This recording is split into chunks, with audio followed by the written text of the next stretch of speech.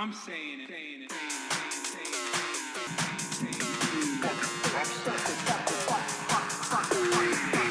Fuck it. America deserved 9/11.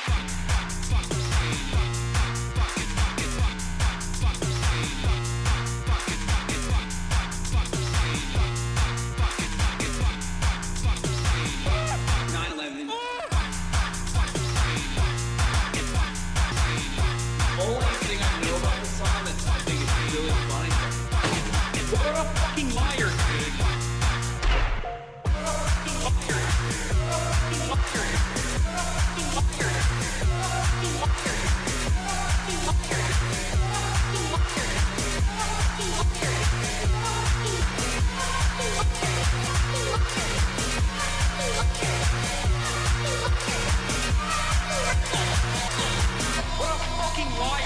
What a fucking Weasley little liar, dude. What a fucking Weasley little liar, dude. Holy shit, dude. Holy fucking shit, dude. Literally lying. What a fucking liar, dude. What a fucking Weasley liar, dude. What a fucking... Holy fucking... What the fuck?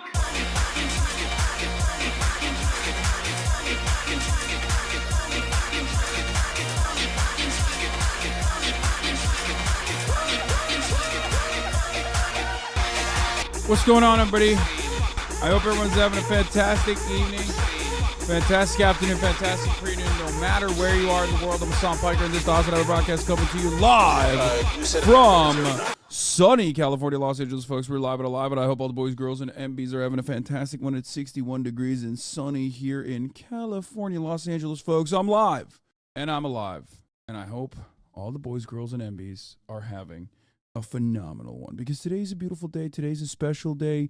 I worked out this morning, so I'm feeling pretty good. That's probably part of the reason why I feel like it's a phenomenal day overall.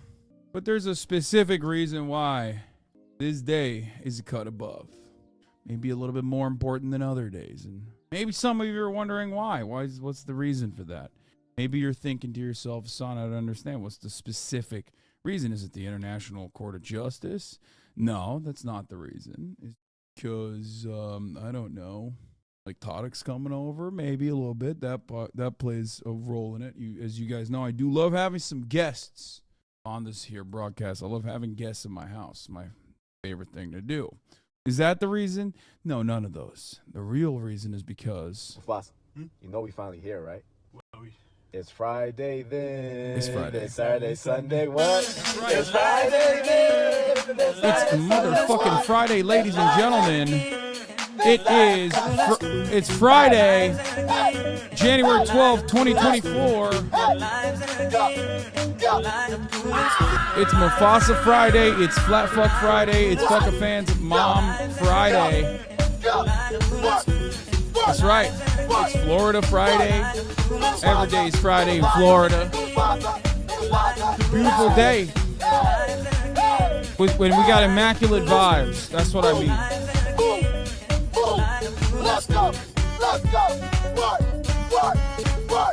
That's right, ladies and gentlemen. We got India sucks. Don't ever come here. What a video that I accidentally clicked on. That's right. No, you didn't. But Mufasa surely did. Folks, it's Friday. And it's a day of celebration for many. This is where all the white-collar wage cucks get to feel alive for a brief moment. Maybe go outside, take a sip of alcoholic beverage, take a drink, kick back, relax, watch your favorite streamer. Who knows? Everybody's got a different way of celebrating, but ultimately it's a day to celebrate because this is the semblance of autonomy that you get in your lives in an otherwise shitty experience where you feel like be a human again. You can feel whole again. The jacket looks great on you, Mr. Hassan. Thank you. I like it a lot. It's my brother's jacket. He doesn't fit in it. It was made custom for him when he was a lot skinnier. I basically yoinked it. It's my jacket now. I've been wearing it quite a bit. The turtleneck jacket, the turtleneck blazer combination, wonderful because it automatically gives me, well, first of all, it's got the, oh wait, this one doesn't have the arm pads. I was going to say, all it's missing is the arm pads, I guess. But it gives me an immediate plus 10 int boost, right? This one also pads my charisma stats as well. Makes me look like I know what I'm talking about. And as you guys know, I have no clue. I don't know what I'm talking about at all, but this is important to at least look the part. Anyway, it's Friday, folks. And hopefully, once we're done talking about crazy stuff going on in the world, we'll get to some fun stuff today. Having said that, however, before I get to the news, no cursing, no malding. You guys know what it is, even though in the beginning I did say stuff. That was a celebration of Friday. This is the part of the broadcast where I tell you a little bit about my personal news about what's going on in my life. And honestly, there isn't much going on in the world of Hassan Hasanabi Piker. Let's be real. Let's be very real. Not much going on. Hogwatch 5 video thread for later. I love that. We'll do some Hogwatch as well. But as far as personal news goes, I ended the broadcast after a little short half stream 9-hour banger, and I pretty much did nothing. I've been making some eggs for myself at night. Nice little breakfast for dinner, because why not? I'm an old man. 9 hours of half stream? Yeah, that's the joke. Well, I know cursing is just another way of talking. Genuine. I don't know. I want to be more palatable. You're already on whole cake? I certainly am. Okay. But I've been thinking about it a lot, and my God, dude, Jeremy Scale is so awesome. And it was so crazy that I'm able to, like, have a journalist that I respect so much be able to appear on my broadcast and then have him even say nice things about me. That was pretty crazy. That actually shocked me to the core, to the very core. The link you sent me is a bad gateway, chatter. I don't know why. I don't know how you were capable of doing that. I'm really liking the 1965 NBC correspondent on the conflict in Vietnam look. Yeah. No cursing feels inauthentic. Well, don't worry about it, because I will be. I will be inauthentic, ladies and gentlemen. Too bad the real YouTube journalists have nothing nice to say. That's right. It's always fun when you have someone that comes on that's not like a Twitch streamer at all, but a real yapper, right?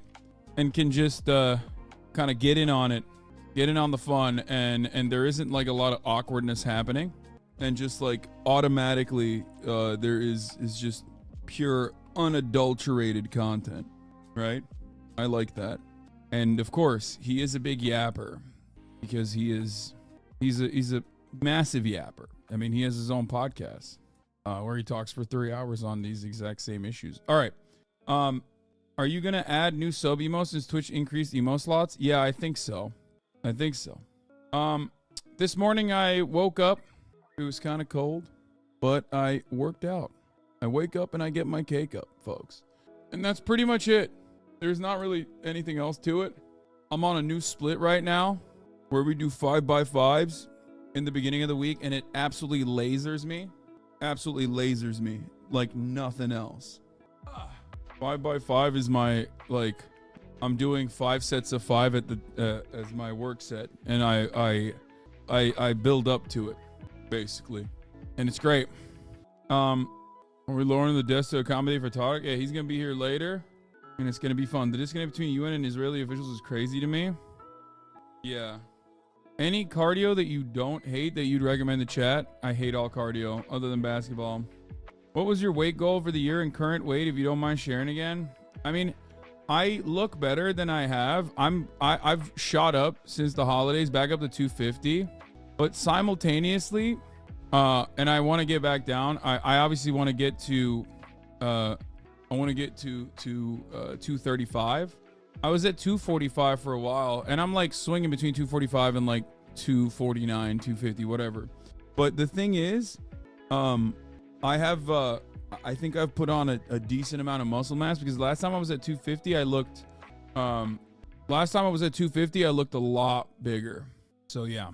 I remember last time you had Tarek on the stream, you had tried to make him watch a Republican debate and he ran out 5 minutes in. Yeah. So that's it. Get into some hockey, man. Ask Nick Paulin for pointers. Yeah, dude. Let me play a sport that, well, first of all, I'm in Los Angeles, so that makes it even funnier. But let me play a sport that requires me to, one, learn an entirely different set of skills that's not applicable to anything I've ever known. Skating, ice skating. But then also on top of that, let me do it. Let me do this sport in a environment where like I have to go find a whole ice rink and all of that stuff. I mean, no, I'm a hooper. I'm a hooper, baby. Anyway, hockey in SoCal is way, way bigger than you think or realize, especially in LA. There are also ways to learn adult leagues. I'm not going to learn hockey, guys. That's not happening. Israel defends. ICJ case day 2. Israel defends against genocide. Genocidal intent. And the media finally covers it. How shocking. My oh my. Your daily dose of Yami misinfo. I love that. I love my daily dose of Yami misinfo. Hassan Abi, you need to learn hockey. I don't know. You're going to make it in the new world otherwise. I don't know. ICJ case day 2. Israel defense against genocidal intent and mainstream media finally covers it. UK plus US bomb Yemen and call it de-escalation.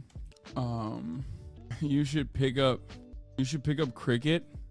Hockey heads of the vegans of the sports world. We don't care about your ice sport. I thought the vegans of the sports world were not hockey heads, but were the climbers. I thought rock climbers were like the vegans of the activity world, where they're just like constantly telling you that like they love doing climbing and you should do it as well.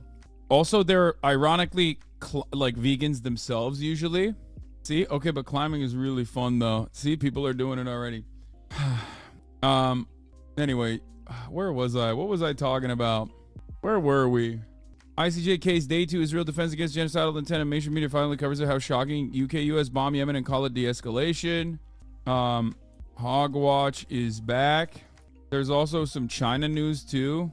Also, product is here for Friday. Fun day later. Get in now.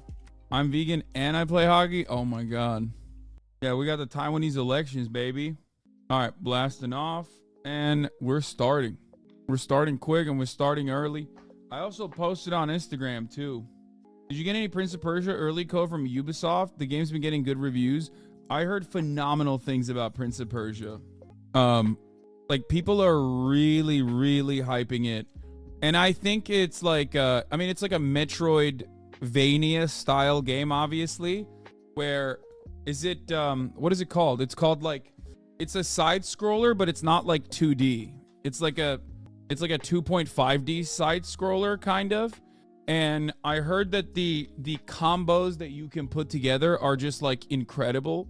Metroidvania, like Castlevania and no, not like Hades. Hades is top down. Hades is very specific. Hades is like Diablo. The word you were thinking of is isometric. So I am a fan of Prince of Persia as the franchise, like in general. I played all the games. I don't really remember the side scrollers that I played, but I did play the 3D game. Like I loved the 3D game at the time I played it. Back then, I feel like this is aging me a little bit, but it's like what do you call it? Like Prince of Persia, Soul Reaver, I think was another one. Like there was a lot of was it Legacy of Kain, Soul Reaver, Prince of Persia. These were all like early 2000s at the end of the 90s 3D Dark Souls style games basically. And I used to love playing games like that. Action adventure platformers, yeah, so good. And now I feel like that model has been turned into like God of War. I guess like every game has like pieces of that.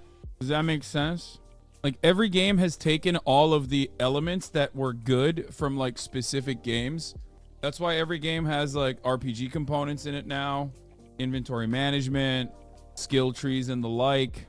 And then beyond that, now every game is trying to do the combat system of like a Dark Souls, like a Soulsborne. And in my opinion, kind of failing to do so. But I always am a fan of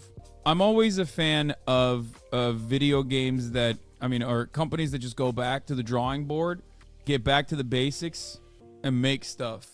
Get back to the basics, make stuff that just kind of works, that isn't the same thing. And seeing Ubisoft, a company that is perhaps most responsible for that whole dull like RPG elements, awful user interface, like having all of that, having a company like that actually make something that's old but also unique is very cool. All right, I just want a new Splinter Cell. It's been 10 years. I feel like Splinter Cell will not be good. Speaking of like new games that are old, kind of, I am kind of interested in playing Dave the Diver. How is Death Stranding going? I haven't had any time to play Death Stranding, and I haven't had any time to... Here's the Prince of Persia game, by the way. I haven't had any time to play Death Stranding, and I have not had any time to play Red Dead. People say 2D sucks. I did play Metroid. I played the new Metroid game. I didn't finish it. Play Armored Core already? You quit before actually giving it a shot, brother. Armored Core is way too complex for me, and I don't like mecha. Why'd you say fake Kojima fan? Like, the combos, from what I understand, like, the combo system that they've created is akin to, like, a fighting game. Your chat is saying, oh, mobile game coded, and this is why every game in the open world is bullshit? Yeah. No, I think this is cool. I think this is a cool game. All right, anyway, let's get to the news, folks. We have some time here. Sona teaches Conan and Gurley Turkish swear words. I didn't even know that Conan had a Turkish person in their crew. Who's Sona? She's Armenian? Oh, okay. My bad. Sorry for saying that. She's not Turkish, she's Armenian. My bad. That's the only Turkish bad word I know. That's the best one to know, baby. Do you condemn the Ottoman Empire? Why would I condemn the greatest empire, dude? What are you talking about? Condemn it for what? Being too awesome? 34 MKD50. Thank you for the 50 big ones. Holy moly. You're out of control. Sona is his assistant. This guy went to Turkey for a hair transplant. Take one for the pain and emotion. Take two. Why does he look like Martin Shkreli? No disrespect to my mans, but... For the shit on your mind. 3 shots, let's do something stupid. 4 shots made me lose my mind. 5 days, we only get 2 off. Cool van waiting for us at the airport. I like that the van is also branded. Now hair time. We only get 2 off. 6 like the shit ain't mine. 7 whole days in a week, so I ain't gonna let us. Checking into the hotel.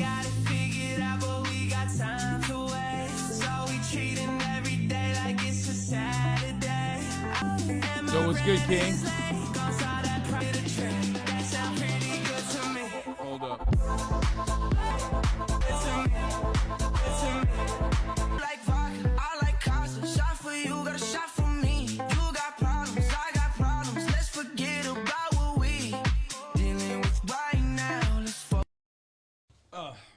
Folks, our guest is here. But I'm gonna be doing the news, so you don't have to pull up and say. He just wanted to say what up. What up, chat? How you guys doing? You just went live, right? Yeah, I just went live. Damn, I don't know shit about politics, as you guys know, but I'm pretty sure the world's in a crazy place. That's all I know. Bro, dude, fuck the politics. Show the biceps, dude. Last time I saw you, you were not this jacked. Yeah, I haven't actually been going so hard these last couple of days, but I'm trying to get like you. I have a great chicken spot for you to continue, because I see whenever you post your shit, whenever you post your food, I have a great chicken kebab spot. But anyway, I'm gonna order us later. All right. No, I got you. Anyway, all right. Well, you can go. I just wanted to. All right, I just wanted to say what up. Yeah, right, I'll see you guys. He's gonna set up his streaming in the studio B. Gotta get him to play Valorant. You can see his jackness in his face too. I don't know what you mean by that. Oh, that one with the the one with the balcony. That's your room. His face got leaner. Yeah, dude, he's been getting yacked. What's with the suit, my friend? Sometimes you just gotta fucking put it on. You know what I mean? I like to put on my put that shit on sometimes. If you know what I mean. You gotta do it. You gotta do it like that. In my opinion, in my honest and humble opinion, sometimes you gotta throw that on for no reason. You know? All right. I had to do it for the one time. Okay. Where was I? All right, let's get started on the news. Ladies and gentlemen, Israel says South Africa is distorting the truth in UN court Gaza genocide case. Now, I will say one thing. I found it very strange. I found it very odd that there was basically virtually no coverage on this matter from mainstream media until Israel's defense came up. I found that rather odd. I wonder what that's about. It was so weird. It was so odd. It was so odd to me specifically that they just didn't cover it at all. They didn't cover, I mean, they barely mentioned it. Like, they mentioned it in passing and not about, like, the fundamentals at all. Like, they didn't show any of the statements or anything.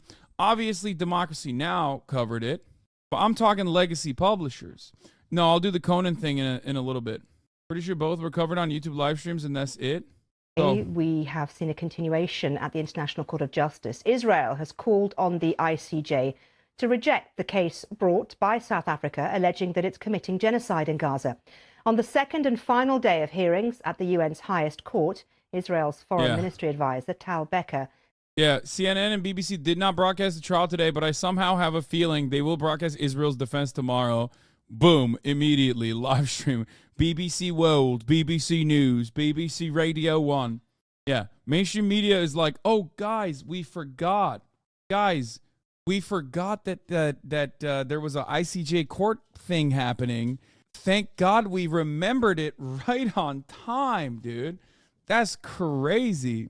Oh, we're forgetful, yeah? I hate being super forgetful, but thankfully we remembered. Said South Africa had presented a profoundly distorted factual and legal picture.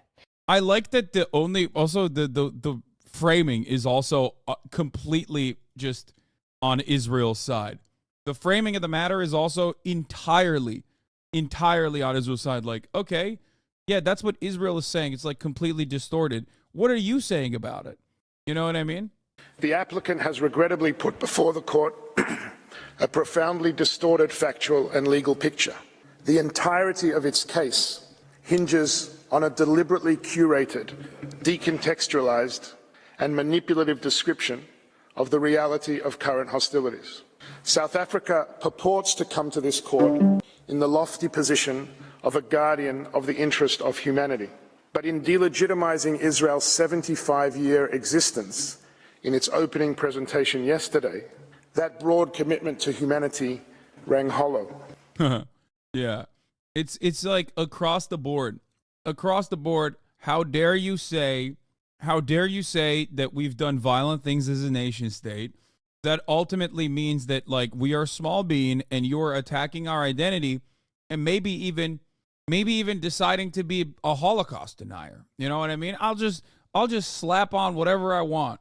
I'll slap on whatever awful, nefarious association I want. Here's a couple things I will say about Israel. Okay?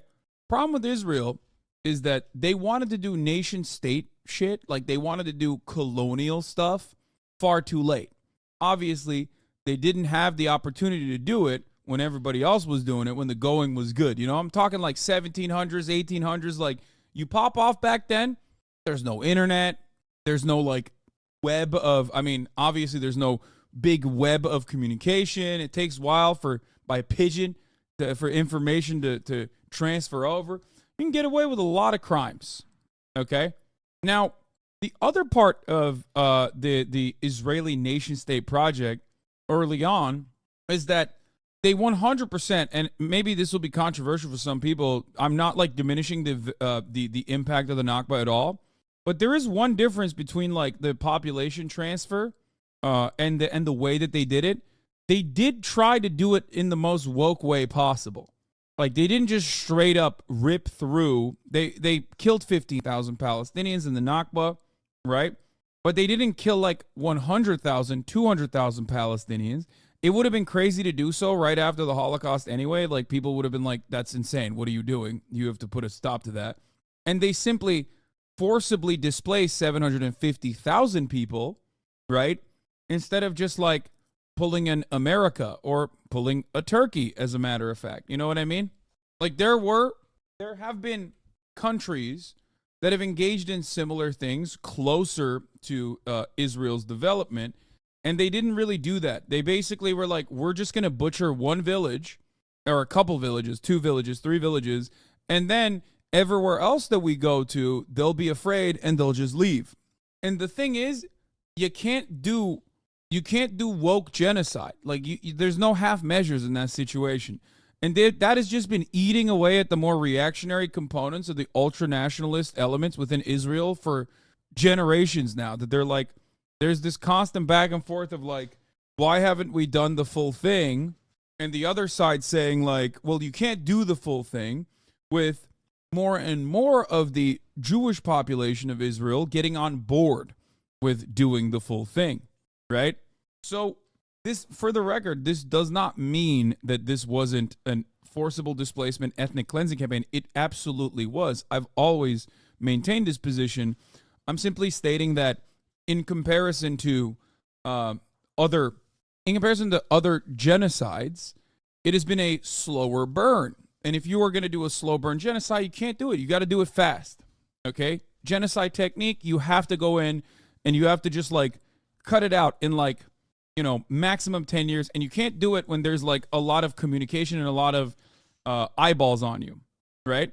They thought that they could do it as a slow burn and would get some level of defense from the West. And they did, right? They did. The Western world definitely did originally turn a blind eye to it and then continued to facilitate and support it. And that is a part of the problem. And you can't do that, and you especially can't do that in the 2020s. You can't do that in the 2020s, especially with the entirety of the Western world being on board with your actions. You can't do that in the 2020s with the internet readily available. Or if you do it in the 2020s, you got to do it kind of on your own. You can't really engage in this kind of behavior while also simultaneously, you know, portraying yourself as the victim, right? Because like Jewish people historically do have an argument of being victimized by pogroms, by the Holocaust, but Israel does not have that argument, right? So it's this constant conflation of like, no, we're actually the ones who are striking, but also simultaneously we ourselves are the victims. And that doesn't make any sense whatsoever. Because like, you hear that argument from the Klan, right? You hear that argument as it pertains to white supremacy in the United States of America. You hear that argument from the Klan. You hear Klansmen benefiting from white supremacy in the South and trying to desperately restore the racial pecking order, while simultaneously talking about how they are the real victims, like black people coexisting and cohabitating next to white people actually is legitimately harming them. But the overarching population looks at that and goes, that's a little ridiculous, dog. How about you calm down? White people also have been, obviously, especially in the Western world, the historically dominant group. The categorization of like whiteness in the Western world implies that you have the power. So you don't have a good argument to make about hate crimes against you in general. If someone sits here and says, oh, there's white genocide, you immediately know, okay, this is a racist person. This person is not all right, right? Israel, on the other hand, can do that if it conflates itself with Judaism and being Jewish, because that is a protected, marginalized subgroup. That is certainly something that is real. It is something that happens. Having said that, however, like I said, you have to cut the two. The idea that like Israel somehow represents the interests of all Jews globally, and that Israel itself is like in and of itself not a nation state, a nuclear nation state that is getting a tremendous amount of military resources and political capital from the Western world in its endless endeavor to forcibly displace millions of Palestinians that it currently occupies, right? And instead, it's like actually the victim. It's just a nice Jewish family out for dinner, being victim to an anti-Semitic hate crime. And it's not the case. Like, you're a military superpower, and you want to have it both ways, and you can't have it both ways. But that's always where the argument comes from. What do you mean they can't? They are, and they will get away with it. I'm not sure I understand what you mean when you say they aren't going to get away with this. I just mean that, like, the truth will always remain. Does that make sense? Like, and the truth will prevail no matter what happens, I think. I feel like there's an issue with that. Like the way that it's covered. Hold on one second. Here's a good thread from a genocide scholar on Israel's defense. We'll get to it in a second, but let's continue. And in its sweeping counterfactual description. Israel barely a military power, yet alone a super one, Lamau? No, Israel is definitely a military power. It's a regional, I would say it's a regional superpower, not a superpower globally, but they are definitely a military, it's a militarized state with nukes. I mean, that's crazy. It's not a small being by any means. And ultimately, it doesn't really matter because it has the backing of the United States. Would you say it's a major power? Yes, it's a major regional power. Of the Israeli-Palestinian conflict, it seemed to erase both Jewish history and any Palestinian agency or responsibility. Well, it's the second day of this landmark case, which began yesterday with South Africa presenting its argument. Let's listen back to yesterday's closing statement from the lawyer representing their legal team. The international community continues to fail the Palestinian people, despite the overt, dehumanizing, genocidal rhetoric by Israeli governmental and military officials. The conflating of anti-Semitism and anti-Zionism is so severe that the National Review apparently has issues with teachings about combating anti-Semitism because it's anti-Zionist. That's awesome. San Francisco School District directs teachers the resources that condemn Israeli terrorism as worse than Hamas. That's awesome. They're mad about the way that oh God. That's great. Okay, we'll get to that in a second. Matched by the Israeli army's actions on the ground. Despite the horror of the genocide against the Palestinian people being live streamed from Gaza to our mobile phones, computers and television screens. The first genocide in history where its victims are broadcasting their own destruction in real time in the desperate, so far vain hope that the world might do something. Let's cross live now and speak to our correspondent, Anna Holligan, who is in The Hague. And Anna, just bring us up to date with what we've been hearing from both sides, please. I'm not going to lie. This is the first time I felt FOMO when covering a news story because, like, I should be there. I could be at The Hague right now, easy. And I feel like I'm missing out. All my goats are there. All the villains are there. Those powerful statements really give you a sense of just how much the ICJ is a legal battleground for all of this. So today we heard from Israel. They accused South Africa. I love having a conversation about genocide and like openly trying to hit a both sides argument on genocide, which like maybe if we were talking about this like 8 to 10 years ago, this was a thought experiment. This was merely a thought experiment. One that, like, maybe even my debaters, like if I was talking about liberalism and its tendency to always try to be even-keeled, even on something as aggressive as, like, genocide, ethnic cleansing, if I use this as an argument, people would say, Hassan, you're exaggerating, okay? You're a fabulist. Why are you doing this?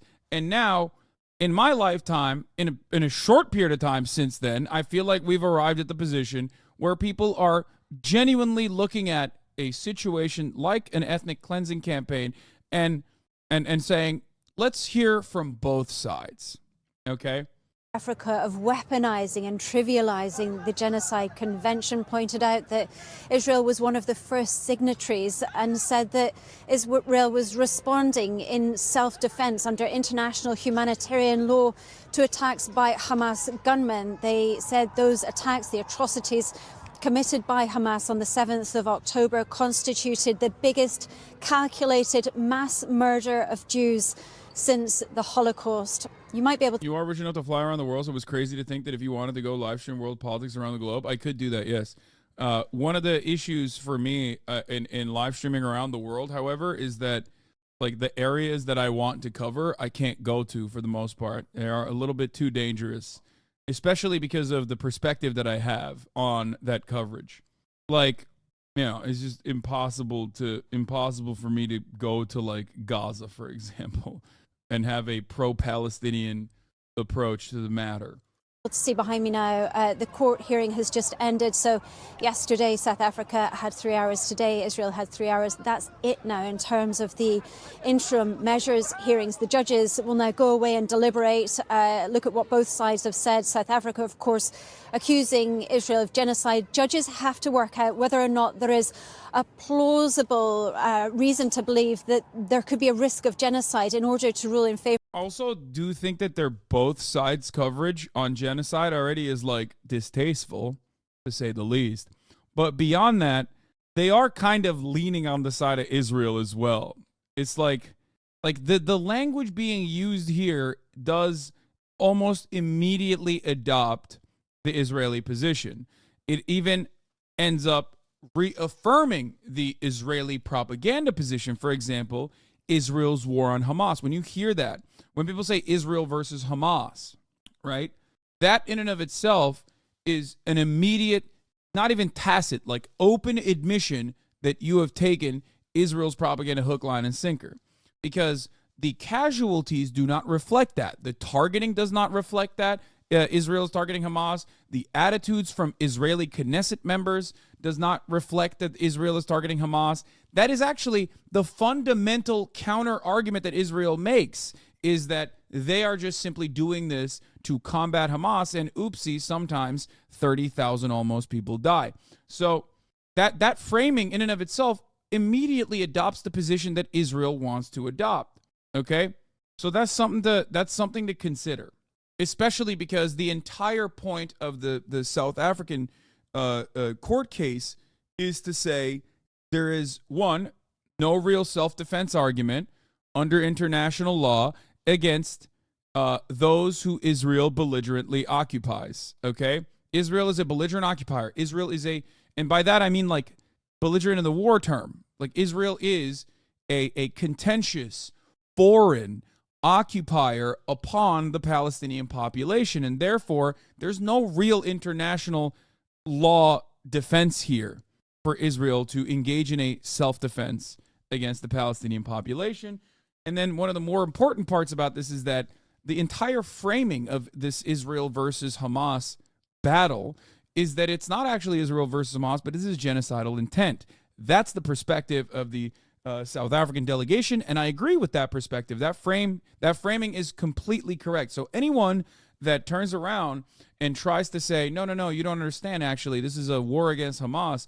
Israel has every right to, combat Hamas. Hamas is who they're trying to deal with, is engaging in my opinion, genocide apologia. And that it's a very commonplace position in the media because a lot of people don't think too much about it, right? Maybe myself, I have probably accidentally slipped up and said Israel versus Hamas in the past as well.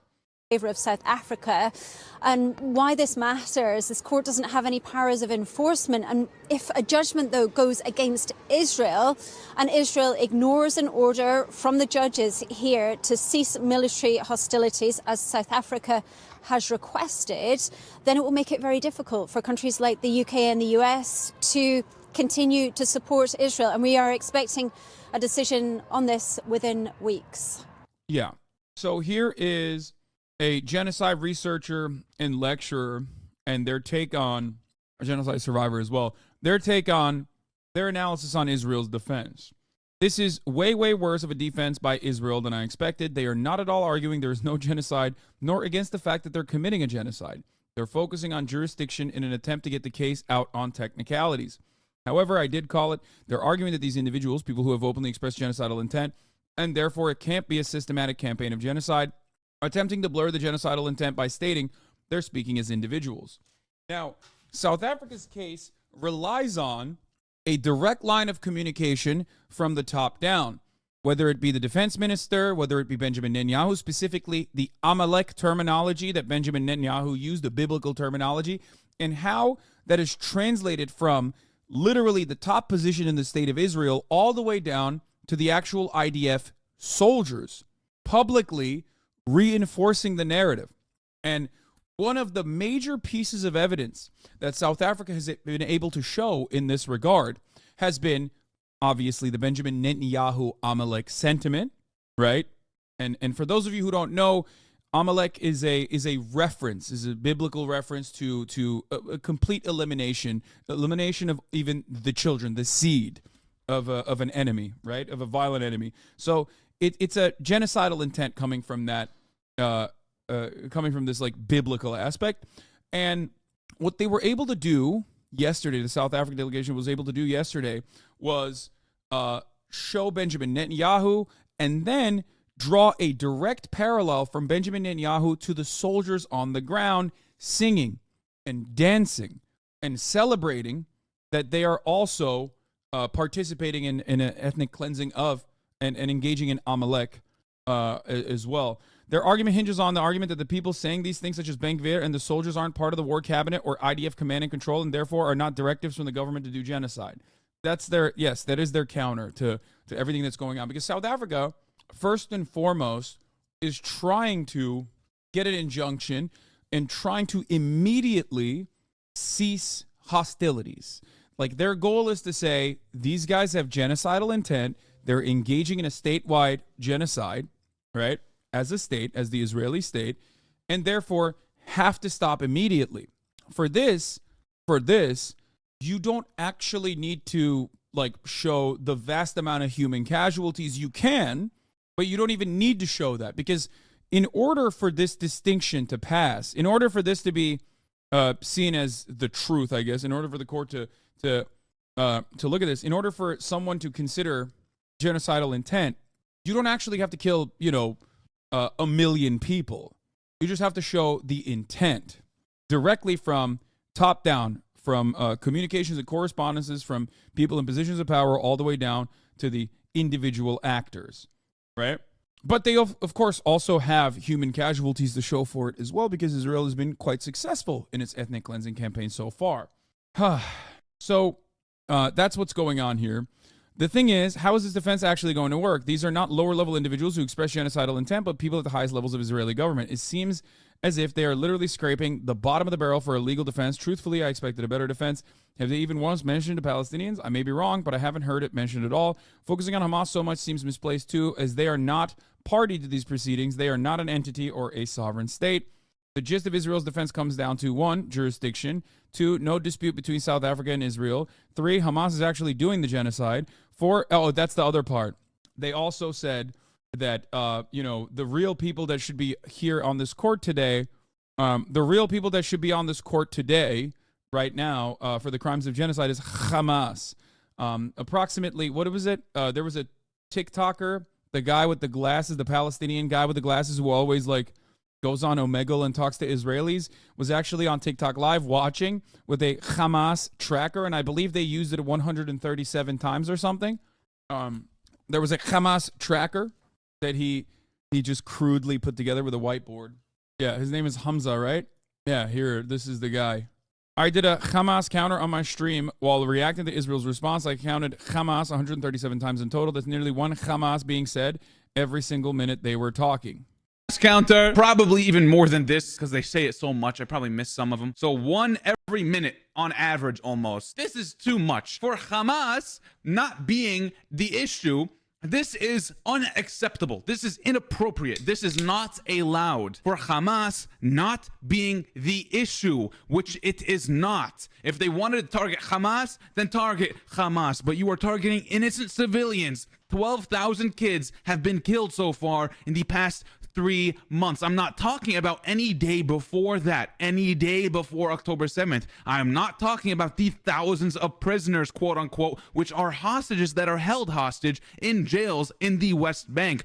Thousands of which are not charged for any crimes at all. I'm not talking about them. I'm not talking about the kids that have been dying. I'm not talking about any of that. I'm only talking about since October 7th till today, 12,000 kids have been killed, thousands under the rubble, which have not been found. Hundreds of families wiped off the record, wiped off the radar, every single family member, and hundreds of families are completely gone. Last names have been completely demolished. This is unacceptable. Hamas is not the issue. You are killing innocent lives. You are killing kids. You are killing babies. You're killing pregnant women. You are killing innocent people. Yeah. So that's that's why this defense is bunk. However, just because the defense is bunk doesn't mean that there won't be political pressure applied behind closed doors, I guess, or that I don't know how the court is going to decide on this. But yeah, number 4, genocidal intent was out of context and made by individuals. Number 5, calls for provisions by the ICJ cannot stand as Israel refuses to stop. I do not think this is a sound legal defense, so why are they taking this approach? Because I think their goal isn't to convince the judges Israel isn't committing genocide, but rather that they be allowed to do it, given the context, i.e. Hamas, they're speaking to their supporters. They're not trying to change the minds of those who believe they're committing the genocide against the Palestinians. They're trying to get pro-Israeli judges and their supporters to focus on jurisdiction instead as a way to allow them to continue committing genocide. I am particularly interested in their genocidal intent expressed by individuals taken out of context approach is going to work, because the situation is you cannot say the genocidal intent expressed by individuals are taken out of context when one of those individuals is obviously the leader, the other are members of the war cabinet, and then beyond that, it's the defense minister himself who said we are fighting human beasts, and that is precisely the reason why we have to cut their electricity and their food and their water. And not only that, but they also did do that, right? So they did that. Like, these are Knesset members. You can point to them and say, well, those guys are other individuals. Who cares, right? They're speaking on their own. They're passionate, whatever. But you can't say that about Yoav Gallant. Can't say that about Benjamin Netanyahu, and you cannot say that about Ben Gvir either, in my opinion.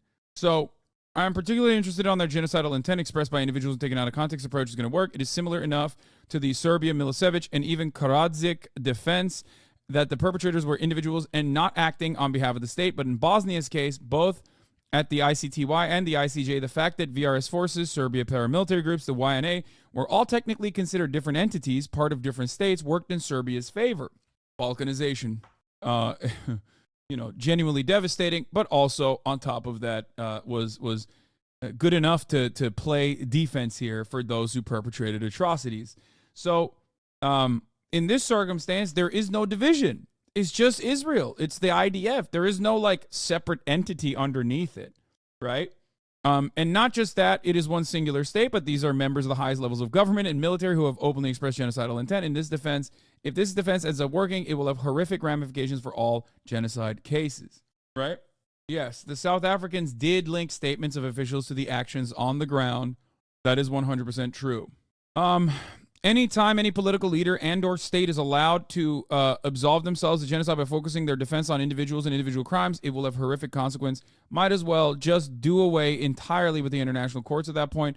Again, with Hamas, which is not part of these proceedings, their entire statement about their humanitarian efforts is genuinely infuriating because of such other bullshit. Israel allows aid into Gaza is such an interesting sentence.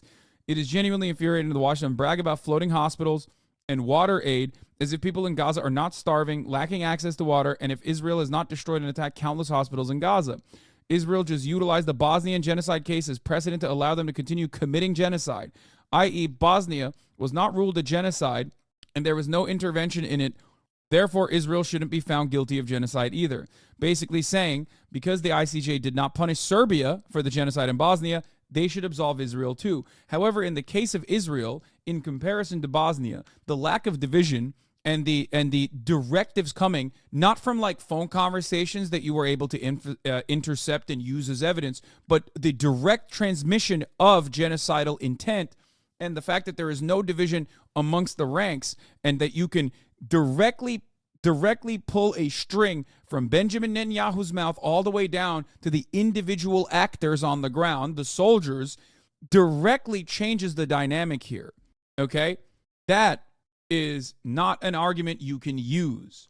This is precisely the reason why so many people that have worked on individual cases in the ICC, the ICJ, have said Israel's genocide there, Israel as the genocidal state has a profound amount of evidence. It is flagrant.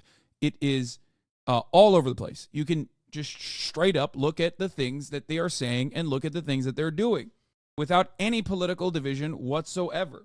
Important to note that there has never been a genocide ruled by the ICJ, and the closest we came to it was Serbia's conviction of failure to prevent genocide. Both South Africa and Israel have mentioned the Bosnian genocide. The South African team did it correctly, and Israel did it precisely what I thought they would do. The Bosnian genocide case was always going to have ramifications. Okay, so we're done. The gist of Israel's defense goes to jurisdiction, self-defense, genocidal intent is freedom of speech, and Hamas is to blame for it all. It is not a strong defense in my opinion. Yeah. Pretty simple. If I see your IDF ass in a TikTok, you should be getting tried for war crimes. I think across the board, if we were honest, a couple things that I want to mention before I move on to Yemen.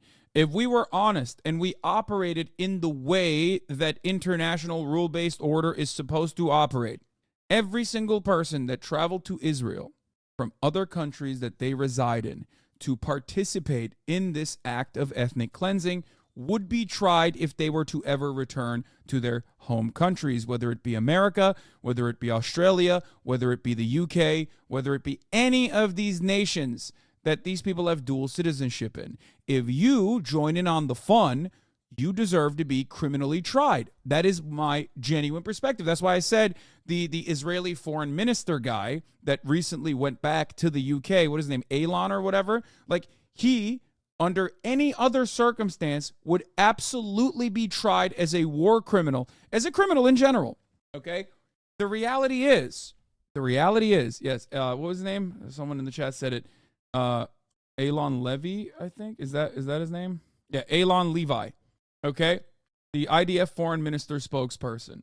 The reality is that's not going to happen, of course, but it would absolutely be the same, and it would happen in any other circumstance. If you had a dual citizen Russian, right, that flew into Russia to go invade Ukraine, okay, willingly, voluntarily, and celebrated it, okay, that person is done. If they ever come back to the United States of America, they're going to be criminally tried. Okay? Which is totally fair. That is fair. Fair is fair. Okay? Let's not talk about Russia. Let's talk about Muslims, right? If any Muslim from any Muslim nation went to a Muslim country, okay, and joined in with whether it be a militant group or whether it be a standing army, they would not be able to come back to the Western world without any scrutiny. They would straight up go to jail. Okay? And it makes sense, especially if you're joining ISIS, right? This is what happens. People have even lost their citizenship for doing such a thing. But of course, Israel's different because Israel is our ally, okay? So the idea that all of these things are totally permissible, and like these institutions are also openly defending it, I mean, it's ridiculous. It makes it makes the rule-based international order, which is something that if you lived outside of the imperial core, you knew that it was already a joke, but it permanently solidifies that there's no real rule-based international order. That just means we make the rules and we give the orders. That's it. And of course, you have some of the Western powers that have openly stated that South Africa's claims against Israel are baseless and that Justin Trudeau doesn't support the premise of the case brought forward by South Africa. So far, Germany, Austria, US, UK, and now Canada have publicly opposed the claims of genocide. Okay? It's unacceptable. Completely unacceptable. Not only that, but Germany has said that it will intervene in the International Court of Justice case on behalf of Israel. Germany will intervene on Israel's behalf as a third party in the International Court of Justice's genocide hearing against Israel, according to the spokesman from Germany's federal government. Okay? Unimaginable, unacceptable, embarrassing, ridiculous. Now, why am I talking about all of this? The ICJ, as many of you said, is feckless, is an institution with no power. It's toothless. What are they going to do? Are they going to stop Israel from committing acts of genocide? No, of course not. They're not going to be able to do that successfully. The point is opening up another pressure valve, right? Well, I guess the opposite. Not releasing a pressure valve, but creating another point of pressure, okay? And that's very important. It's marginal. It's incremental, but it matters. It matters because there's no other mechanism, okay? And this kind of pressure actually is seen by the rest of the world. This kind of pressure also has staying power in the Western world amongst the citizens living in these countries. Just like there is a real reason as to why the Gulf states, which are in many instances desperate to support Israel but can't do it because of the population's attitude towards Israel's crimes of genocide, even in the Western world, especially amongst younger populations, you are seeing an attitude change. This means that people will think twice when America comes out and says, this means something when America comes out and says, like, well, these guys are doing crimes, okay? Now, even in the Russia case, it was laughable albeit correct, but still laughable when America was making that argument, okay? Because it was a country that had done so much violence, the United States of America, coming out and saying what Russia is doing is unacceptable in Ukraine. Only we get to do it, right? And that double standard, I think, is still important, especially when you are moving towards multipolarity. When America's global power and global influence is waning, a diligent, smart leader that ran on restoring the international rule-based order, such as Joe Biden, and correctly pointed to Donald Trump absolutely making America an embarrassing nation, an embarrassing ally, an embarrassment in general.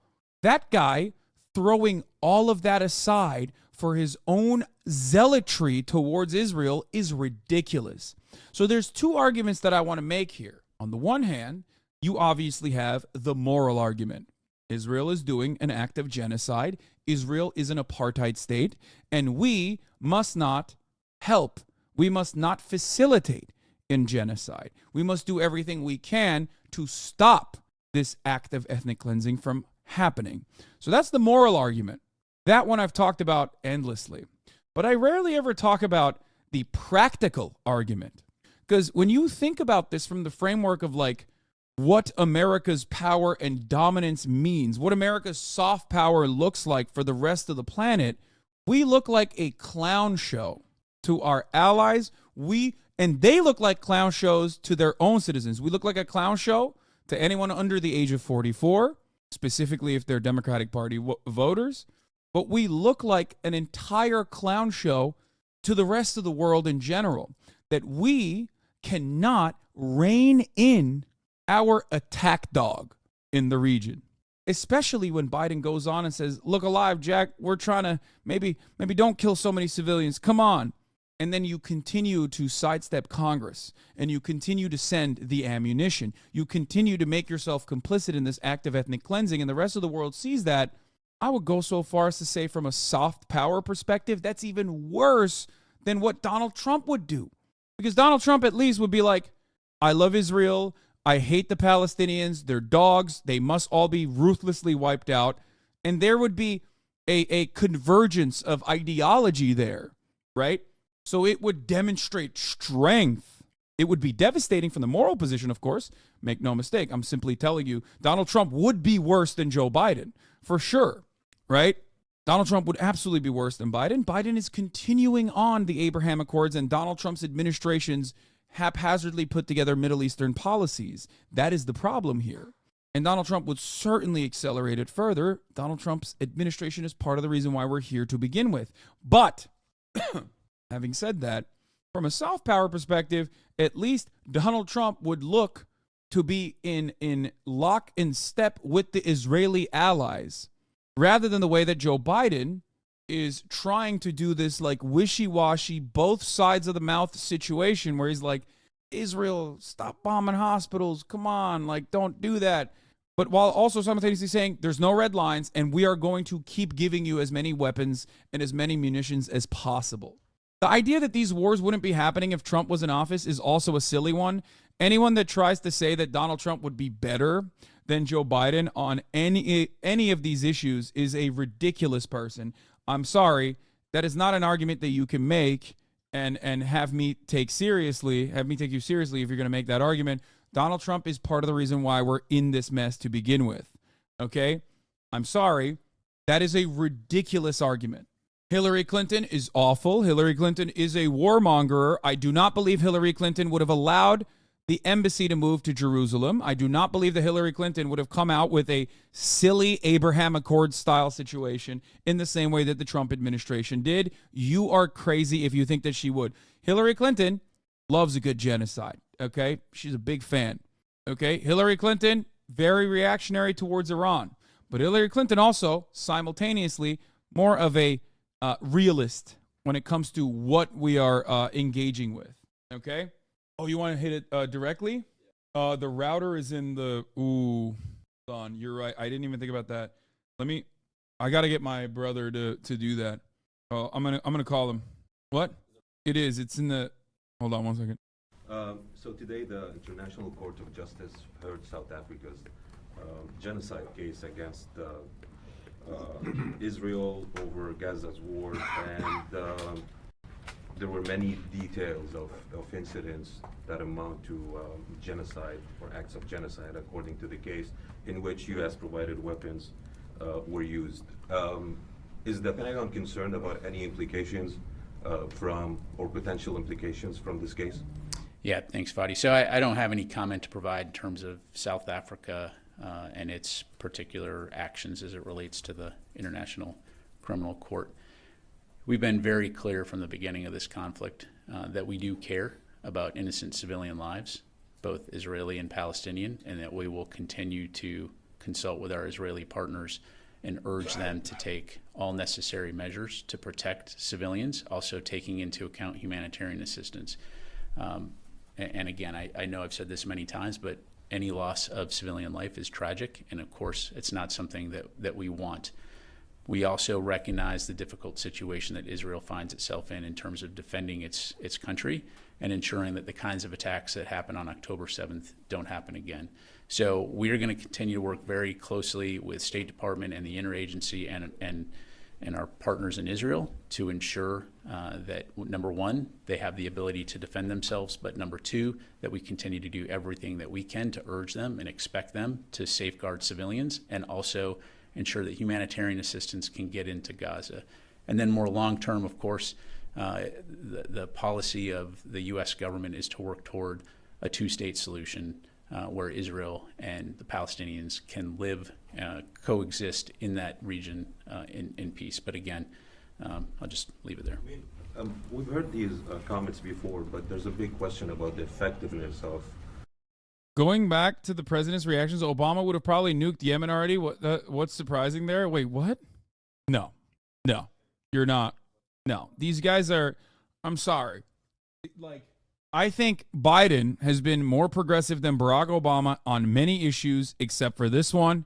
Okay, but if we're being honest, same with Obama, same with Hillary Clinton. These are guys who rely on the specialists, the ideology coming from the State Department directly. Okay, I would go so far as to say the real reason why there's major division here at the top levels of American, the executive office, is due to the ideological divisions that Joe Biden has with and who he's listening to and who he chooses to amplify within the State Department. Like, I don't think that, although Barack Obama did, of course, drone strike Yemen quite frequently, I think that overall this is unique for the Democratic Party. The only person who would be worse than Joe Biden on this issue is Donald Trump. Beyond that, I cannot think of another Democrat that would be worse than Joe Biden here. For not the moral reasons. Remember, these guys are immoral monsters, okay? They're war criminals. Please, make no mistake. These guys are monsters. They're war criminals. However, they still have a realpolitik attitude that they look at the situation in a rational manner. Okay? The idea that, as far looking back at like prior administrations, any of the other Democratic administrations would be worse than Joe Biden on this issue alone. Everything else, Joe Biden is like relatively progressive, more progressive than they are, even though that doesn't mean much currently. We're talking about foreign policy. I do personally believe that the practical thing that I'm mentioning here, the pragmatic approach to the matter, makes it so that I think Joe Biden is a standalone individual and his administration is different than other Democratic administrations. And also, having said that, I would even go so far as to say prior Republican administration, with the exception of George W. Bush, of course, I think that they would also probably not engage in this militant of a fashion and put themselves out there in support of Israel. That's my approach to it. That's what I believe. And I believe that in all sincerity. I believe that as much as I believe that I forgot to run the top of the hour ad break at 1 p.m. and I'm running it 25 minutes into the hour and telling you that if you no longer want to see those ads, all you need to do is subscribe for $5 or for free with a Twitch Prime. feel like you never want to see the judges in the ICJ doing this while you testify. Oh, God. Anyway, you can also get gifted a sub if you're lucky. Here is the 3-minute ad break now. They called for a 10-minute coffee break after that scene showed. Yeah, I assume this is from, I assume this is from, like, did they show the video? Did they show the Hamas video or something? I did see the lawyer mess up his papers, yes. No, it was when one of the lawyers fucked up his papers and couldn't make a coherent argument. Oh. Would a verdict of genocide change anything or cause something to be implemented? There is very little enforcement mechanisms here. If Israel doesn't want to listen to it, they don't have to. The difference, however, is that a genocide conviction comes with an injunction and it applies additional pressure to the United States of America. It is all about taking away America's, like, influence. Okay, it's all about chipping away America's influence and separating the United States and other Western allies from Israel. That's the goal here. The goal is to incrementally make it as politically unfeasible as possible to unconditionally offer support to Israel as it engages in ethnic cleansing, as it maintains its apartheid regime. That's the goal. That is the slated goal. Because there's no real hard power counter to this. I mean, look at Yemen. They got nothing. What are you going to do? Go against America? You can't do anything. They'll wipe you out. So, yeah. The worst part about this is that if the ICJ rules in favor of Israel, then they get the permission to go buck wild, in my opinion. Then it's, like, really, really devastating.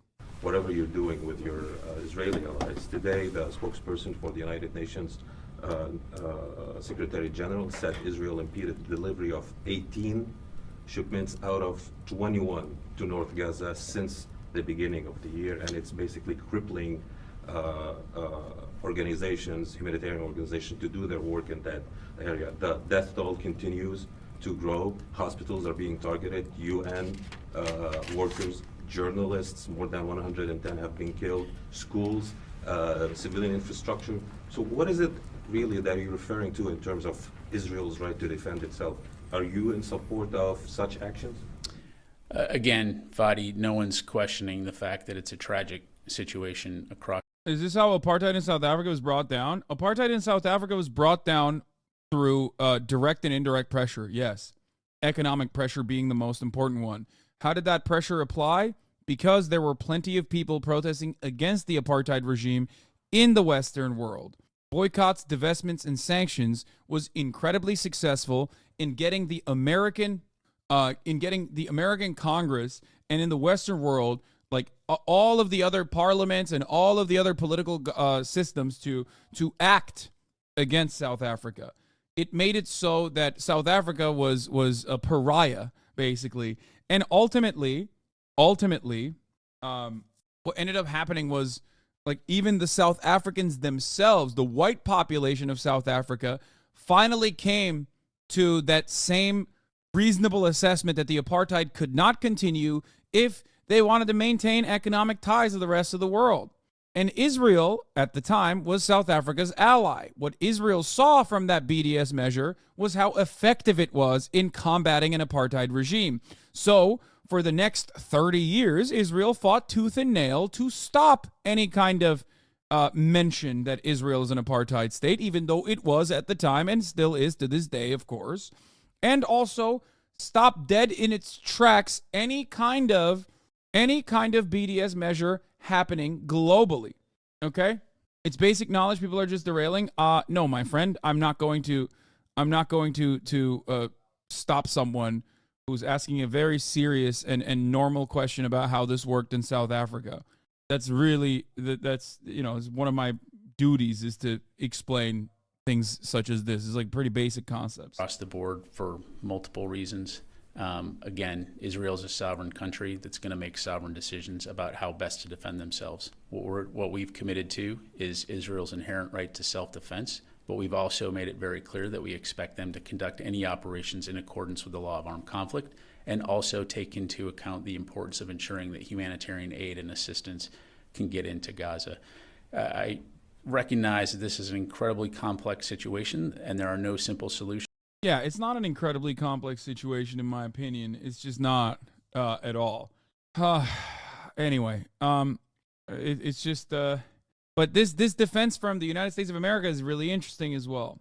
It's just like, it's like pretty obvious that as they're, I mean, it's pretty crazy that they're just like giving the go ahead, and so is Canada, and so is, I guess, Germany, and they're doing everything they can to reinforce Western dominance here.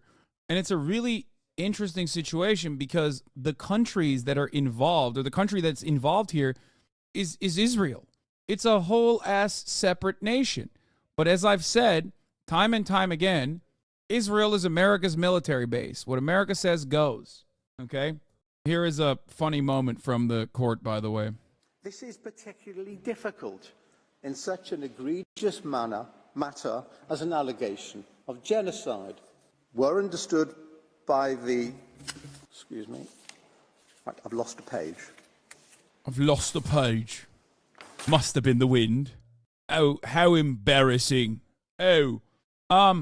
I hope I was able to make this distinction between the moral argument, which of course does not favor Israel's actions at all, but also even the practical argument, a practical argument and a pragmatic approach to why America needs to separate itself from Israel and why the Western world needs to separate itself from Israel, causing Israel to stop doing its genocidal actions instantaneously. So, like, the moral argument and the pragmatic argument work side by side, certainly. But the thing is, there is a lot of distaste for endless war amongst the civilians everywhere, okay? Amongst the civilian population everywhere. To run this line that like Israel has a right to do small. Are you good? Okay. The idea that you are going to continue supporting Israel, even though it is cartoonishly villainous in the way that it is conducting itself, in the way that it is like engaging in acts of ethnic cleansing, is going to be a position that is not tenable in the Western world when younger demographics see the situation at hand and have a very different opinion than those who grew up with unconditional support to Israel. That's simply what I'm trying to say here. It shows the rest of the world, that America doesn't have the same juice, right? And the sauce. And it makes it a less favorable position to agree with unconditionally. There's always a bandwidth for how much genuine interest you have for engaging in even a proxy war, right? There's a time limit to how much direct war you can engage in. America has like a 20-year, as we've seen, a 20-year time frame on most of its like international conflicts, right? But as far as like proxy wars goes, there's a time frame. Like, you can't do it forever. You can't do it permanently. There will always come a time and place where either cooler heads will prevail or the State Department will try a different approach. Like, Tibet is a great example of this, where the CIA completely dropped Tibet. Completely. Like, they put a little bit of money into it. They gave money to the Dalai Lama. And then after that, they were like, all right, no, never mind. In the Nixon administration, they realized, like, all right, we're going to normalize relations with China. We're going to drop our prior approach, saying that Taiwan is the real China, the Republic of China is the real China, and the PRC is the fake China. They changed that. They changed that dynamic, and as a consequence, they basically said we're shuttering the Tibet division. Okay, they did that. That was deliberately done because they were like, we don't want to do it. We don't want to fucking consistently give money to this cause. Okay. The same goes for defending Israel. The same happened with Ukraine. Part of the reason why we're currently talking about Ukraine at all right now is for this specific reason. America does not have the same appetite for continuing the Ukrainian defense because now we got a different problem to worry about. Think about that here. But we're surely far more interwoven in these conflicts than Tibet, etc. No, absolutely. I mean, a better analog would be Taiwan, obviously, and not Tibet. I was just simply using Tibet as an example of like when America decides to no longer play with a toy that it has. Does that make sense? Because like there are many different reasons why America will drop a proxy. Kurds are a great example of this. Americans will literally go in, arm the Kurds, train them, and then sick the Turkish military on the Kurds immediately. They're like, all right, we're done. We used you guys up, and now it's time for Turkey to come in and blow all of your positions up. They do that every time, right? The reason for why they do that is because the allegiance with Turkey is more important to them. Turkey's a NATO ally. Turkey has nuclear bases, American military bases that have nukes in them. So, of course, from the American position, the allegiance with Turkey is far more important than the allegiance with Kurdish militias. And as long as Kurds are stateless and they have militia forces, America can consistently use them as a weapon against whoever they want to as a destabilizing force in the region, right? So that's how this works. Ukraine, on the other hand, is a full nation state, obviously. And it's a full nation state that is fighting against another nation state that is a foreign adversary. So, like I'm trying to explain, there is a limit to how long America will always utilize you and continue helping facilitate like a proxy battle. Prepared to consider not only the question of the plausibility of rights. This happened again? Jesus Christ. Someone has shuffled my papers. Someone has shuffled my papers. Seems to me like Hamas was in the room shuffling my papers. I do declare Hamas to be the responsible party in shuffling of thy papers, sir. The question of possible breach of such rights. America likes proxy wars until accountability joins the chat. No, not even. It's not even accountability. No. I've said this before. Depending on what we're looking at, depending on what the conflict is, America will work with anyone and everyone. Please understand this. America will work with communists like it does in Rojava. Okay? It doesn't matter what your ideological background is. The enemy of my enemy is my friend, and then sometimes the enemy of my enemy that is my friend will become my enemy down the line. It doesn't matter. What matters is the American bottom line. What matters is the military-industrial complex. What matters is American corporations being able to consistently extract natural resources. American corporations being able to consistently take advantage of a labor pool that is a permanent underclass, whether it be in Latin America, whether it be in Africa, no matter where it is. America cares about one thing and one thing only. At least European social democracies, to a certain degree, care about like maintaining a base level of material equality for their citizens. America doesn't even do that. America only cares about making sure that all of the bounties of imperialism go directly to the tippy top, and maybe a little bit of the crumb will fall down to the labor aristocracy. But overall, America cares about one thing and one thing only: corporate profits, the bottom line. That's it. They will align with anyone and everyone at the behest of that interest. That's all they care about. That is all they will pursue. That's it. I think that, albeit while reductive, I think it's a pretty good assessment to say America is like 4 companies in a trench coat. Okay, 4 corporations in a trench coat. Wait, can you say which Communist Party America's worked with again? I missed it. The YPJ is a socialist communist militia that the United States has worked with. Like, all of the Kurdish militias out there are a lot of them are communist, and America's worked with all of them. They don't care anyway. But like I have mentioned, when I try to communicate with a 20K viewer, it's like playing the lottery. I shouldn't, but I'm incentivized to. I mean, I am probably one of the only streamers at the top of this the top of this platform that still consistently communicates with the 20K chatters no matter what, unconditionally. Probably not a good thing. But yeah. Now, we're not done. We're not done with the Israel Palestine situation, of course, because there's more to talk about. Because America's actions in this ethnic cleansing campaign in defense of the ethnic cleansers and not the victims of ethnic cleansing has been interesting, to say the least. And the reality is, it goes along with the argument that I made, the morality argument and also the pragmatic argument. Remember what I said. Joe Biden ran on restoring order to the world. One of the most interesting foreign policy aspects of Brandon's election campaign was that he would put America back on top. That under the Trump administration, America had become a clown to the rest of the world. Under the Trump administration, America had cast aside a lot of international cooperation, had really shook things up. Joe Biden said that he was the sensible person that was going to restore stability, right? He's going to get us out of endless conflicts, and he was going to restore stability. Now, overall, I mean, he did some things. I guess like pulling out of Afghanistan was a good Breaking thing. news. What we did to Afghanistan afterwards was insane, right? Which I think is completely unacceptable. Refusing to allow any kind of NGOs to operate inside of Afghan borders.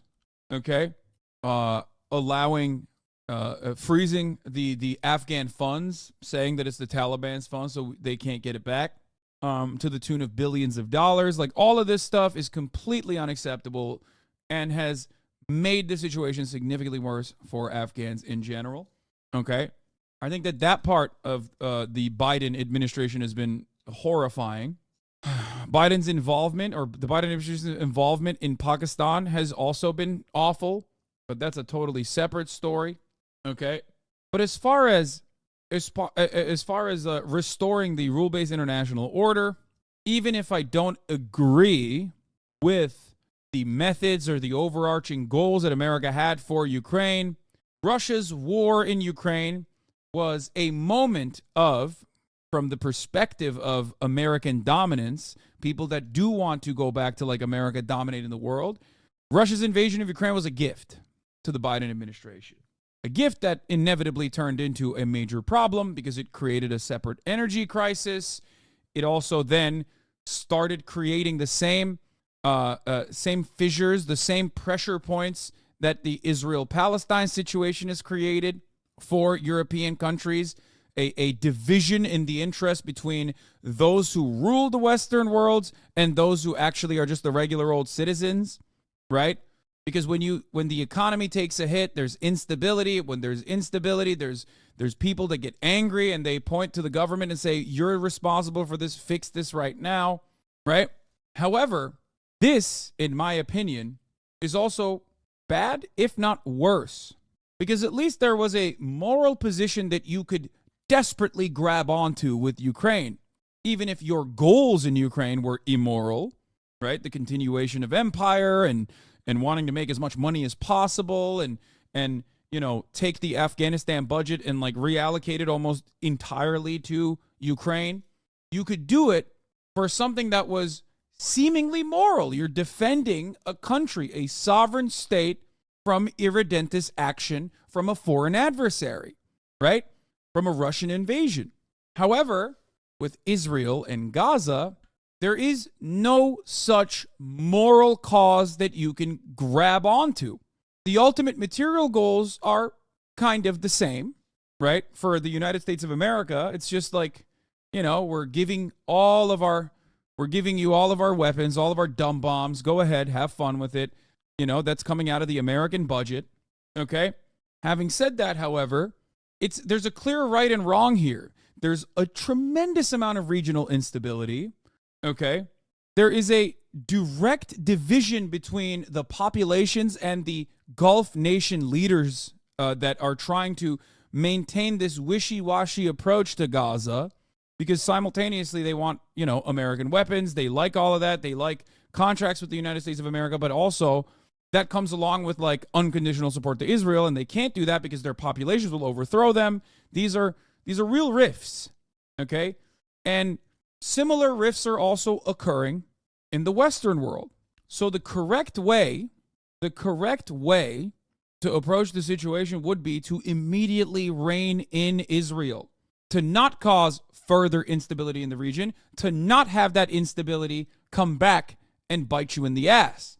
But having said that, America very clearly, and I think this is due to the zealotry from those in power and those who Biden chooses to listen to in the State Department, has decided to go along with Israel's ethnic cleansing unconditionally. Okay? And what have they done as a consequence of this? Well, let me tell you. One of the regional countries is Yemen. Yemen was under a gruesome blockade and a genocide by an American proxy, Saudi Arabia. Okay? There is a Saudi-backed government in Aden, and then there are the Ansar Allah, the Houthis in Yemen, that seized control of the political divisions in the country. They took control of the country by taking advantage of the political divisions that were occurring. The Saudi proxy war that America funded and facilitated continued. It was devastating for Yemen. And then a ceasefire and a cessation of hostilities was put together by the Chinese government between Saudi Arabia and Iran, with the conditions that Saudi Arabia would no longer have Yemen under blockade.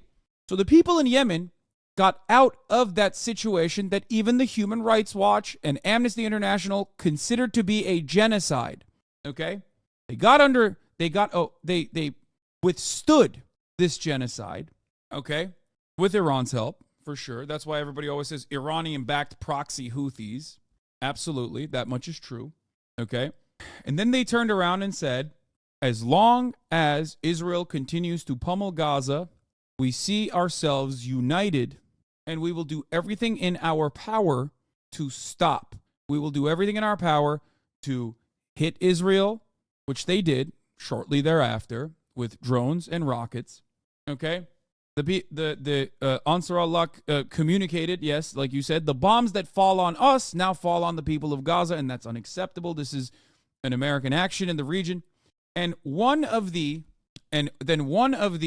actions that Ansar Allah took was to put forward a blockade of all shipment going into Israel and most of the shipment that passes through the Red Sea.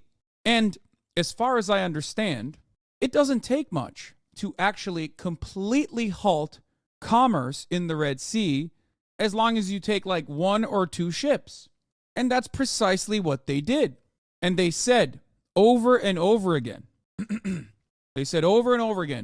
if you want this to end, there's one goal here: stop the ethnic cleansing in Gaza. And yes, by the way, they didn't kill anyone as well. The only deaths in the Houthi Red Sea struggle was, of course, militants from Yemen. Okay, militants from Yemen that America killed, 10 of them to be exact, and more now, right? And they very successfully were able to stop the flow of shipments coming in through the Red Sea, because a lot of these international shipping companies are very risk averse. Understandably, they have insurance. They have people that, want to stop 2 ships equals halting international trade. I mean, yeah, that's literally the truth. Now, the way that people covered this in the Western world, they made it seem as though the Houthis were doing this to take over largely empty shipping containers so that they could make a living or something, make a buck. That's not the case. They very openly stated what their goals were. Their goals were very clear from the start. They said, we're doing this because we want you to stop ethnically cleansing Palestinians in Gaza. Okay? That's it. But of course, you never heard that in American news. You never heard that in the Western media.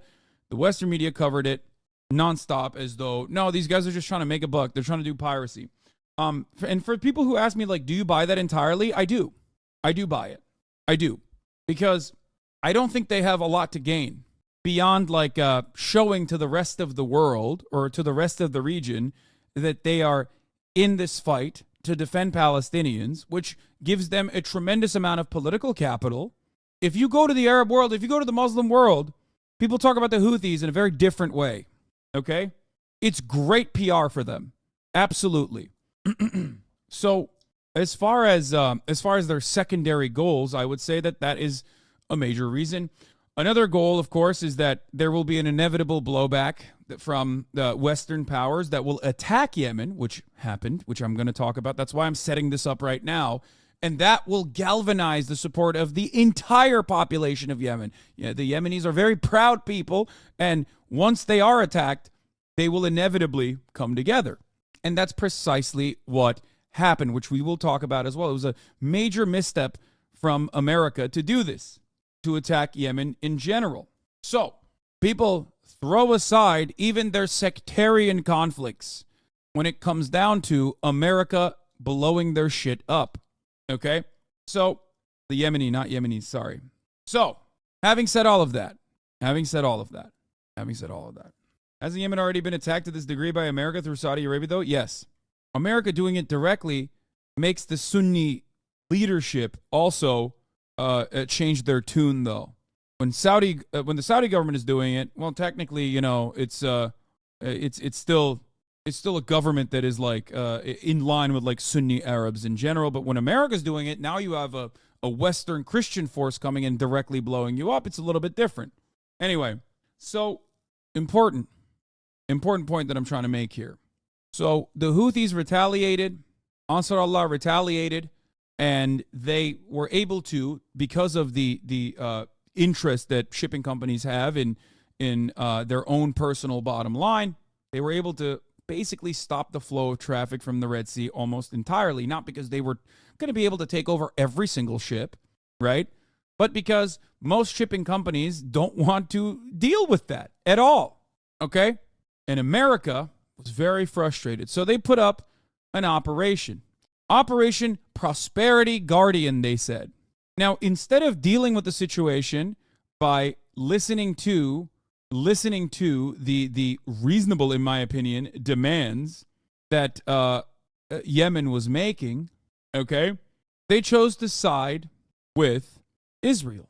They chose to side with Israel and engaged in what they called yesterday a de-escalation, an act of de-escalation. How? By bombing Yemen proper. Okay? Yeah, they should have called it Operation Genocide Guardian. So let's take a look at how the media is covering that now. Overnight, it's from the Middle East, a major escalation in the military response to attacks on ships in the Red Sea. U.S. and the U.K. carried out a wave of airstrikes against Iran-backed Houthi rebels in Yemen. Libs are saying the Houthis are hurting people in sub-Saharan Africa by not letting med and foods through. Yes, my friend.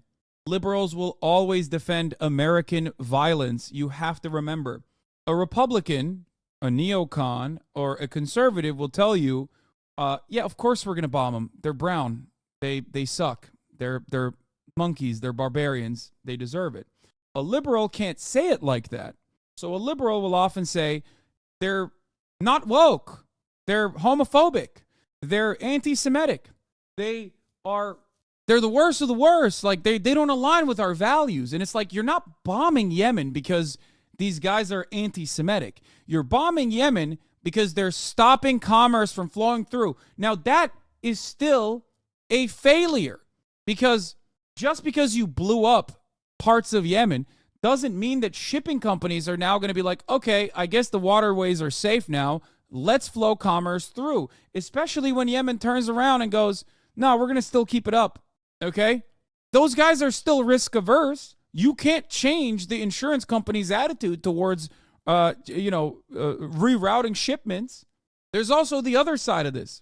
Bombing a country has never made that country more woke. You cannot blow up a country into being more woke. As a matter of fact, as evidence shows throughout history, bombing a country has made that country less woke. Okay? Interfering in the affairs of Iran with coups and instituting the Shah and many other things that America did in Iran is still part of the reason why Iran is as reactionary as it is. Okay? Japan pretty woke, not gonna lie. First of all, if you think Japan is woke, I don't know what to tell you. Japan certainly is not woke at all. That's number one. And the reason why Japan is our ally, or Japan has favorable opinions of the United States of America, is not because we nuked it. It's because we paid it, okay, after nuking it. We turned it into an American client state. Also, they're so woke, they won't admit their war crimes, as a matter of fact, and even still celebrate it to this day. All right, where you going? Oh, nice. All right. Are you going to stream tonight? Okay, what time? Are you going to stream when you're back? Everything is good? What's wrong? What do you need? What else do you need? What is the camera's good? There's light in the there's a light in the thing as well. There's a light box in there as well with a whole arm and everything. You can put it up. Okay. All right. Japan is a shrine where they honor 14 convicted Class A war criminals. Yeah.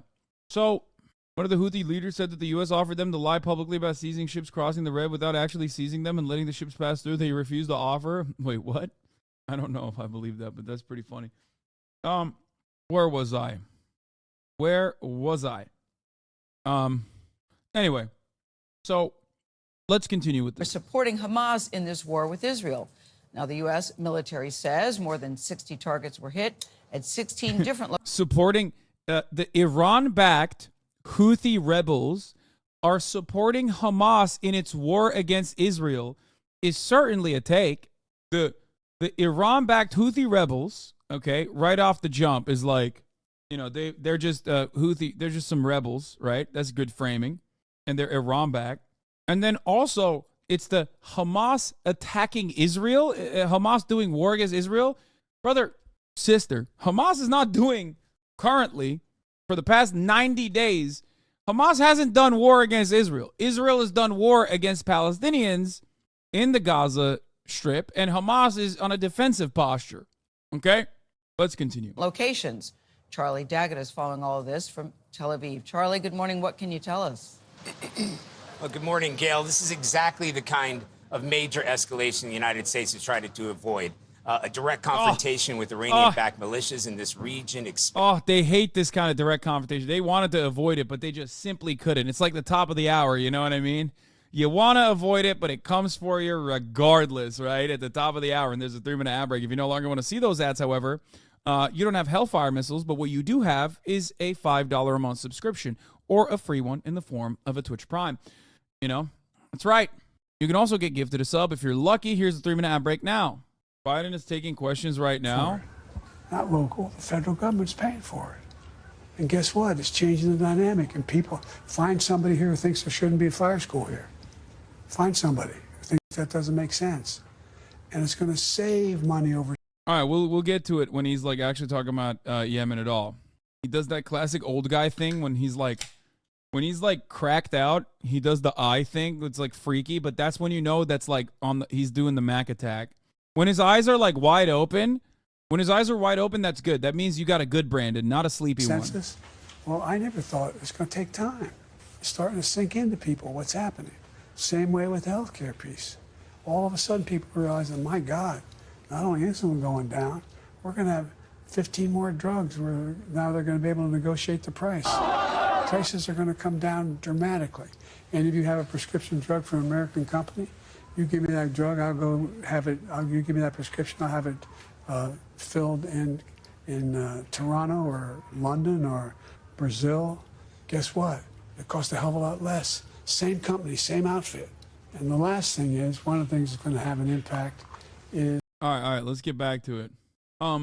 What is this? If not rebels, how would you describe the governing relationship between the Houthis and Yemeni people? I don't know how to combat against that framing, similar to how I explained the PLA-Hamas relationship to Palestinians. Well, one thing you always have to remember is that the distinctive principle here is not about like the population's attitude. The distinctive principle is whether or not the Western forces considers them to be the governing, like the actual governing body. That's why, for example, the Palestinian Authority is seen as like the official organ of the Palestinian civil governance, when in fact they are deeply and undesirably unpopular. But it doesn't matter because, like, that's the Western guy, the Western-backed leadership. We put together a group of nations that are going to say that if they continue to act and behave as they do, we'll respond. What do you think? And a quick one on oil prices, sir. Oil hit $80 a barrel this morning after the strikes. How concerned are you about the impact the strikes will have on oil supply and prices? I'm very concerned. That's why we got to stop it. So what do you say to members of your own party that believe you needed congressional authorization for last night's strike? I'm sorry? What do you say to members of your own party who are saying you needed congressional authorization for last night's strike? Ooh, good question. Wrong, and I sent up this morning when the strikes occurred exactly what happened. Sir, how was your conversation with Speaker Johnson? I'm sorry, what? Sir, how was your conversation with Speaker Johnson? I was pleased with my conversation with Speaker Johnson, and apparently today he said he's sticking by the deal. Thanks, everybody. Thank you. Thanks, guys. Yeah, one question on Yemen and he pops out. Yeah, I saw the troll video from Trump's Insta. All right. You said Brandon was awake, man. What the hell is this? I mean, he was earlier. He was a second ago when he had the eyes open like this. You know what I mean? Expanding the war beyond the battlefields of Gaza and drawing the United States deeper into this conflict. Overnight and at sea, the U.S. military scrambled tactical support aircraft and F-18 fighter jets, spearheading a bombing campaign including U.S. warships and submarines, and British Royal Air Force Typhoons, and refueling aircraft taking off from Cyprus. Cockpit footage is said to show strikes on Houthi targets in Yemen. U.S. military officials say more than 100 precision-guided munitions struck over 60 targets at 16 locations, including the capital Sana'a, command centers, missile and drone launch sites, and air defense systems. Eyewitness. Yeah, this was presented as like an act of de-escalation, which I find very funny. I mean, it is like Israel learned everything it did from us straight up, okay? Israel can always say, we learned it from you, Dad, to the United States of America, because they operate in the same exact way. I've never in my life thought about a bombing campaign to be de-escalation, okay? How are we de-escalating? How is it a de-escalatory? Is that even a word? A bombing campaign. It's nuts. Those same Yemenis now in support of defending Palestine, 1,000%, they say at least better than the rest of the Arab leaders. Oh, 100%. Apparently, a second round of strikes occurred last night as well on 12 more targets. Thread here. Nice. The way they describe the strikes, almost all libs just reading the news assume the Houthis went on a sailor massacre. It's crazy. Yeah. Yeah. So here's what this round of bombing didn't do. Any of the goals it set out to achieve. If your goal was to create instability in Yemen, well, guess what? That's been tried and failed already. Okay? That was tried. What do you think the Saudis were doing for the past, 10 years? Since 2014, especially so. And it didn't work. And it was an abject failure from the start. And then, 9 years. And then beyond that, okay? If your goal was to make sure that commerce could flow through the Red Sea, well, they keep saying they're not going to stop. They're just going to retaliate extra hard.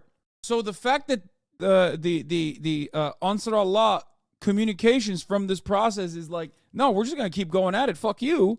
Well, then the shipping companies hear that. They're not going to go and say, all right, I guess we can now continue, putting our ships through the Red Sea. So you failed on that front. And the destabilization that is supposed to occur in this bombing campaign all of a sudden magically galvanized, and not magically, but of course expectedly, understandably galvanized the population to support whoever is going to defend them. They framed it as neutralizing the cruise missile and ballistic missile capabilities that threaten shipping. Time will tell whether the Houthis can conduct large-scale attacks now, like on January 9th. We'll see. And basically, I mean, this is a meme, but this is the most correct way of looking at the situation. I can excuse genocide, but I draw the line that delays the shipping. And by the way, they openly stated that too. Like, obviously, every kind of action that America engages in, such as this one, is at the behest of capital. But absolutely wild to openly state that the reason why we are bombing Yemen, a whole new country in this conflict, was because shipping times. There were shipping delays. To openly state that is crazy. This video on the ground shows the impact from a series of explosions that struck in the early hours. The U.S.-led strikes came in response to dozens of attacks from Iranian-backed Houthi militants on Red Sea targets since October, including the largest and most brazen earlier this week. Undeterred by repeated U.S. warnings, they would bear full consequences. That marked a turning point, and last night's retaliation may carry its own consequences for this region. And this morning, Houthi leaders said this aggression will not go unanswered, threatening to keep on attacking those ships that are passing through the Red Sea to Israel, with President Biden saying he will not hesitate to act further if that continues. Vlad? Charlie D'Agata in Israel for us. Thank you, Charlie. We're joined by the Pentagon's press secretary, Major General Patrick Ryder. General Ryder, good morning. Good to see you. Hey, good morning, Vlad. Thanks for having me. So, General, as you know, these strikes were aimed at Houthi military targets, including facilities known to have radar and missiles. A couple of questions for you there. What's the extent of the damage? How long did the strikes last? And were Yeah, love to have the guy from Arlington come and talk about how this is a de-escalatory measure. So we've been covering like Hamas's popularity increasing as a consequence of being like the sole defender of Palestinian people against Israeli aggression, which is an understandable thing that occurs when a violent foreign entity is like killing a population. Whoever is defending is going to be seen as the real emancipatory force that is profoundly popular. Something I literally talked about with respect to the Azov battalion in Ukraine and more nationalist elements within Ukraine becoming heroes, right? Going from a marginal group to becoming direct heroes for Ukrainians. And that literally happened. That it happened in Ukraine. Of course it's going to happen. Why wouldn't it? They are the guys who are defending Ukraine at that point. Okay? Same principle applies everywhere. Okay? Same principle applies everywhere. Same principle applies globally. You would not care if someone was blowing your house up and someone came to your defense with arms. It doesn't matter. Even if they were, the fat gravy seals type dudes who were like reactionary as hell. In that very moment, you would literally say, no, this is my guy. Thank you. Thank you for defending me. Okay? Not to like ideologically muddy the waters here. I'm not saying that at all. So attacking the Houthis, attacking Yemen in general was a gigantic misstep in my opinion. The appropriate way to deal with this was not to attack Yemen, but to try to de-escalate Israel. Try to get Israel to pull back, okay? It's important to remind libs that the Houthis might be fundamentalists, etc., but they are still rational actors. They aren't just going to do piracy for shits and giggles. If libs want to dismiss their claims of doing it for Gaza, they need to explain an alternative motive for the Houthis doing it at this time. Makes sense, and they can't. They just say that the Houthis are doing it because they hate Jews or America, but why now, though, and not sooner? Well, they can't explain it, so they literally immediately jump a step and turn around and talk about now that one like Saudi article about how like the Houthis actually restored slavery or something in Yemen, or how they like fuck children there, or how they have child brides or something. It's like the poorest country on the planet, okay? And they're like, why are you defending this, Sweaty? As though like bombing them is going to somehow cease children being wed, or as though our other regional allies don't participate in the exact same thing. Ironic being a Saudi paper that writes about slavery when, what's going on in Saudi Arabia, dog? The hell do you mean? It has nothing to do with why America is bombing Yemen. America does not blow up countries because they have child brides. They blow up countries because it's impacting the Western bottom line. Okay? Ridiculous. Please, don't come in here with this silly-ass attitude. Okay? We are not bombing Missouri because of their practices of child brides either, and we shouldn't. Nor should we blow up France for pedophilia. Okay? It's so silly that the liberals have the same exact playbook. Republicans look at the situation and go, they're monkeys and they deserve ethnic cleansing because I hate them and they suck. The liberal looks at the same situation and basically says the same thing, but with like more neutral, more liberal, more just like less spicy language. The liberal looks at the situation and says, well, we have to restore freedom of travel and commerce is really important.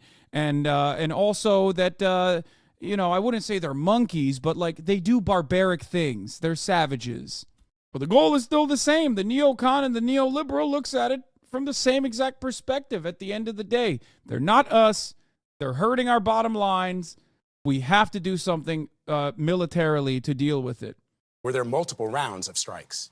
Well, sure. So right now, as you highlighted, we targeted specific facilities and capabilities intended to degrade and disrupt the Houthis' ability to conduct the kinds of attacks that we've been seeing.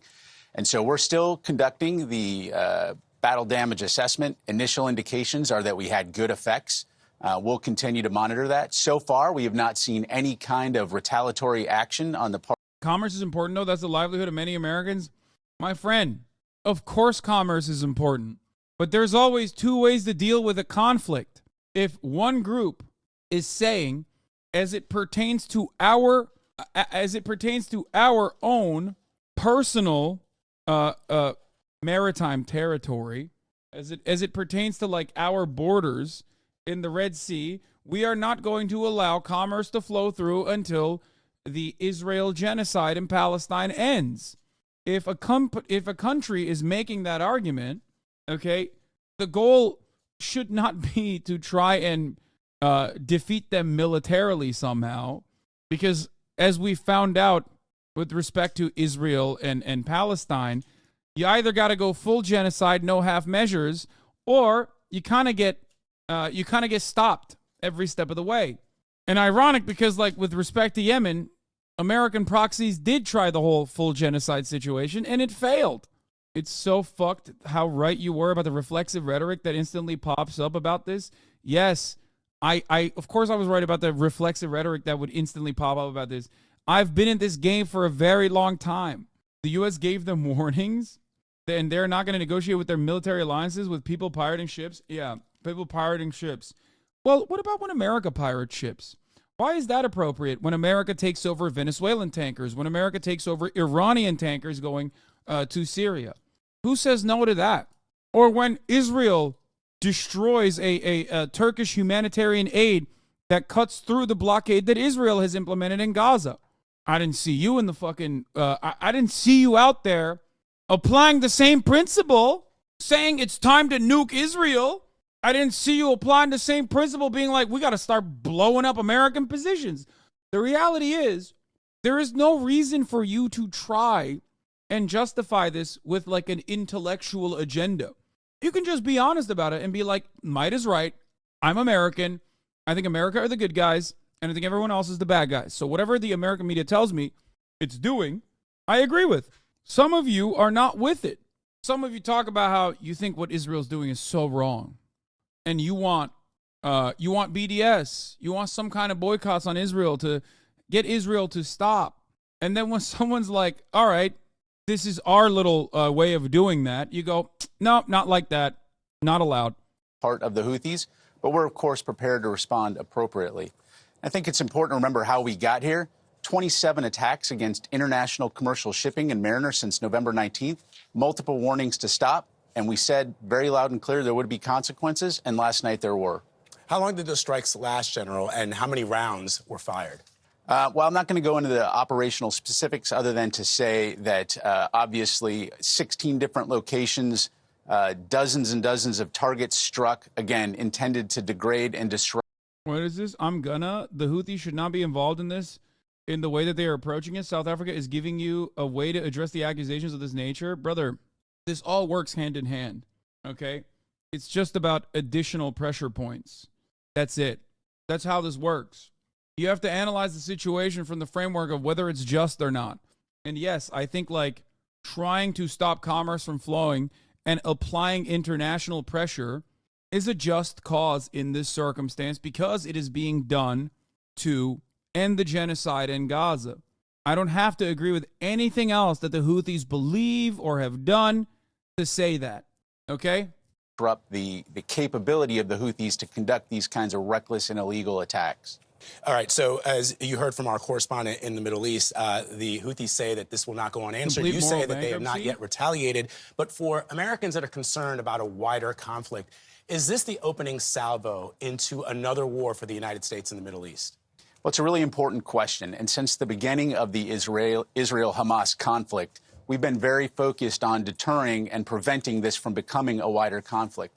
And so it's important to differentiate between what's happening between Israel and Hamas and what's happening in the Red Sea. You have the Houthi rebels that are conducting indiscriminate attacks against international shipping. Over 50 countries have been affected by this, affecting the economic prosperity of multiple nations. So this is not part of the Israel-Hamas conflict. This is malign behavior by a group. Yeah, they're trying to, it's, make no mistake, the military is, of course, immediately trying to do its very best by way of the State Department adjacent mainstream media to remove Palestine from the equation. Part of the reason, I mean, this is basically the best tacit endorsement that you will get.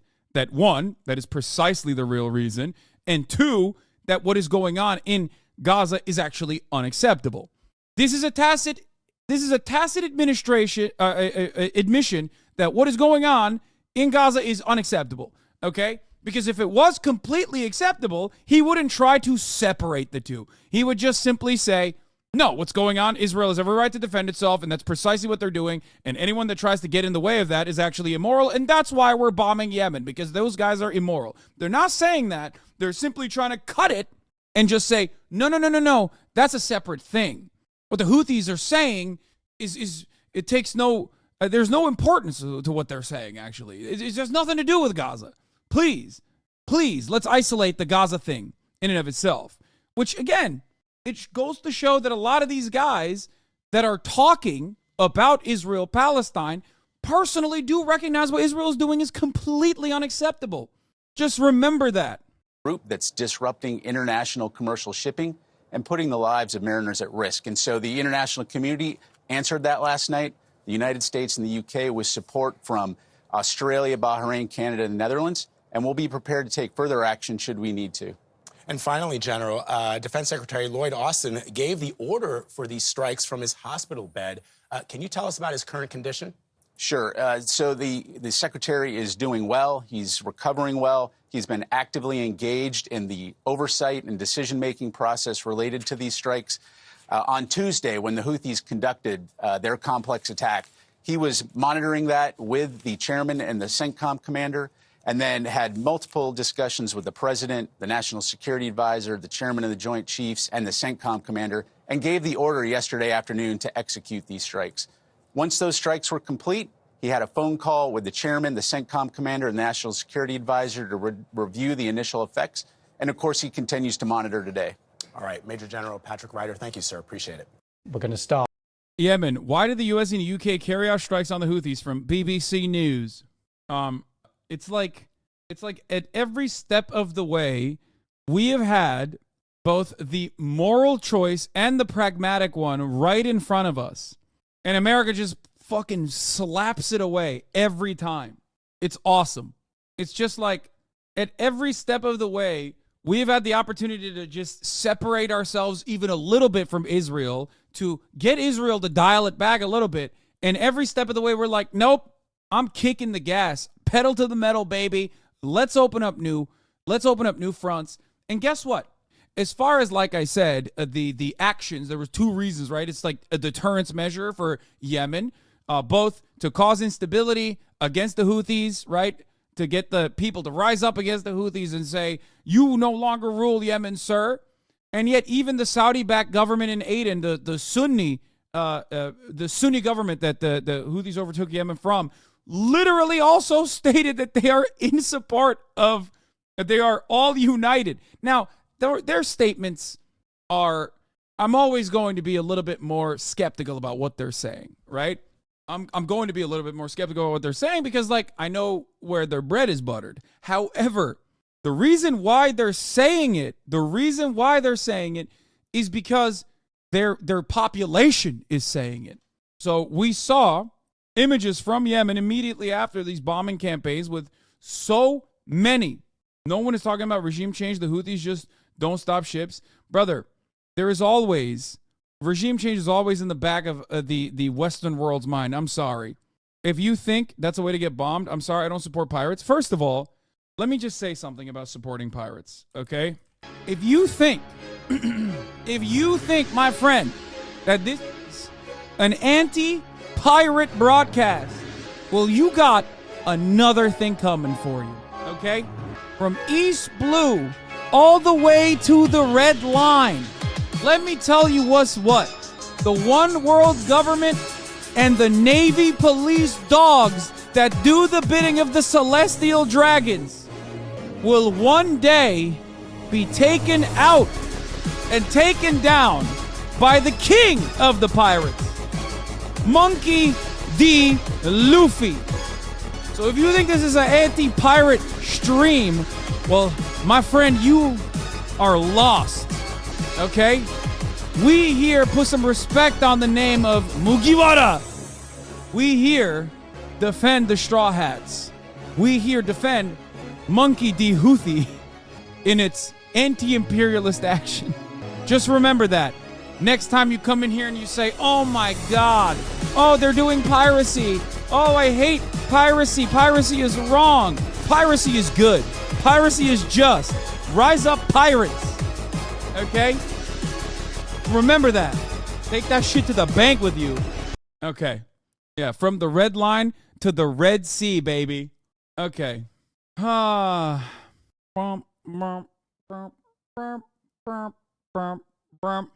is Yemen the Bartolomeo crew? What? Bartolomeo crew in this situation? Yeah. Yeah.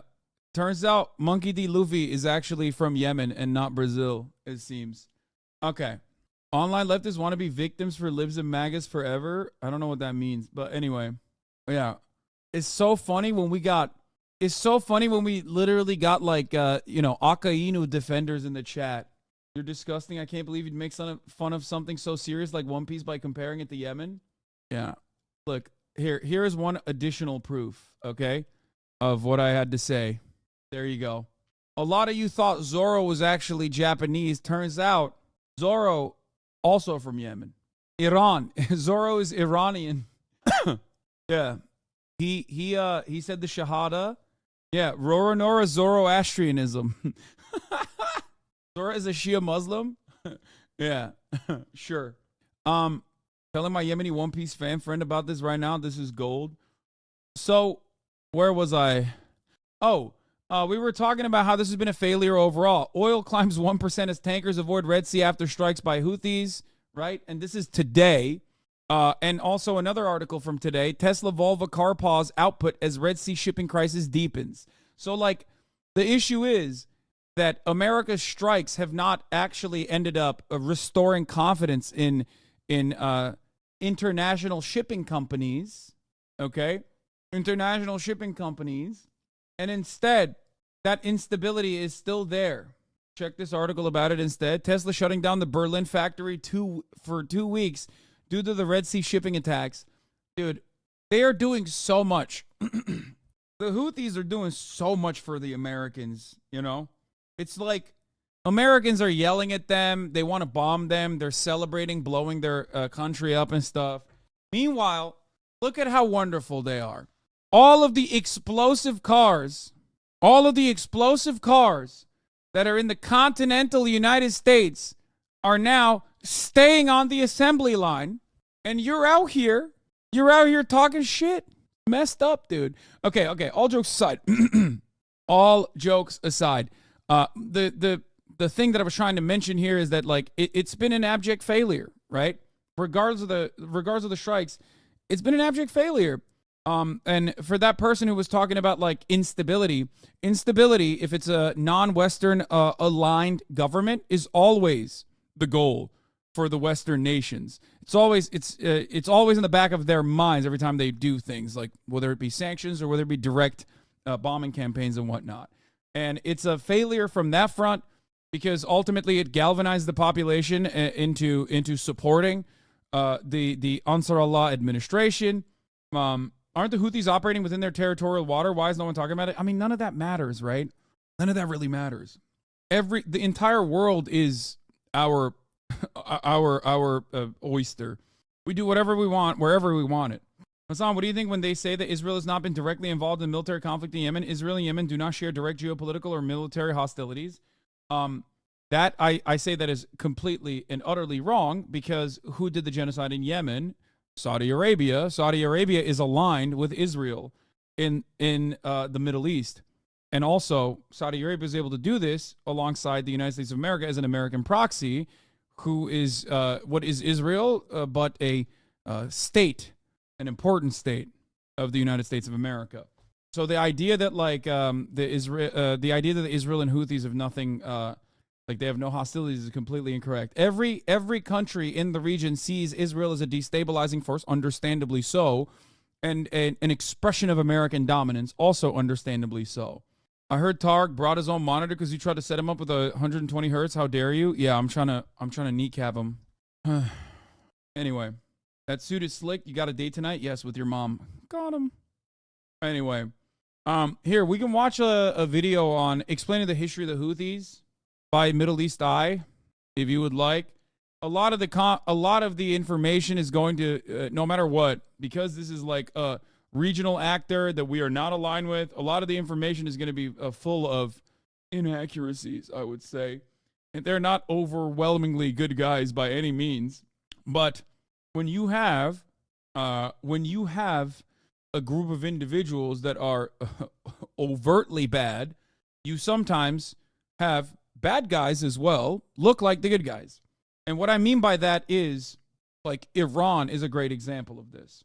I talked about this quite extensively yesterday. The same dynamic always plays itself out in every country that the United States is interested in, okay? You can always find a group of individuals that are going to say, no, actually, we want America to come and blow up our country. It's awesome, right? We love that. Please, America, please. Bro, please glass Tehran, bro. America, we are waiting for you to blow up Tehran. You are the best. Restore the Shah, please. Is something that you hear from diaspora Iranians. Is something that you hear from the Shah writers, okay? But, like, it's ridiculous, okay? It's ridiculous. Ridiculous take. Many Iranians are not exactly fond of the current the Iranian government, okay? They're not. They understand it to be reactionary. They understand it to be repressive. They understand it to be authoritarian, oftentimes brutal. But if you are to make a choice, if you do not leave Iran to its own devices, these people are never going to be able to find the momentum to restore some semblance of a democratic process or basically change the political dynamic in their own country, because they're too busy trying to survive under crippling sanctions. America almost always makes the situation worse. The overwhelming majority of the population will always side, in the Middle East at least, will always side with whoever is their own citizens, whoever is seemingly interested in at least having autonomy over an American puppet. That's it. And the example I used was the coup that occurred in Turkey. As someone who is not fond of the Erdogan regime, as someone who has very real concerns about going back to Turkey as a consequence of the things that I've written, the things that I've said about Recep Tayyip Erdogan, okay? I am no fan of Recep Tayyip Erdogan, but I do, in a situation where I have to compare, or I have to pick a side between him and the American puppet Fethullah Gülen, I'm going to go with Recep Tayyip Erdogan. And many Turks did the exact same thing in the aftermath of this coup. Okay? That's it. That's the point. Absolutely nobody wants Fethullah Gülen. Enough people want Recep Tayyip Erdogan. And all you're doing when you try to implement a coup is solidify Erdogan's position amongst the population. And that's precisely what happened. Recep Tayyip Erdogan had martial law implemented in the country. And then there was a referendum. And he basically added at least another 15 years to his reign by changing the structure from a parliamentary structure to a presidential one with a referendum, meaning 50% plus voted to change the constitution of Turkey. That could not have happened without Fethullah Gülen's coup d'etat. Fethullah Gülen is a CIA asset. That's it. That ruined Turkey further. Not allegedly. Fethullah Gülen is a direct CIA asset, 100%. Amına kodumun oğlu ya, anlattın, sinirlendim yine abi. So you have to remember how this stuff is perceived in the population, that it impacts, okay? And not from the lens of American politics, okay? That's what's really sad about the situation is that, like, I, as an American political commentator, cannot get a broader, supposedly progressive American audience to listen to what I have to say about this issue, because many in the progressive American audience would much rather believe in lullabies, believe in lies being told by mainstream media, by the State Department, that, like, no, these guys are welcoming us as liberators. And the reality is they hear that from a liberal perspective on MSNBC and CNN, just like the reactionaries hear that from a reactionary perspective on Fox News. But it's still the same coin. It's two sides of the same shit coin. And nobody wants to listen to the actual people on the ground. It's very strange. So remember that when you think about Iran. Remember that when you think about the Houthis or in Yemen. Remember that when you think about any country that America involves itself in. This is the slogan of the Houthi movement, a small rebel army who now rule over 70% of Yemenis and are fighting a bitter war against Saudi Arabia and its allies. But how did... Your U.S. politics are 3 billion worlds worse than Erdogan or anyone like him? I mean, brother, if you think that Erdogan is not a puppet to American and Western interests, I don't know what to tell you. You are just completely oblivious. You think... Anyway, whatever. Let's not even get into that. Part of the reason why I criticize Recep Tayyip Erdogan regularly is because he is an American puppet. Did a group from the mountains in Yemen's far north take control? And what exactly do they want? Can you please show evidence that he's a CIA puppet? Gulen sounds interesting. Okay, this has to be a Langley dude, right? Like, I'm assuming this dude is, like, logging on from Virginia, right? Like, can you please show evidence that he's a CIA puppet to Fethullah Gulen? Okay, look up where he lives. Kesin FETÖ'cü yok abi. FETÖ'cü değil bu. Amerikalı bu. Bence. Ondan dedim. Bunda Amerikan ajanı böyle bana diyor ki, Amerikan ajanı geliyor diyor ki, ne bu Fethullah Gülen kim ya? Çok hoşuma gitti aslında. Biraz anlatsana bana falan diyor. Ne demek CIA falan diyorsun Fethullah Gülen'le, ama hiç bence öyle değil herhalde falan. Demesinin sebebi Türk olduğu için değil. Bu %100 Türk FETÖ'cü değil, Amerikan FETÖ'cüsü. Just interested. Dude, relax. We don't know everything about everything. No, I know. I'm just making a joke about you being about you posting from Langley. Gülen sponsor for his residentship application was the CIA chief for the Middle East. What other proof do they need?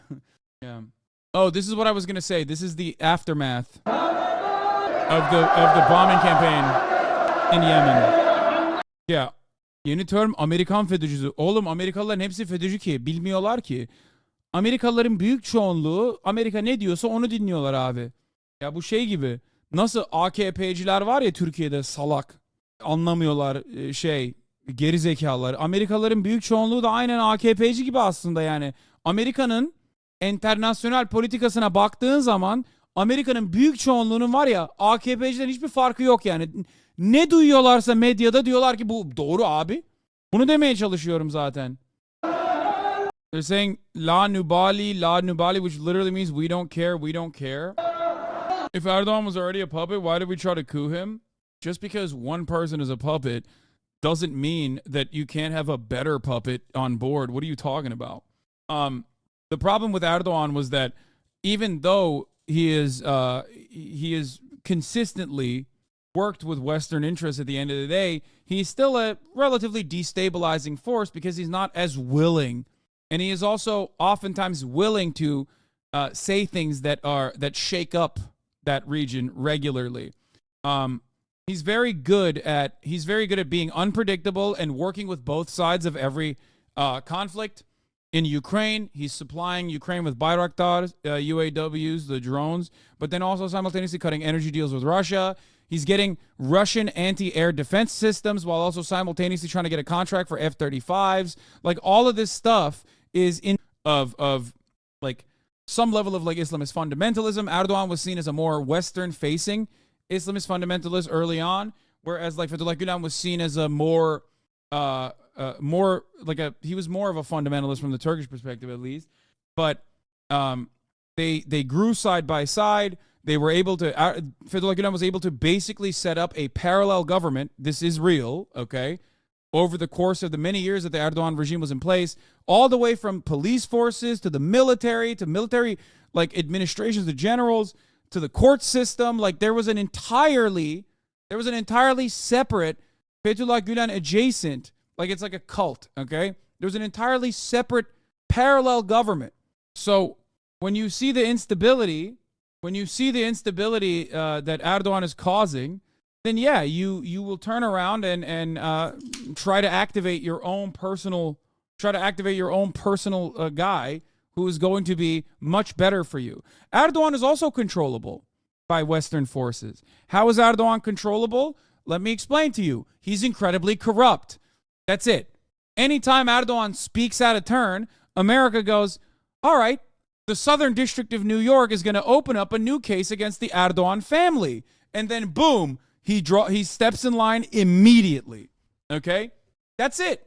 Erdogan is profoundly corrupt. And for that reason, he's endlessly controllable by Western interests. So anytime he's like getting a little too volatile for America's interests, they just go, all right, new court case opened up to one of your sons and their illicit dealings. Okay? Boom. It's over. What the hell is this? Yeah, the coup was also a great excuse for him to demolish the remaining democracy and opposition. Yes, Ergenekon was already in place, if I remember correctly, before the coup.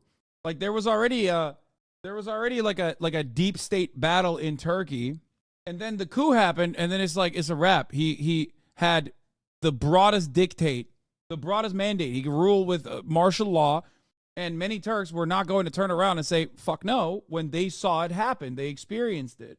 The coup was also a great excuse for him to demolish the remaining democracy and opposition. The coup worked like a divine intervention for him to gain unchecked power. Exactly. So thank you to the United States of America once again. Dikkat et, Erdoğan Türkiye'ye sokmaz bu daha seni. Kardeş ben bunu yıllardır söylüyorum. Bu nedenden dolayı zaten anlatmaya çalışıyorum Amerikalılara. Erdoğan'ı sevmememe rağmen Fethullah Gülen'den daha iyi yine de yani. Bunu anlatmaya çalışıyorum işte. Bunu anlatmaya çalışıyorum Amerikalılara. Neden bu? Benim girme ihtimalim yok zaten. Bana girer. Silivri soğuktur. Anyway, let's continue. Yemen's Houthis explain. The Houthis emerged in Yemen's northwestern Sada province in the 1990s, established by former MP and religious scholar Hussein al-Houthi. Al-Houthi said he wanted to protect and revive Zaydi Islam, a sect of Shiism that makes up 35% 34 MKD50, think of the 50 gifted subs. of Yemen's population. Zaydis have a long and powerful history in Yemen and had ruled large parts of the country under an imamate since the year 897. When a civil war broke out in North Yemen in 1962, the last imam was overthrown. The Houthis say that this, along with the ensuing government policies, left many Zaydis feeling increasingly disenfranchised. When al-Houthi emerged, he began to rail against the influence of US imperialism and Saudi Salafism on Yemen's rulers, in particular on President Ali Abdullah Saleh, who himself was a Republican Zaydi. Al-Houthi's ideas appealed to many, but not all Zaydis supported him. His opponents accused him of pro-Iran links and a desire to reinstate the imamate, a theocratic system of rule led by a religious leader who must be a descendant of the Prophet Muhammad. لسنا مستعدين أن نرى أنفسنا جنودا لأمريكا. لسنا مستعدين أن نرى اليهود يعبثون في البلاد الإسلامية هنا وهنا فنسكت. وثقوا لأنهم لم يسمعوا أحد يتكلم. The Houthis began gathering supporters, and in 2004 launched an armed rebellion against Saleh after he attempted to arrest Hussein al-Houthi. A few months later, al-Houthi was killed by Yemeni police, but his death only fueled what would become 6 years of fighting, known as the Sada Wars. By 2009, the Houthi insurgency had spread beyond Sada province and into Saudi territory, where a large number of Saudi's Shia population lived. Yikes on the Jew statement there. Yes, brother. There is a lot of anti-Semitic sentiment. Yeah, like that much is 100%, 100 P.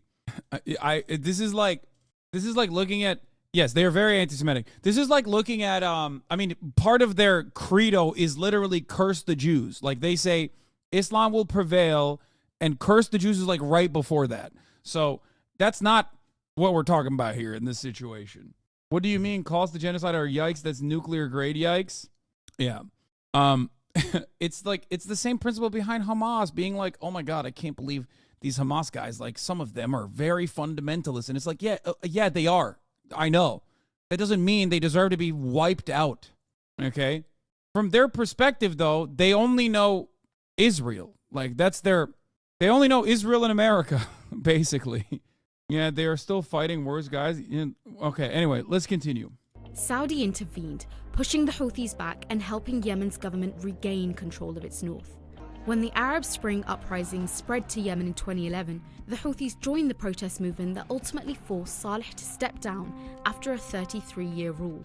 But Saleh didn't I have the go same quietly, glasses as him. and It's his crazy. fight with his replacement, Abdurrabbu Mansour Hadi, would destabilize the country, leading to an economic crisis in what was already the region's poorest country.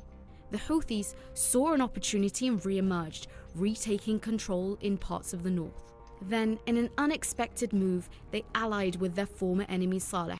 Honestly, there's a really important and meaningful material distinction between a marginalized Middle Eastern people's hatred of Judaism as it relates to the state of Israel versus Nazis in the West, and liberals are absolutely allergic to that reality. I mean, it's a distinction, but ultimately it doesn't really matter. I guess it matters as it pertains to like Israel and its actions in the region, because like if Israel's actions in the region cease to be inherently hostile, the amount of people who demonstrate anti-Semitic tendencies is going to diminish, because it's not like a spiritual anti-Semitism that is out of nowhere claiming that like Jews are responsible for all of their fucking problems by virtue of being Jewish. But yes, there's still very real anti-Semitism in the region, and that is important to recognize as well. It's just funny to be like, well, they're being anti-Semitic, sweetie, as it pertains to like, you know, what their actions have been in the genocide of Palestinians in Gaza. Can you explain how anti-Semitism looks like in Turkey, not anti-Zionism? I mean, anti-Semitism in Turkey, I guess, is popular, I guess, but there is like cultural anti-Semitism that's like deeply embedded. Like, there's an old school Turkish saying, okay? There's an old school Turkish saying, bundan bir Yahudi kızı ölmüş, which means a small Jewish girl died from this, which is supposed to say like, it's not a, like you say that when you get like a little boo-boo, like, and that is like grossly anti-Semitic thing to say. I don't know if you guys have ever heard that before, the Turks in the chat. And it's like a regional thing, I suspect. But that is very anti-Semitic. And I had never even thought about that as being anti-Semitic before. I'm a Turk and I've never heard of any of those sayings you always mention. Oh, yeah, ilk defa duydum. Many Turks have never even heard of it before. Pretty sure the Quran says the Muslims should respect Jews and Christians as brothers or something like that. The hatred isn't from religion. Yeah, I mean, the understanding of like other Abrahamic religions is that, does that mean that's a small injury or a big one? No, it means it's a small injury. I think it is imply lying. Dude, you picked it up immediately. Does it imply lying about an injury, aka Holocaust reference? I think so.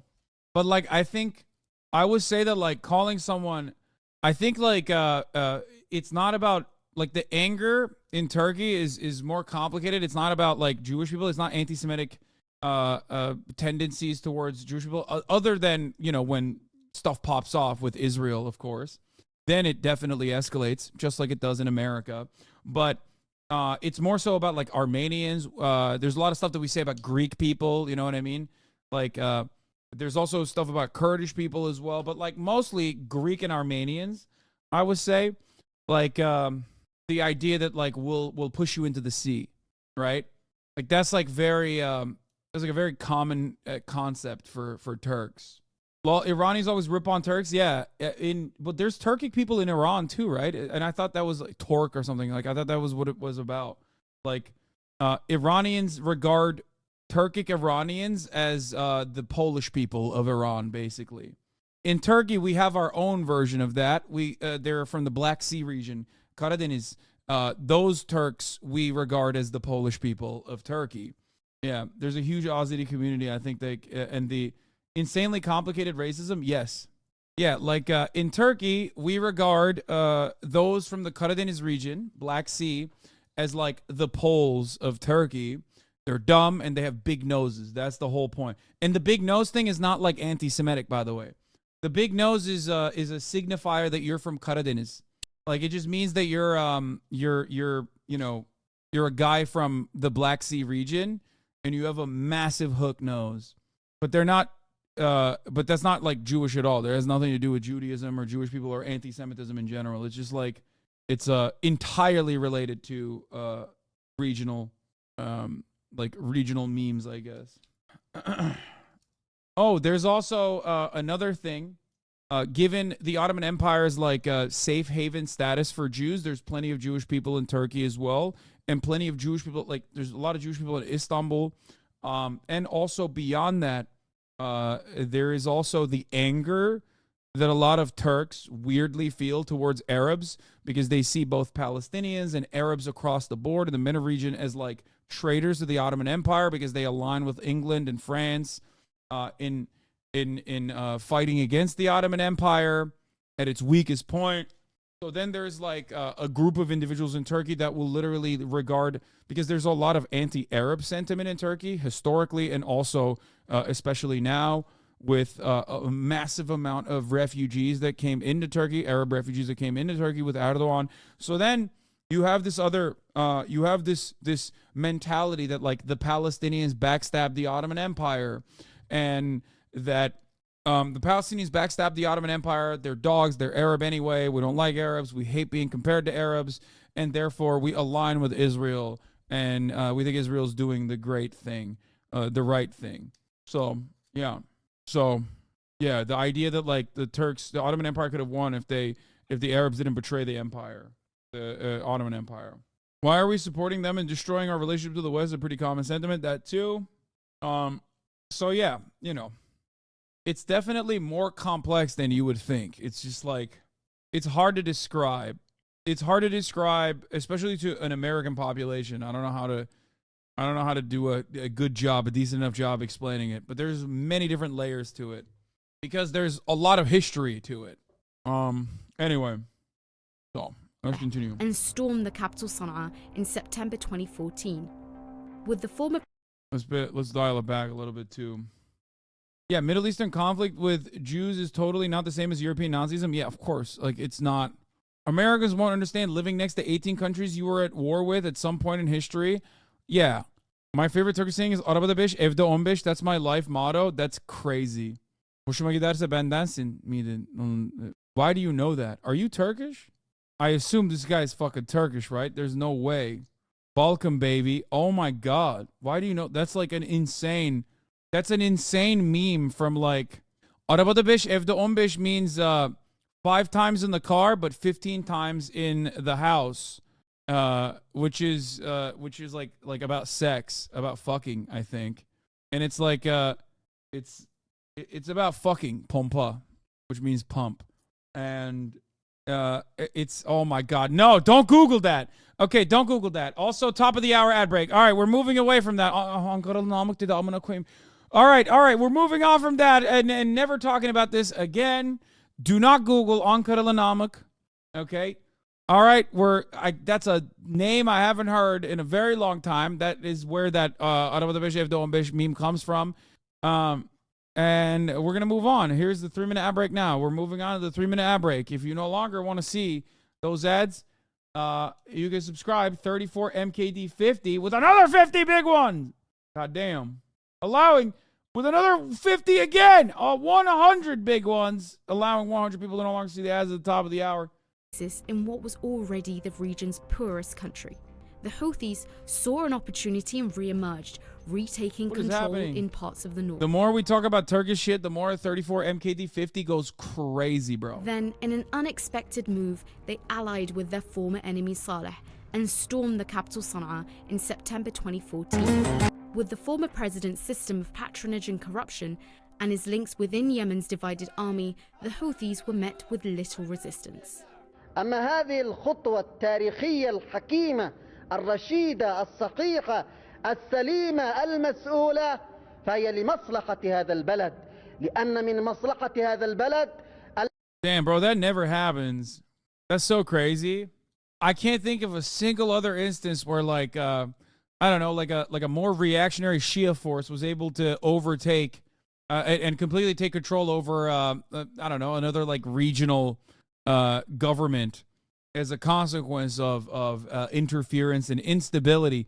That's never happened, right? I mean, certainly a country that we now, I mean, every time we talk about Yemen, we literally say the Iranian proxies of the Houthis. So First ألا time. يستمر الفراغ.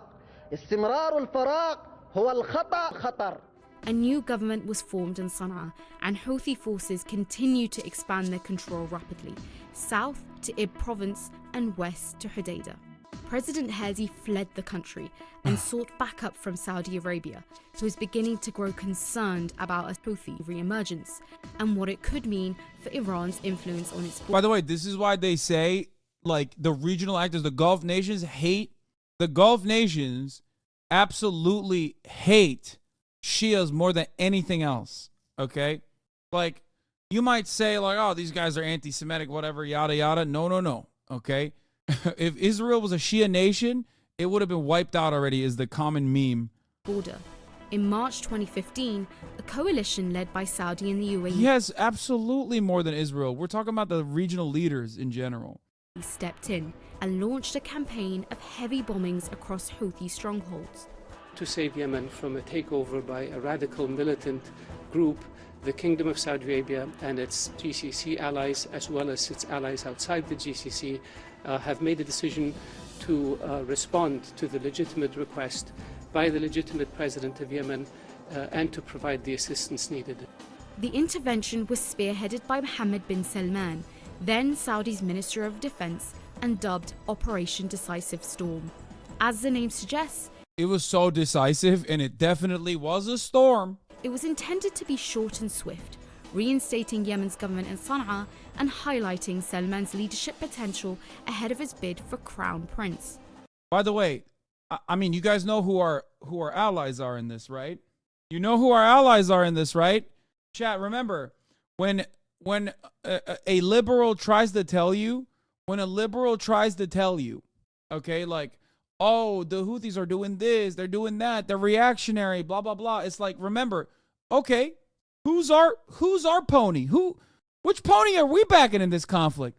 What are their personal politics like? Can you explain that to me, please? Okay? Because, like, they never want to talk about that, okay? They never, ever, like, they're just like, no, you don't understand. Like, we're doing this in a woke way. The hilarity now is that Saudi Arabia just expressed deep concern about strikes on Yemen because they're worried about ruining the peace process of the Houthi attacks on their country starting again. Exactly. Which, you know, that's another way to, I guess, limit the supply of oil. So, like, America backing Israel full tilt is literally ruining everything. Okay? Everything. It's fucking up its own bag, man. It's just so stupid. There is no discernible reason, which is why, and I keep driving home this point, and I hope you guys understand, this is precisely the reason why there is, for the first time at least that I've seen, so much instability within the State Department.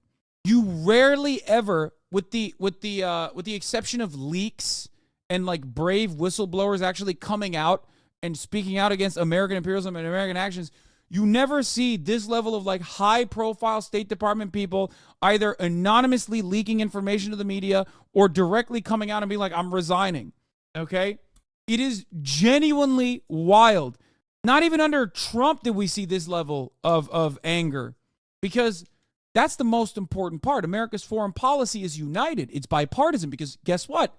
It's always done at the behest of American corporations. It's always done for the American bottom line.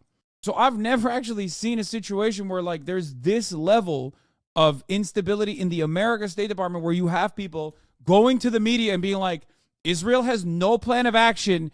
What the hell's going on here? Why are we aligning with them this way?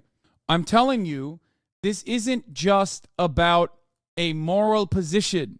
There are certainly younger people that are, you know, morally against, even though they ironically work at the State Department or whatever. There might be young people that are against Israel's genocidal actions, certainly. Okay? But for the most part, like the weapons dealer of the American State Department is not taking a moral stance against Israel. Okay? I refuse to believe that. That guy is mad because the situation is untenable and he sees the writing on the wall. He recognizes that America's unconditional support of Israel is going to cause instability and harm America's soft power globally, something that the Biden administration promised it was going to restore. Do you understand? It's also additionally ironic because Biden is doing this for two allies that despise him. XY Geek is completely correct in this matter. It is in the best interest of Israel and Saudi Arabia to tank Biden's campaign, which they have openly stated they are interested in doing. They openly stated this. The Netanyahu administration does not like Biden, even though Biden is a rugged, diehard Zionist who has been in support of Israel every single time. When Republican presidents have no to Israel, Biden has said, fuck you. When Democratic presidents have criticized Israel, Biden has said, fuck you. Unconditionally in support of Israel, and yet Netanyahu does not return the favor. Okay? They hate him, and it is in their best interest to ensure that he is no longer the president. Same with MBS. Both of these guys like Donald Trump a lot more. Okay? So Joe Biden is getting cucked in the funniest ways possible in this circumstance, and it's incredibly interesting seeing like the DNC mouthpieces on Twitter champion what Biden is saying and doing, even though it hurts Biden. This is why, beyond the moral argument, the pragmatic argument also supports reining Israel in. And yet, the Democratic Party mouthpieces on liberal Twitter that jerk off to images of aircraft carriers and whatnot cannot put it in their brains. They cannot comprehend a world where, like, you got to pull back a little bit. This is hurting you. Oh, so stupid.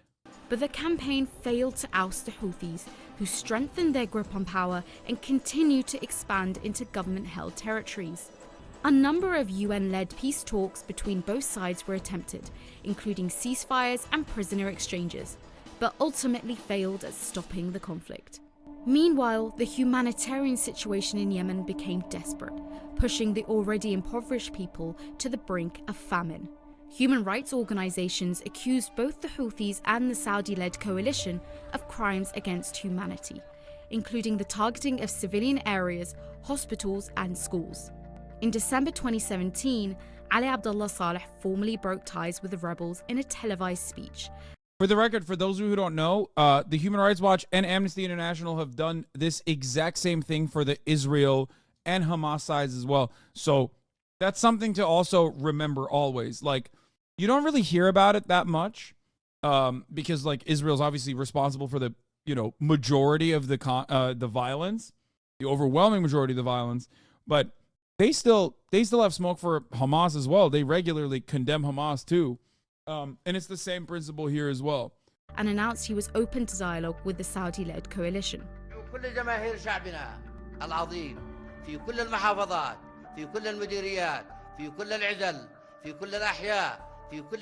And everywhere in Yemen to rise as one man to defend the revolution, the Republic, unity, and freedom against the Houthis. The Houthis accused Saleh of treachery. 2 days later, the man who was once deemed invincible and survived numerous assassination attempts was killed by a Houthi sniper in Sana'a. The group began to root out all opposition in areas under their control, accused of detaining and torturing journalists, academics, students, and minorities, as well as recruiting child soldiers. Meanwhile, they continued to expand their territory, launching a series of reprisal attacks into Saudi Arabia. On the 14th of September 2019, Saudi's Aramco oil facilities were hit by drone strikes, shutting down 2 of its main facilities and taking out 5% of the global oil supply. The Houthis claimed the strike, citing it as a victory.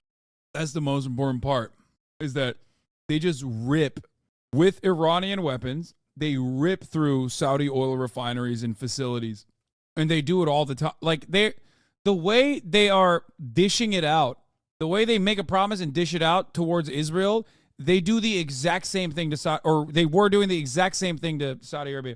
Funnily enough, this attack was done by Iran law. The Houthis claimed it to cover them. Well, I don't know if that was I don't know if it's a Iranian attack or Houthi attack. Regardless, it's just, no matter what happens, like, they are directly willing and able to take it to the coffers, which is the most important part. Like, they 100% recognize, like, how to wage this kind of war. Once you start impacting dollars, then the situation becomes a problem. Killing soldiers is nothing, okay? Killing your enemy's soldiers is nothing. It's nothing. Your enemy will always have more soldiers. Okay, sure, you'll demoralize them a little bit, maybe, but it doesn't matter. Soldiers are expendable. Okay, soldiers are replaceable. But when you actually go after the bottom line, then you're really arriving at a problem. Then you've really created a problem. Victory against their adversary. But Saudi and the US blamed Iran, accusing them of using the Houthis as cover to launch their... It's also hard because so Saudi Arabia has an interest in whitewashing and sports washing.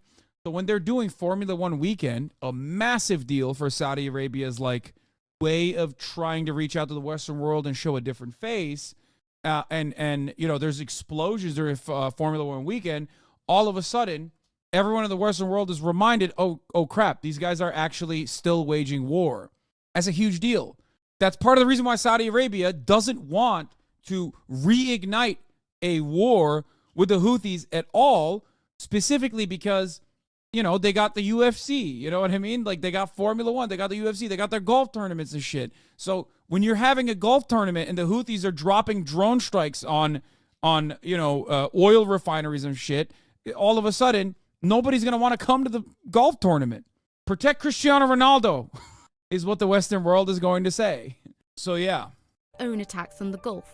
Iran denied playing a role in the attack, as well as repeated accusations that it funded and armed the Shia rebels since the beginning of the war. 6 years on, the Houthis look closer than ever to seizing total control of Yemen, confident they can hold out longer than the Saudis and the Yemeni government. Nearly 6 decades. Yeah, man, it's always the case. Dude, listen. Once you've lost control of the public, it doesn't matter if you're a figurehead. If you are seen as someone who is being led by an outside party, in which case, you know, Saudi Arabia, which is, of course, as everybody correctly understands, is a proxy for America, okay, it's over. It's Jover. These guys are tunneled in because they live there. And the more they blow it up from the outside, the more they're going to get galvanized.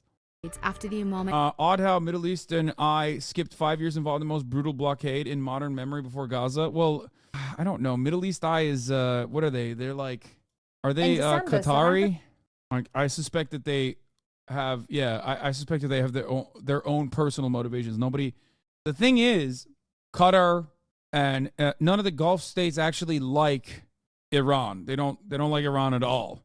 You know, they are ultimately, even if they don't like Israel and criticize Israel and are very good at their coverage on Palestine, they still are not like fond of Iran either.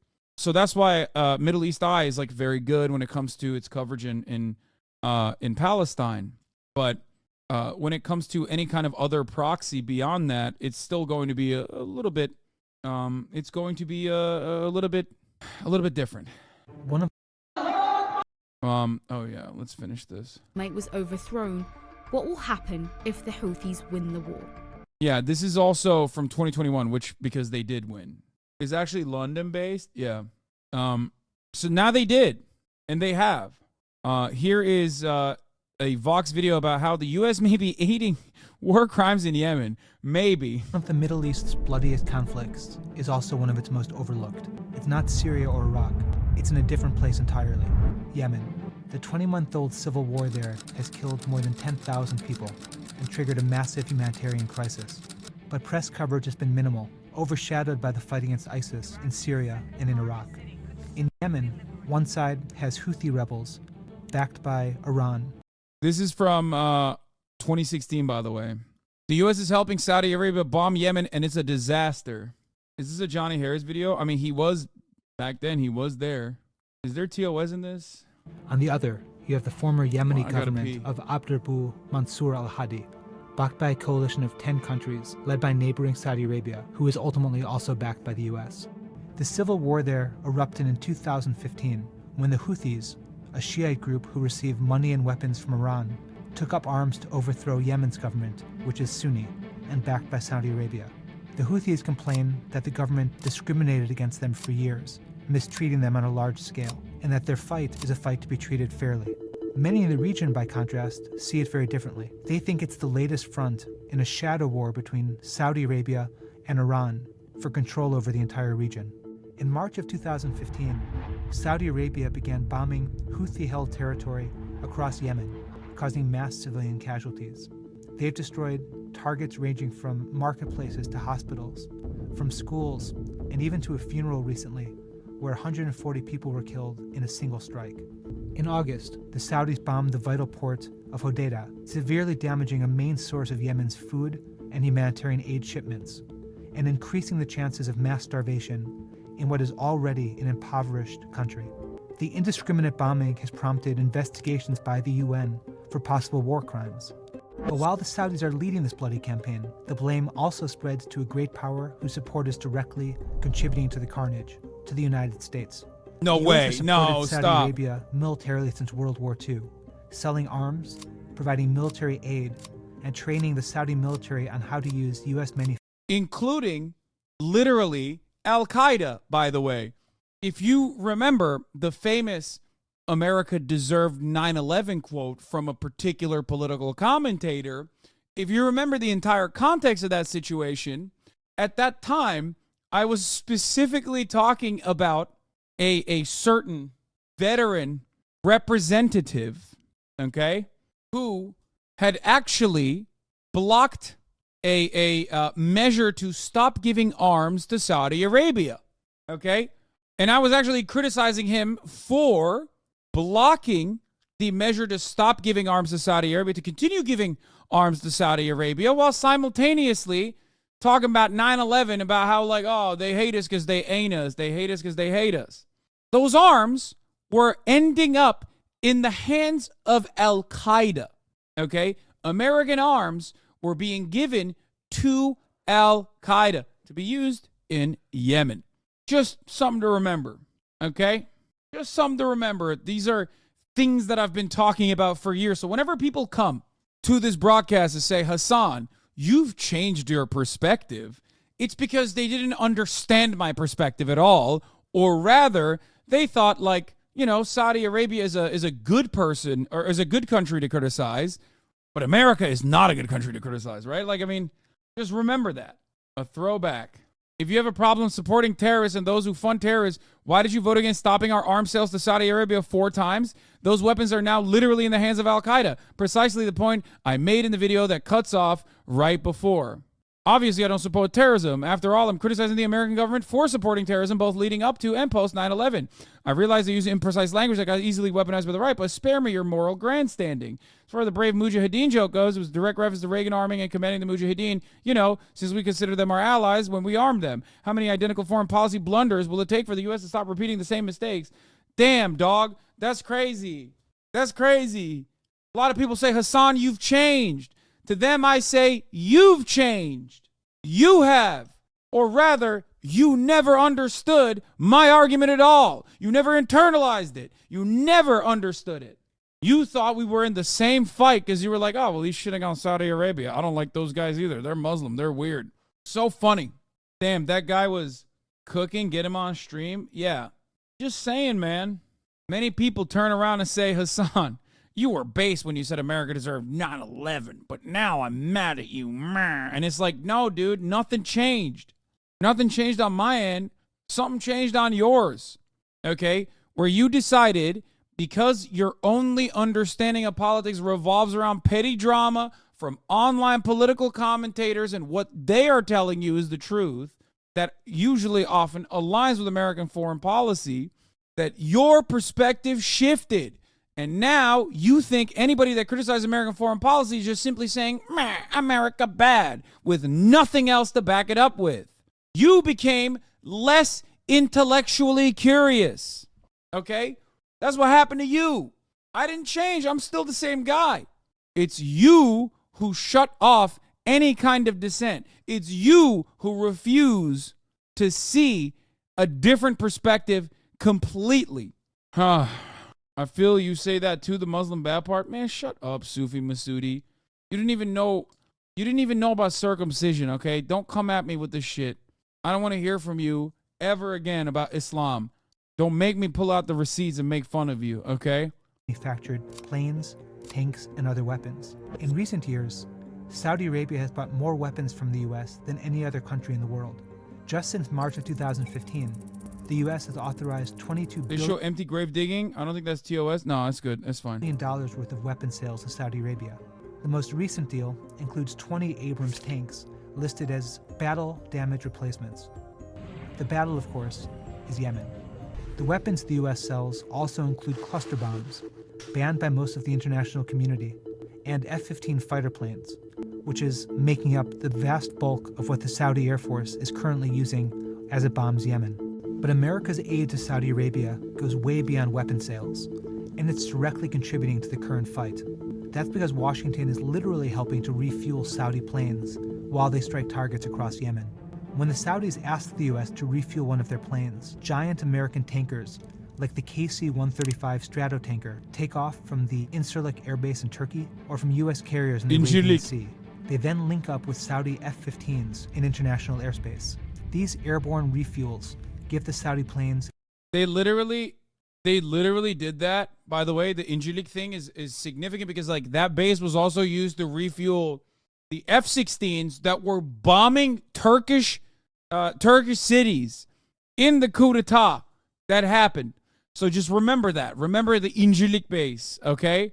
It's got nukes in it too. A much American longer nukes. range, and allows Saudi's air campaign to become more lethal because the plane can stay in the air longer and hit targets much more frequently. As of late November, the US had flown more than 1,600 refueling missions to over 6,300 aircraft in the skies bombing Yemen. That's an average of 2 a day. So why is the US so supportive of this bloody campaign? The most important reason is the Iran nuclear deal. In 2015, the Obama administration offered to drop its crippling economic sanctions on Iran in exchange for Iran limiting its nuclear. A phenomenal, genuinely good Obama-era foreign policy deal that Donald Trump ripped apart because Israel did not like it. Straight up. Okay? 1,000%. You know who hated the Iran denuclearization deal? Israel. That's it. Everybody else was on board. It took so many years of negotiations to finally get to that. It was a multilateral, like, so many countries involved, and just, it cast it aside. Program. Without those sanctions, Iran's political and economic power has significantly increased, making Saudi Arabia nervous that their enemy will gain new influence in the region, in countries from Iraq to Lebanon, and from Syria to Yemen. I don't know about that, man. Trump said that shit on the campaign trail from the get-go. No, his reactionary approach to the Iran denuclearization deal comes from him reading the room correctly. But the idea of like hating the Iran denuclearization deal was Israel's biggest gripe with the Obama administration. Part of the reason why Obama is a hated politician in Israel in general is, despite the fact that Obama on his way out gave Benjamin Netanyahu a gift of $38 billion over the course of 10 years, is because of the Iran denuclearization deal. It's the major source of conflict. Like that is definitely one of the biggest problems because it meant normalizing relations with Iran. Now that Iranian influence is in Saudi Arabia's backyard. I've heard America say that the Iran nuclear deal had no guarantees of oversight of Iran nuclear development. Is it true? No, it's a 100% a lie. It is literally the funniest, stupidest lie of all time. That's precisely the reason why that's not even what the Trump administration said. They said Iran is still arming proxies in the region and doing terrorism, so we're throwing the Iran denuclearization deal, even though UN envoys went in, weapons inspectors went into Iran and said Iran literally was following through on the denuclearization deal after Trump had cast it aside. And then Donald Trump, after throwing the deal aside, added additional sanctions. That wasn't even a part of the deal, the whole proxies and funding proxies or whatever. Okay?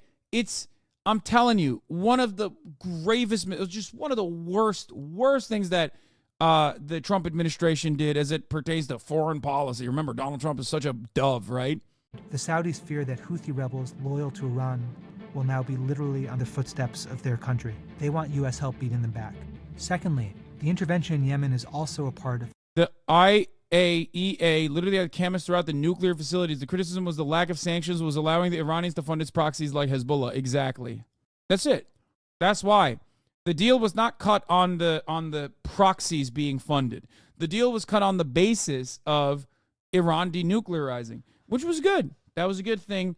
And because it was a good thing only because it allowed the normalization of relations with Iran, diminishing sanctions, things of that nature. It was a good deal.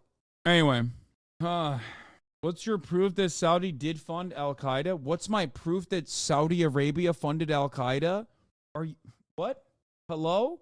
Are you asking like 9/11 style, or are you asking currently American arms reaching Saudi Arabia, by Saudi Arabia, Al-Qaeda? I mean, just look up the Saudi royal family.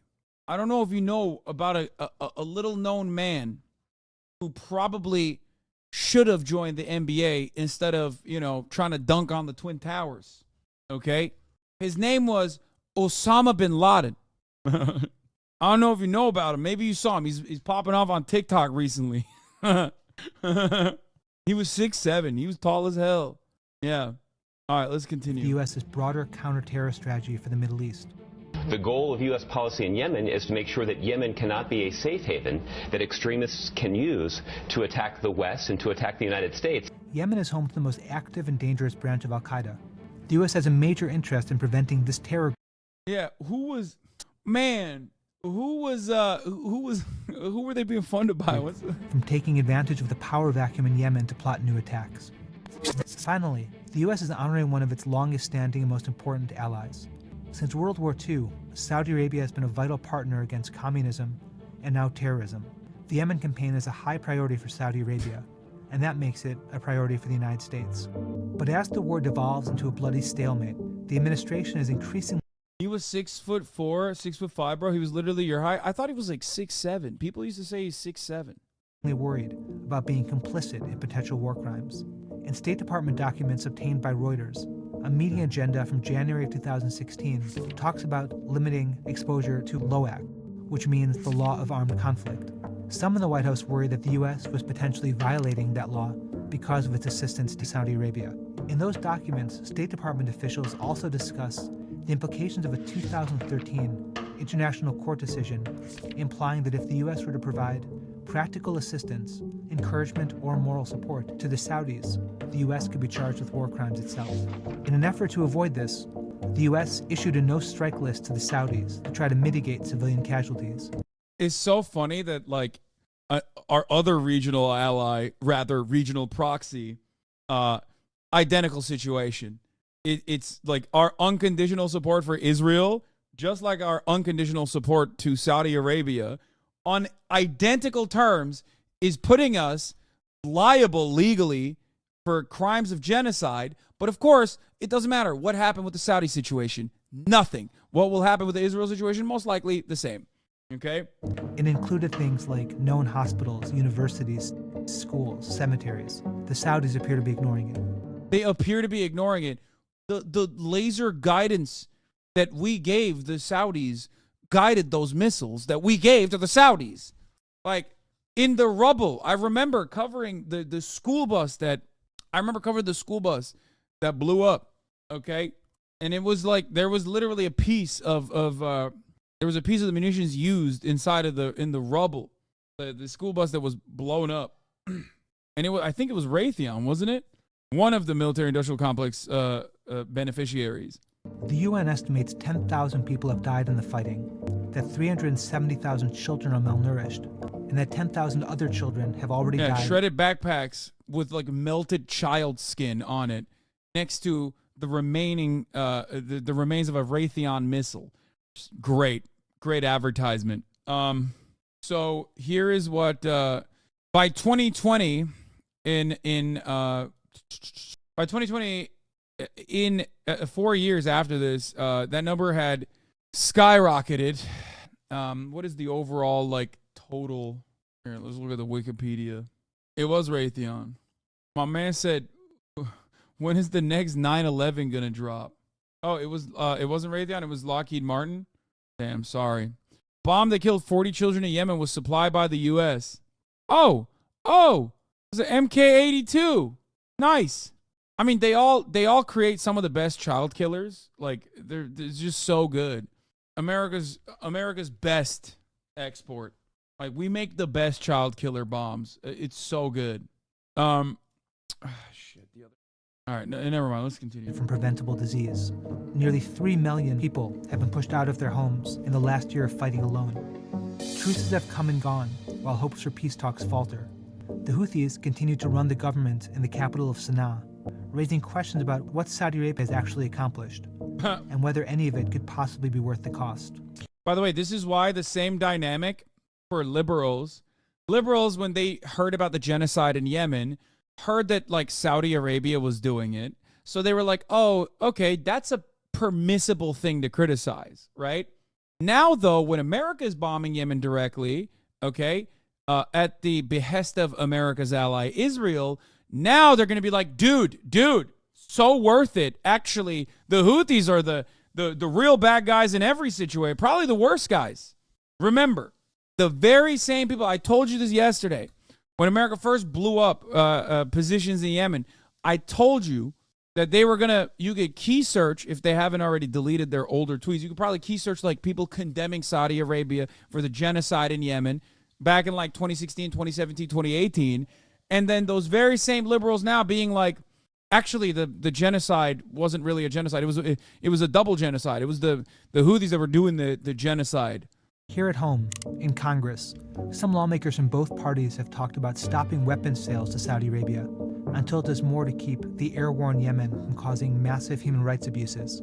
Others argue that America's relationship with Saudi Arabia is so important that the U.S. needs to keep selling weapons despite the carnage in Yemen. The Obama administration... Especially after Khashoggi, when Saudi Arabia chopped up Jamal Khashoggi, whatever, right? And Donald Trump was asked, like, what's up? You're going to keep giving them $10 billion in weapons, worth of weapons? And Trump straight up said, what are you going to do? Like, who's going to buy the weapons? Somebody has to buy the weapons. If they don't buy it from us, they're going to buy it from Russia. And every liberal united in collectively saying, how dare you, sir? How dare you? How dare you say such things? Those very same liberals are now totally on board with bombing Yemen. For its part, has repeatedly urged... You were so goddamn right about the 40-year-old IT guys with DemSoc, BLM in their profiles, but totally cared for the U.S. bombing the shit out of Yemen. I encountered one this morning on Blue Sky. Oh, I'm telling you, it's the most predictable group of morons, okay? The Saudis to do more to avoid accidentally hitting targets like schools and like hospitals. The White House has also condemned individual attacks. But the reality is that the U.S. finds itself increasingly complicit with the actions of a coalition led by Saudi Arabia. That means President Obama will leave office with America helping an ally fight a bloody war, causing mass civilian suffering that shows no signs of ending. And that is not a legacy to be proud of. Yeah. Watch Vox make a new video about like how it's totally sick to blow up Yemen now. Why is killing Islamic jihadists bad? Great question, Saint Matriarch. First and foremost, I don't think we should be killing Islamic jihadists, okay? Especially because what you consider to be an Islamic jihadist is obviously most likely guided by white supremacist opinions. Secondly, this conflict, the closest thing that you associate to Islamic jihadists would be what? Salafists, right? I assume like the Al-Qaedas of the world or maybe the ISIS, right? The irony here is that it was the Al-Qaedas of the world that were that the Houthis were fighting against. So America is now was aligning with the jihadists in that circumstance, or whatever you consider to be a jihadist. I personally don't think that we should be doing genocide, ethnic cleansing, bombing campaigns using cluster bombs against any kind of religious group of individuals, because we have decided that they're fundamentalists. And that extends even to Nazis in America, okay? That's just me. I think that there are better solutions, like, fixing the underlying material inequalities and dealing with people like they are real human beings, okay? That's what I think. This was one of the saddest and funniest clips of the entire relationship between Trump and MBS. He literally had a catalog of weapons.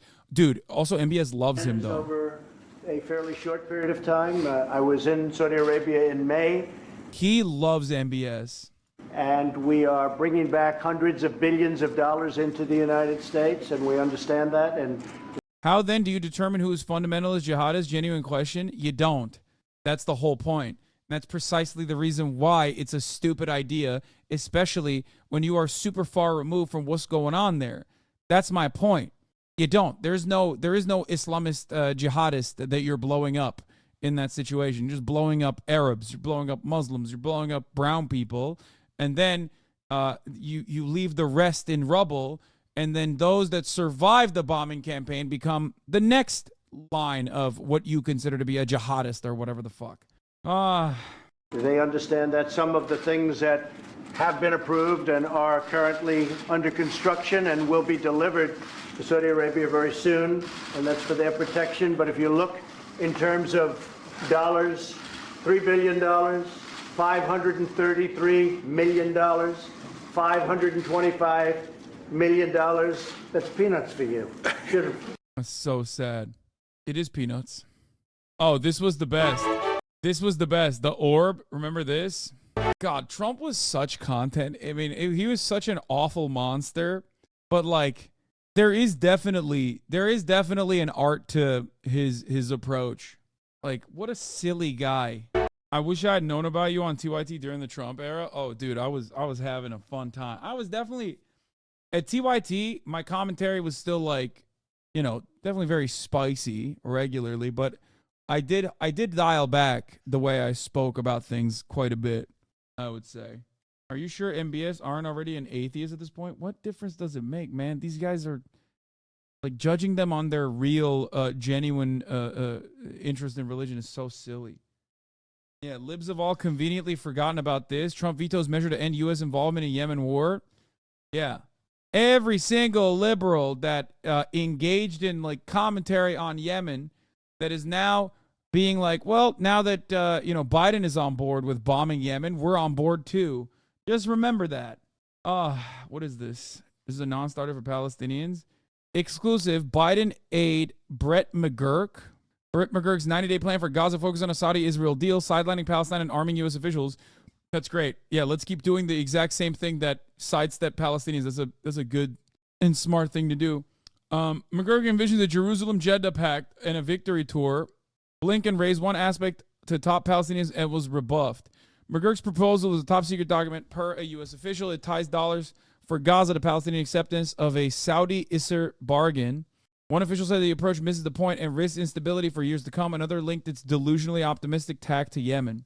Yeah, something so weird, too, is when Trump supporters say Trump was the only president to not start a new war in office. Like, okay, but he sure as hell didn't. Yeah, something so weird, too, is when Trump supporters say Trump was the only president to not start a new war in office. Like, okay, but he sure as hell didn't do anything to end the ones he inherited.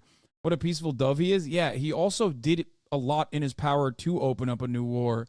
And the restraint wasn't on his end. The restraint was on those who received the incredibly violent escalations and didn't do anything about it. So the idea that like Trump did not start any new wars doesn't change the reality that he assassinated Qasem Soleimani, which was ridiculous.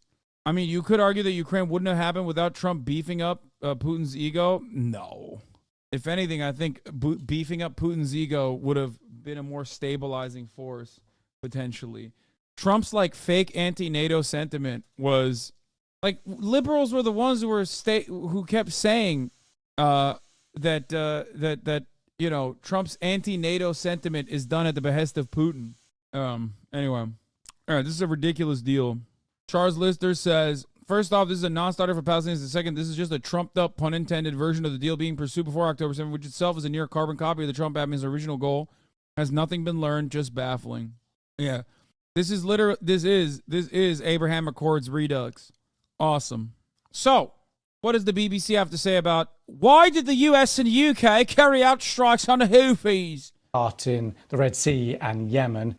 This is American and British air. If war broke out between the USA and his allies and Iran and his allies, where would you move to? Beijing. White monkey time. Straight up. I would be like, you know the guy who's like the son of Hamas that always goes on like Western media and is like, Hamas is ISIS. My father is ISIS. Like, you know that guy? I would be that guy in China for America. Okay? I would be that guy, but against America in China. airstrikes on Houthi targets. I'd be the Yami Park. Yeah, I'd be the Yami Park of America, but in China. In Yemen, Houthis say UK and US would pay a heavy price for these attacks. Attacks also being criticised by Russia, Turkey and Iran. Well, this footage that we're going to look at now is from one of the UK RAF strikes from the air that you can see there.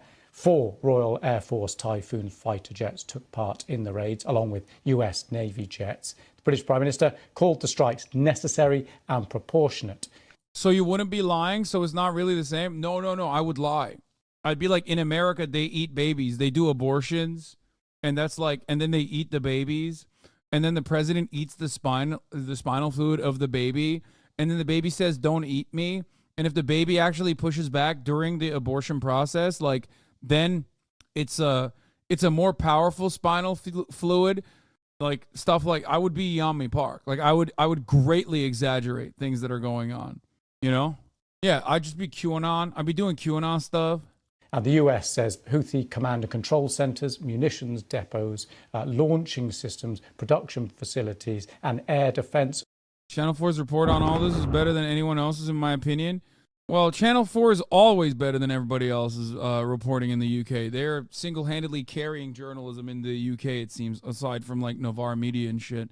Lie to them and tell Americans don't have health care? Oh, wait, that's true? Yeah. If I wasn't going to lie and I was going to do a Yami Park describing, like, America, I would tell them that, like, in America, the government cares less about genocide and more about shipping delays. So sometimes when America is helping do a genocide in another country, and another country, it says, no, don't do that genocide, we have to stop you, and they engage in shipping delays, America goes and helps do more genocide in the country that's trying to stop the genocide.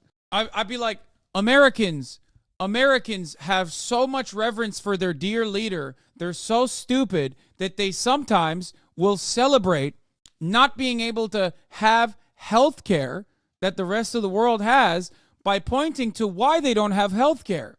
All of the guns that go and kill people overseas. Americans are so stupid that they say no to concepts like, cheap public transit or public schooling in general.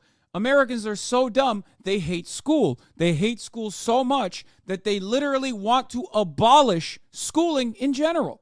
They're literally what libs do. I can't. What do you mean? Yeah, these aren't lies. I'm saying, like, I could describe positions that are happening in America about, sometimes when there's shipping delays, we have to push the ships. Yeah. Do politicians defund schools? What? That's not true. 60 to 70% of Americans want social programs. I don't know. Necessary and proportionate. Significant, but targeted. That's how the UK and US have described these missile strikes on Yemen. While it pains to emphasize, this is action, but not escalation. I think the whole line of we are going to show them why we don't have health care is just a pathetic attempt at dark humor while still criticizing. No, that's what it started off as. It was literally a way to joke about how, like, America cares more about, like, aircraft carriers than health care for its own citizens. That's how it started. Now people are unironically riding for it. The amount of unironic videos of aircraft carriers with, like, music playing in the background of, like, Yemen gonna learn today is so sad. So many of the NATO Andes are the exact same as the neocon hogs of the past. Straight up. They're like, dude, fuck around and find out. And it's like, what do you think? Like, do you think the people of Yemen don't realize that the largest military superpower on the planet has the capacity to kill a shit ton of their people? Like, what do you think was happening in Yemen until, like, a couple years ago? Like, the idea that it's a fuck around and find out situation is so stupid. It's like, it's the same principle behind Palestinians and Hamas. You know what I mean? Like, you think the Palestinians don't know? Do you think the people living in Gaza don't know what Israel's gonna do? It's so stupid. You have to be a total idiot. You also have to just completely have no moral framework. You have to just banish yourself. You have to cast aside any morality to look at a situation like this and be like, that's right, baby. Stars and bars. We're wiping out that godless Muslim country. Sick. For weeks now, Houthi rebels have targeted container ships in the Red Sea. Last night came the response. A US-led and coordinated mission. Dozens of American jets, more than 60 targets struck in 16 locations. Houthi command centers, munitions depots, and air defense systems in Yemen, says the US government. This white monkey dude does what you say. I timestamped the RAF part where he describes in America with Cyprus, scary music. 4 British Typhoons. Love that. We carried out a series of strikes together with allies. You have to have fully dedicated yourself to white supremacy. No, these goons don't even realize American chauvinism is obviously inherently white supremacist, but they don't recognize that. A lot of liberals don't recognize that they are absolutely engaging in the same exact white supremacist narratives, okay, that Republicans engage in when it comes to foreign policy, okay? They're just blinded by it. They're blinded by it. Like they're blinded by the top of the hour ad break. Like they don't know what's happening. What? Some spam I got from Hyundai is the MLK24 coupon code. That's awesome. That's great. Anyway, here's a 3-minute ad break now, boys. Get it while it's hot. Get those subscriptions. Radar. Wrong one. Which will, we believe, degrade and disrupt the capability. The types of things that we've targeted are launch sites for missiles and for drones. Initial indications are that those strikes have been successful. We'll continue to monitor the situation, but it's clear that this type of behavior can't be met without a response. We need to send a strong signal that this breach of international law is wrong. People can't act like this with impunity, and that's why, together with allies, we've decided to take this action. Yemen is not the conflict Rishi Sunak intended talking about today. The Prime Minister landed in Kyiv this morning to announce £2.5 billion of funding. But before heading to Ukraine, so cooked. Airstrikes. So cooked. Bro, Zelensky is so cucked, dude. Utterly, unimaginably cucked. God damn, son. Imagine thinking that you have full-blown, unconditional support of the West with unlimited funding. Okay? Dumb bombs, smart bombs, all of it. Okay? They keep telling you over and over again, dog, you are going to purge the Russians. Okay? Oh, my God. Keep doing it. Keep doing it, King. There's a moment in time when you're like, okay, we push back a little bit, okay? Maybe we sit at the ceasefire negotiations process. Maybe we try to figure some shit out. America's like, no, dog, you don't have to do that. We got endless money for you, homie. We have the money faucet.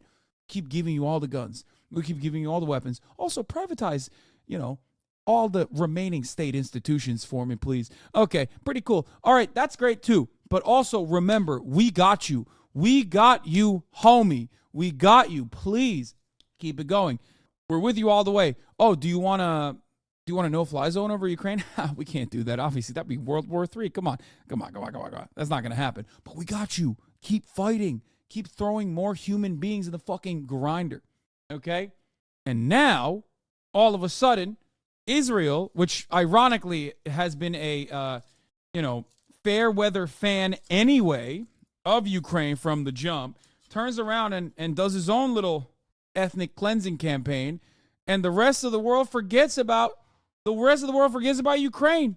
Like Rishi Sunak is supposed to be doing this Ukraine tour, and he's still talking about Israel. If I'm Zelensky, I'm so mad. Putin gets to dance around like he's like some wonderful peace-loving dove. This is a lot of speculation. Wait, what?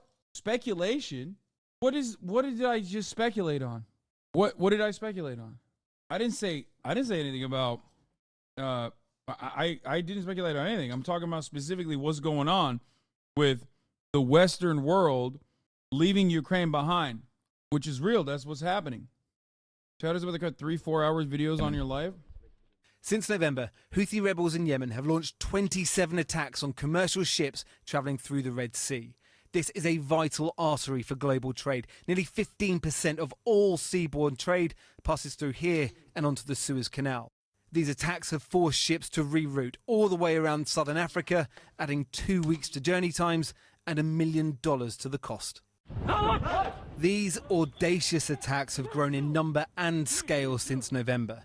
And this is believed to be the tipping point. A Royal Navy ship shooting down 7 drones overnight on Tuesday. But while the US and UK talk only of trade, for the Iranian-backed Houthis, what ends in the Red Sea begins in Gaza. أقدم العدو الأمريكي البريطاني. These attacks on Yemen were part of the American-British support for the continuation of the Israeli crime in Gaza, says a Houthi military spokesman, adding, it will not go unanswered or unpunished. It's so... For the man who used to advise prime ministers in times like...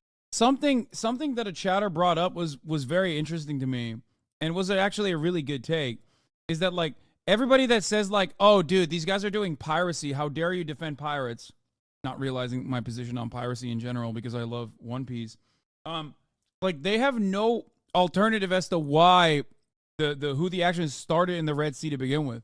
Like, what is it? You think it's you think they're making out like bandits here, taking over a couple like mostly empty container ships? Like, what are they making money? Where are they fencing it off to? Like, what is the real reason then? They're just doing it because they hate Jewish people. That's why they're doing it. Like this, the airstrike. This, when it comes to concerns about an escalation of the Gaza war, much of the focus has been on Hezbollah in Lebanon, or indeed Iran itself, which backs both groups and leads the so-called Axis of Resistance, an anti-Western coalition.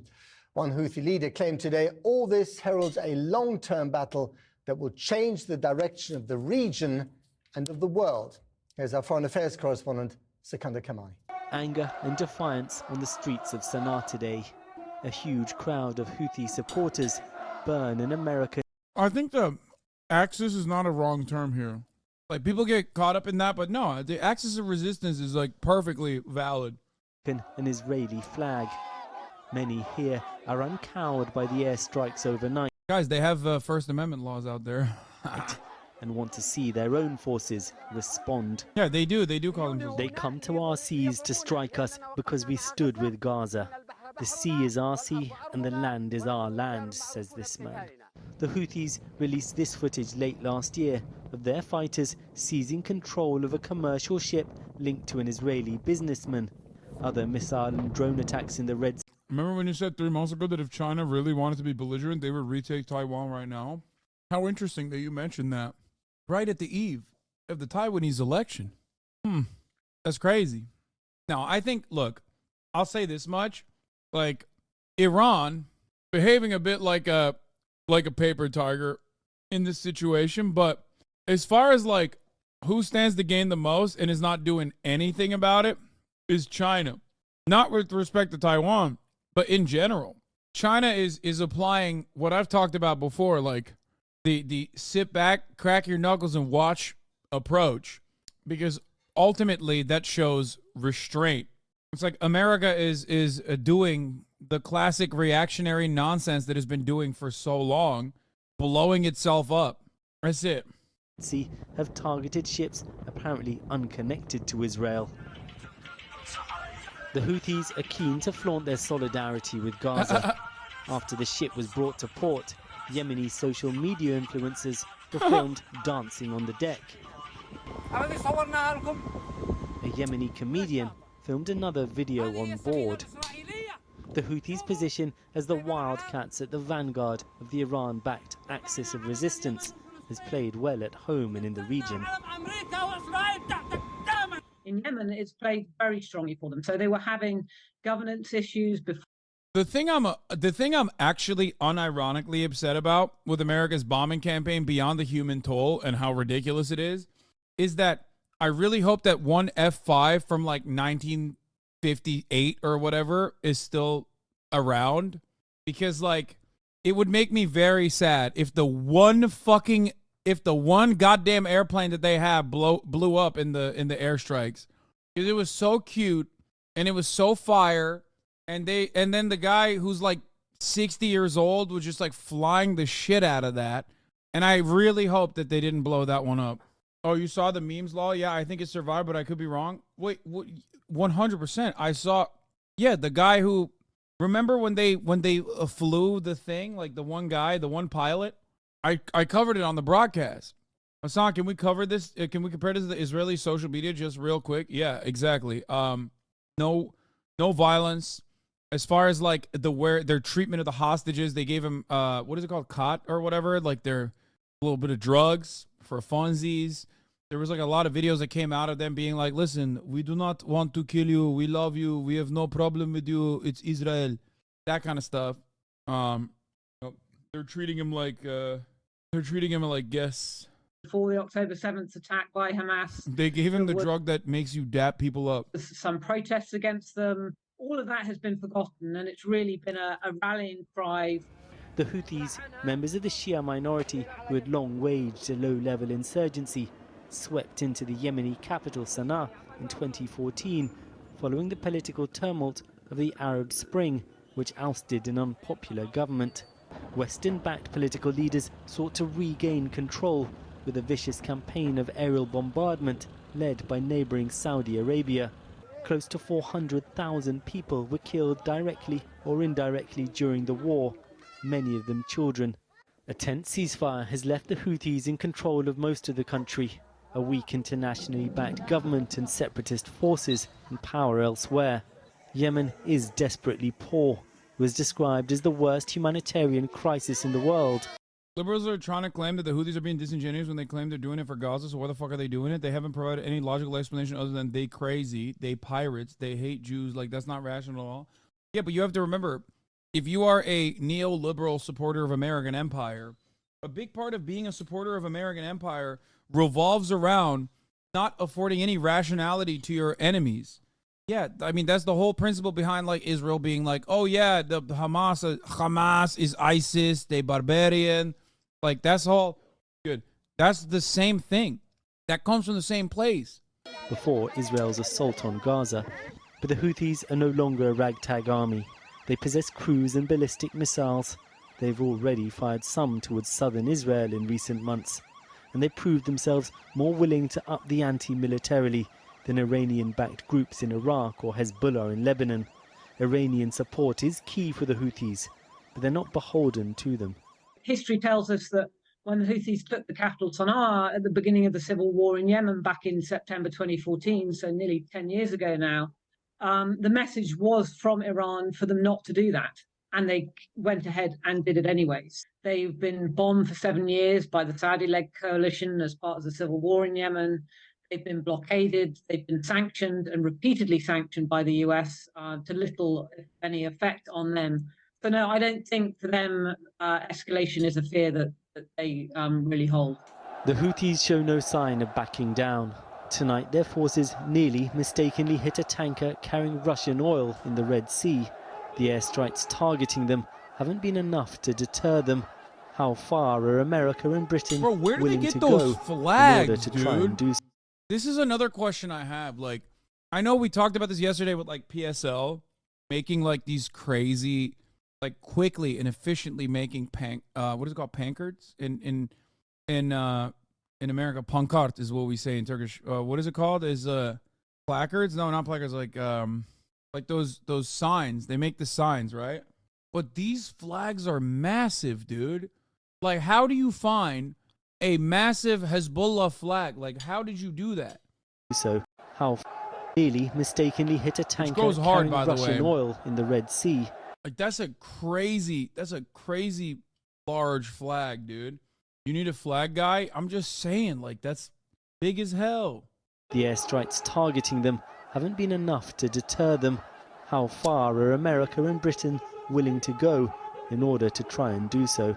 Iran produces a shit ton of the stuff. They have a strong industry. Yeah, I don't think you can buy a Hezbollah flag on Amazon, right? Like I don't think that you can. I'll get you in touch with my flag guy, Timu.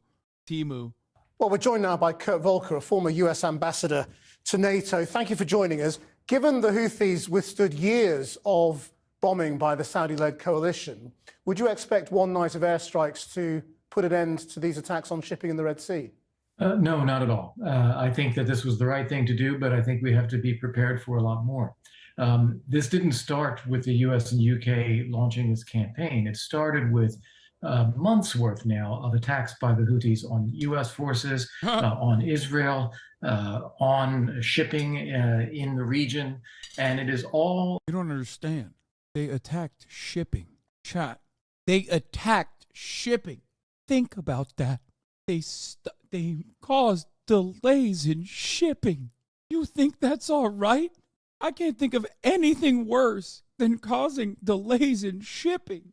Like what Israel is doing in Gaza pales in comparison based on Iranian support.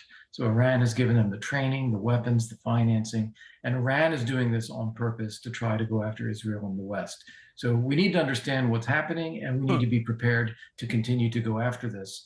It is important that we do enough that Iran starts to feel that it has a stake in ending it. If you assume that Iran is in control, I mean, to what extent is this, in their terms, a trap, drawing in Western nations into the Middle East conflict? Well, actually, I think it is, I wouldn't characterize it as a trap. I'd say it's a different strategy from Iran. They believe that the U.S. and the West desperately want to avoid a wider Middle East war, something I think they're right about. And so they feel they can get away with launching these proxy attacks. Yeah, no, totally. The U.S. has shown its willingness to try and avoid a larger conflict over and over again. Attacks by Hezbollah or by Hamas or by the Houthis with impunity. And so we need to show that we are not so deterred and that we are able to hit back, including possibly even Iran itself. Thank God. Thank God America showed Iran America's willingness to blow up Middle Eastern countries. Famously, absolutely nobody in the Middle East thought that America was willing and able to blow up any of the MENA nations. Famously. Everyone was totally oblivious to this. They were all like, I mean, if there is one thing I know, it is America never wants to blow up the Middle East, is what people were saying. Like, that's what they say all the time. In order for Iran to realize that this is not a cost-free strategy. Sorry, just be clear, you think the U.S. should consider striking Iran over this? I think we have to look at Iran's interest directly. It's not only the Houthis, but it is the fact that Iran is providing the weapons, the training, the support, the intelligence, everything around this. So we should be looking at Iranian oil or gas facilities. We should be looking at Iranian military forces in the region, where they are present in many, many places, in order to show that there is a cost to Iran for doing this. Well, I mean, but if we followed that route, that would be a wider Middle East war, wouldn't it? I think it would actually cause Iran to step back. Right now, this is... What? Bro, he literally... What? I'm losing my mind. Big bro, what are you saying? Bro, these guys are so insane, okay? They're so nuts. He's like, no, I'm telling you, like, the greatest de-escalation is by blowing up oil facilities of Iran. This would literally be ballistic missiles raining from the sky. There would literally be ballistic missiles raining from the sky. Yeah, it's just like what a psychotic take. I think one of the worst things that could have happened is that the global hegemonic superpower is so goddamn far removed from the rest of the world and has been able to isolate itself, or has been isolated geopolitically. It's just like, you can't have this approach if you're in the middle of Europe. You know what I mean? Because even if you're in the middle of Europe, you know, like, the destabilization inevitably is going to come knocking down your door. Like, you're going to have refugees to deal with, things of that nature, right? Like, America can just act like it's totally fine to do all of this nutty shit because they just don't have any, proximity to the conflict at all. It's crazy. Question mark, if USA is the middle of Europe, USA would have taken over the entirety of the Middle East just like we're doing it from afar. I think America's actions in Latin America in comparison to the Middle East should show you what I mean by that. No, you say South America. Yeah, great example. Exactly. Look at the way it deals with South America versus the way it deals with the Middle East. Last time we got close to dealing with some country that was our immediate neighbor was, I guess, Cuba, in the same way that we deal with Middle Eastern countries. We are, I think, way, way, way looser in our indiscriminate bombing campaigns of Middle Eastern nations than Latin American countries. The Great Sioux Nation has some issues with that, Lamau. Okay, well, that's not what I'm talking about, obviously. Yeah, okay, Grenada, great example. A country with a population size of like 8. There you go. Like, come on, dude. Panama, another one. Like, our actions that are, like, you cannot compare Grenada or Panama to what happens on a week. Like, what you're describing is literally a weekend in a weekend in Iraq. Okay, like, not even. Is it maybe because Latin America isn't as tribal, per se, as the Arabs are? To be honest, I don't know much about Latin American unity with things like Bolsonaro and Argentina. Wait, what do you mean tribal? No, dog, is proximity. You think Arabs are tribal? What the fuck are you talking about? Bro, Arabs haven't been tribal since Islam, okay? Since the invention of Islam. That chatter is not aware of how racist he sounds, okay? Calm down, everybody. It's just Orientalism. He does not know. That's it. That's it. That's it. And the answer to that is not to point to... And so Iran feels it can continue these attacks and others with relative impunity. It's an election year in the United States. To what extent does this complicate matters, given Donald Trump put the Houthis, or classified them as terrorists, effectively, and Joe Biden undid that because of the effect it was having on the civilian population in Yemen, who were literally starving to death? Yeah. Well, what's interesting is that the Biden administration is exercising considerable restraint in order to avoid escalation. What? While Republicans are calling for a return to a policy of maximum pressure on Iran and willing to support attacks such as this, these airstrikes such as this, that the Biden administration has done. So I actually think politically there's a lot of running room for the Biden administration to continue this and to keep going. And they are the ones that are showing more caution and trying to avoid escalation. Do you think it's been a strategic error to allow the Houthis to stay in place? I mean, the war had gone on for years, and it's... Yeah, okay, bro. Liberal guy talks about striking Iran, says it's de-escalation if you do strike Iran eventually, says Biden has actually demonstrated restraint in Israel, and is using the term restraint while talking about bombing Yemen. Is so cooked. I don't know what to say. I mean, he's saying everything. It effectively come to an end during 2023, or a sort of a stalemate, leaving the Houthis in position. Is this guy's perspective actually common? His perspective is probably the most restrained perspective as it pertains to America's State Department policy. The worst aspect of that is the John Boltons of the world, who literally will tell you, like, if we don't nuke Iran tomorrow, I'm going to kill myself.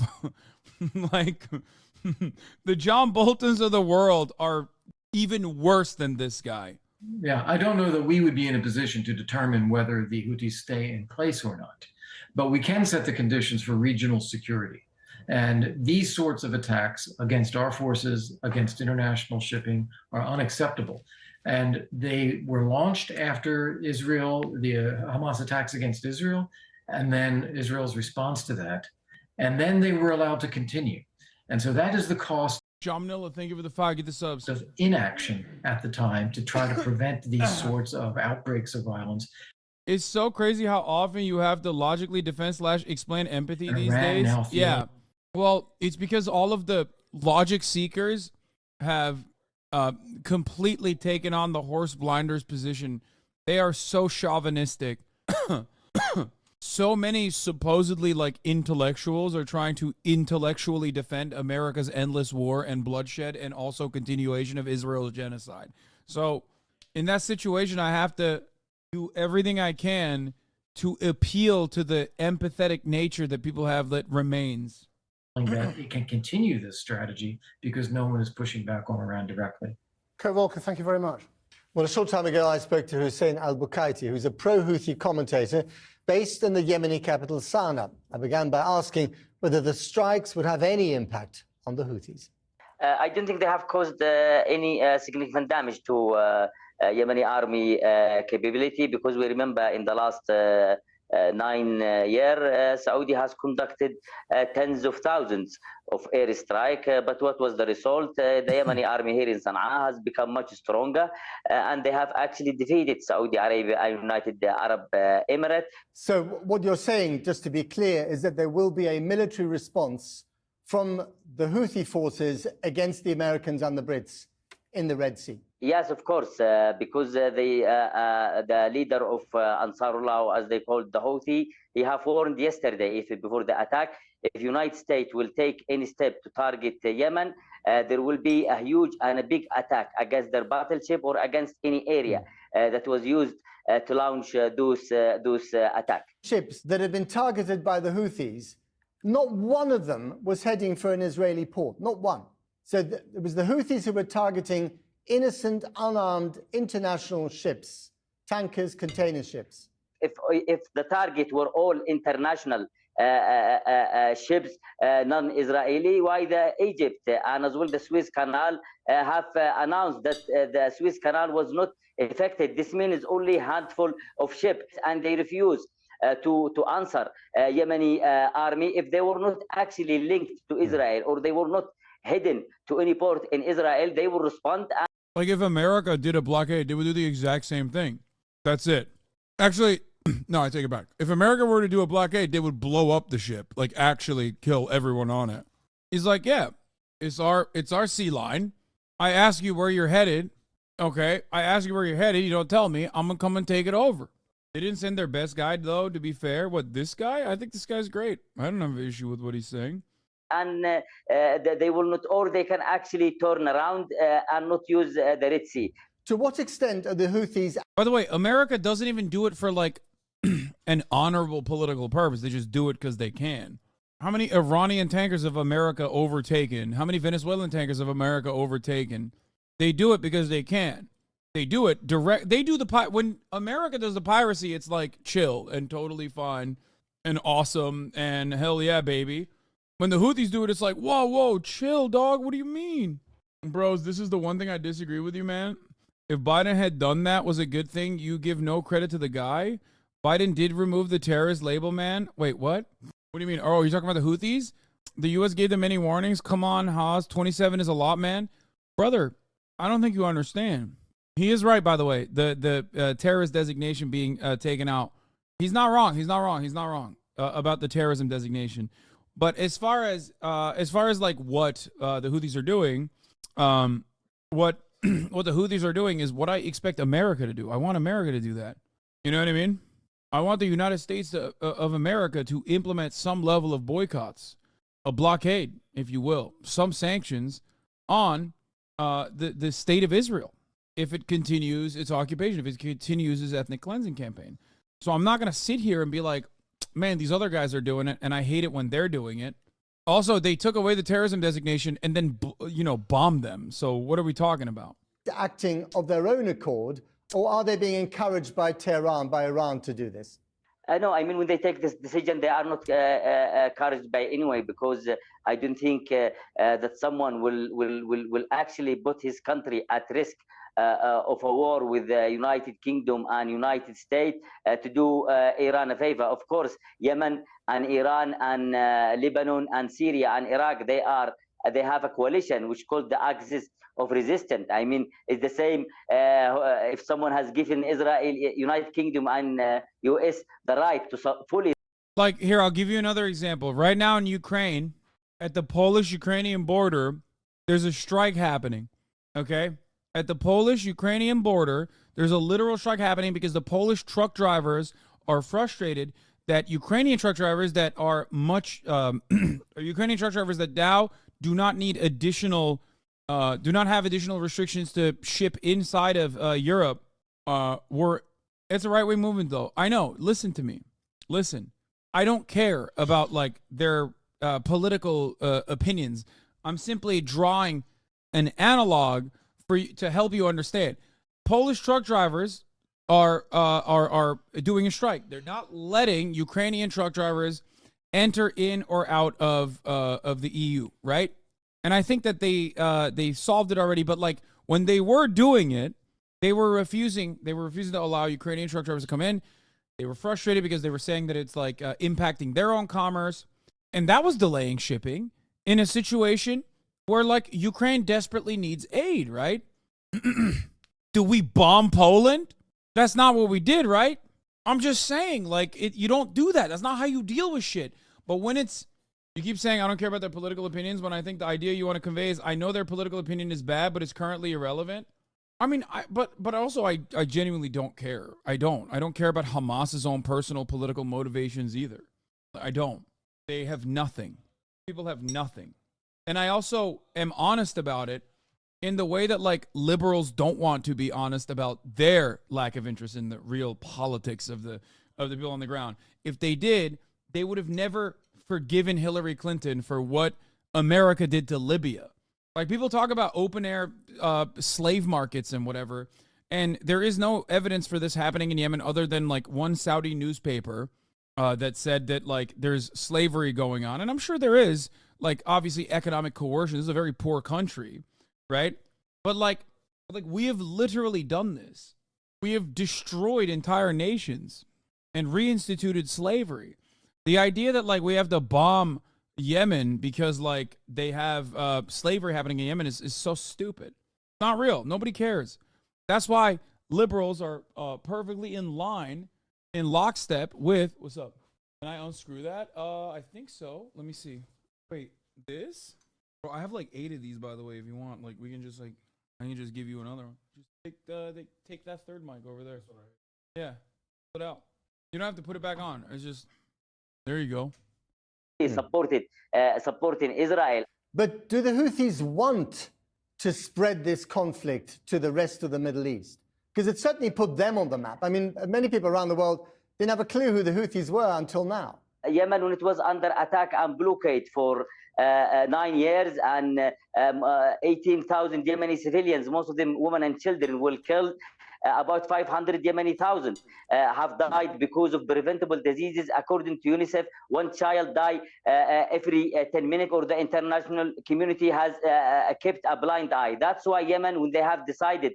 So since we're rightfully talking about genocides, why don't we talk about the numerous ethnic cleansings Turkey committed and still commits? It's so funny. I did earlier today, as a matter of fact, as a direct analog, a direct parallel to what I was talking about with Israel. Where is it? Where was the other thing? Someone brought up a good Chomsky point, and I'm trying to find it. Oh, brings it back to the classic Chomsky clip of every liberal in this country loves to defend bombing these other nations, but cannot say countries like Cuba, Nicaragua, and any other country we destroyed have the right to bomb us. Yeah, exactly. But isn't the Houthis' mission bigger than this one blockade? I mean, isn't their slogan "Death to America, the Jews, and Israel"? And they're backed by Iran. I'm generally not pro-American intervention, but is this intervention really the worst thing possible? Yes. Yes. Your chat is so hostile. Wait, yeah, they're hostile to that one chatter who came in, not this chatter, but that one chatter that came in and literally was, you know, trying to be like, let's talk about the Turkish genocides that I'm willing to bet you're avoiding talking about. You know what I mean? The only thing we avoid is the top of the hour ad break out here, which comes at the top of the hour. Oh, they mean hostile to me? Yeah. No, if you're against American intervention, old dirty bitch, that's the username, don't get mad at me, then ask yourself why you're against it. Okay? What are the basics? Go back to the fundamentals. If you are truly against it, then you can recognize, you know, why you're against it, and then apply why you're against it into this situation. American intervention, especially bombing, has never yielded positive results for the people that we're bombing. There's no way to blow up a country and have them be better off as a consequence of that. Does that make sense? I don't know a lot about the Kurds in Turkey, but I can tell these Westerners who keep using Kurds like a toy to throw any criticism you make about the USA that they don't actually give a fuck about the genocide. Yes, 100%. I literally talked about Kurds earlier. There was a Turkish chatter in here that was very mad. He's literally saying it because you're Turkish. There's no other relevance law. Exactly. It's so funny. Like, I was earlier making parallels to like the Kurdish mistreatment by America and the allowance that America gives to Turkey and like blowing them up. And it's pretty funny that like the chatter came in here and was like, let's talk about the genocides. It's like, you don't care. You don't care about that at all. And you don't even care about my position either. You just came in here to say that because you're racist. Anyway, oh my God, is that going to be the new thing? New thing, my friend, that has been the old thing. People have been saying that I deny the Armenian genocide literally in perpetuity. I never have, and they still say it anyway. Your haters are the literal worst people? Yes. If there's one thing that unites a lot of people, in their hatred of me, it's that they're just genuinely relentless scumbags usually. They're either misguided and have been like blinded by real genuine scumbags into thinking blindly that I'm like a bad person, or they're straight up the slimiest, greasiest, worst motherfucker you've ever met in your entire life. Like, straight up, just like fucking Nazis, people that like Nazis and align with them, just the worst opportunistic scumbags you've ever seen. And even if they're not personally Nazis themselves, they will, you know, they don't have a problem with the Nazis, but more so have a problem with not being able to, you know, claw enough clout for themselves. to do this action is because they don't want what happening to Gaza is to be repeated as what happened to Yemen, and they want to be clear that Yemen will stand with Palestine, and they will not stop their attack unless the Palestinian is given the right to live. Finally, is it possible for the Americans, together with their allies, to militarily neutralize the Houthi threat in the Red Sea? Yemeni here and Yemeni forces have sent a clear warning to all countries around Yemen who have bases of Britain and United States. If those countries will allow United States to use their bases, this means Yemeni will declare war. And they said, one of the officials have said that every single oil field and gas field in those countries, every single port and airport will be set on fire, and anything linked to those countries will become under target. Saudi Arabia and United Arab Emirates, they actually know what the capability of Yemeni army. That's why I think this latest attack by United States and UK, just they want to save, as we say, their strength. Hussein al-Bukaiti, thank you very much indeed. Thank you very much. Well, in Washington, President Biden said he would not hesitate. Nah, dude, I'm telling you, I've never met a group of motherfuckers as crazy as the Yemeni people. I've never seen consistently the nuttiest motherfuckers of all time. No, they're literally like, I mean, it is suicidal, like always. There is a genuinely very different energy. It's crazy, bro. I mean, they got fucking bombed, like, they got bombed yesterday, and then you have, I mean, you saw the protests, like, they were going crazy.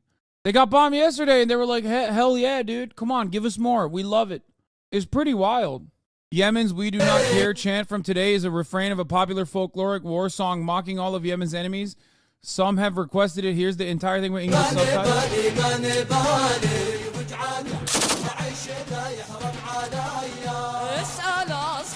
الفخامة والمعالي واسألوا عن الحشود العسكرية يوم سيطرنا على الخوبة بآلي ما نبالي بالهمر والمدفعية ما نبالي واجعلوها حرب كبرى عالمية. Okay, the other thing that I mean, things that I've learned about Yemen that I did not know prior to this is things that you are right, I was really immature of me. I had a bad day and didn't think before I wrote. Didn't want to sound hostile, but I did apologize. I am mad that countries are playing politics on people's backs in misery. I misworded my statement really bad. I sincerely apologize about that. All right, it's all good, brother. The thing I was going to say is that, like, a couple things I did not know about Yemen and the population is that, one, it don't matter if they have like sticks or stones, that they will use it. If they make a promise, they're gonna fulfill it. And the other thing is, they love like musical theater. They love musical theater. It's kind of crazy. They do so much musical theater surrounding their like disses. It's crazy.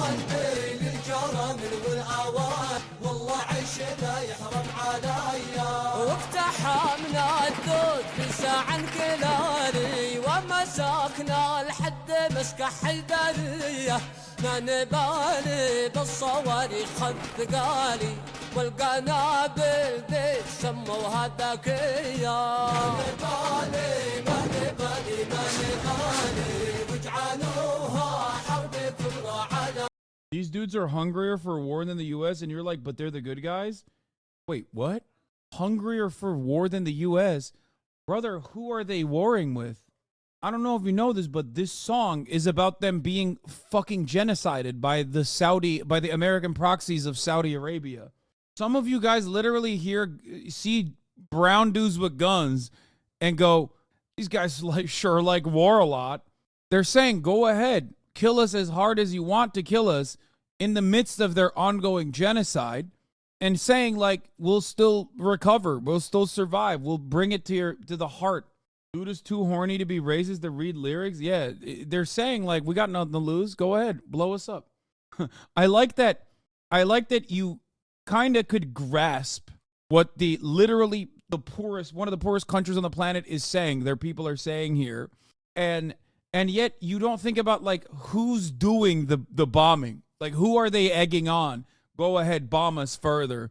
Like, man, it sure is messed up that they're begging America to continue bombing them and Saudi Arabia to continue bombing them. I mean, who's at fault here then? I guess not Saudi Arabia. Like, what do you want them to do? Be crying on their hands and knees?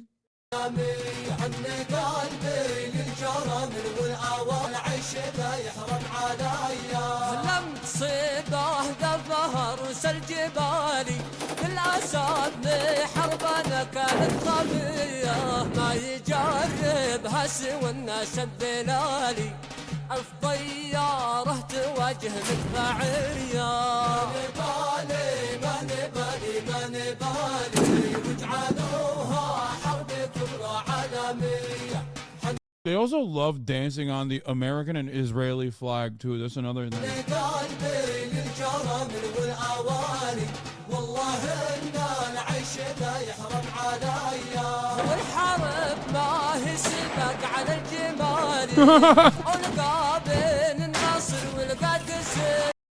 War is not a camel race or a match between Al Nasser and Al Qadisiyah. We are people of war and the people of battle. We are the ones firmly rooted atop the high mountain.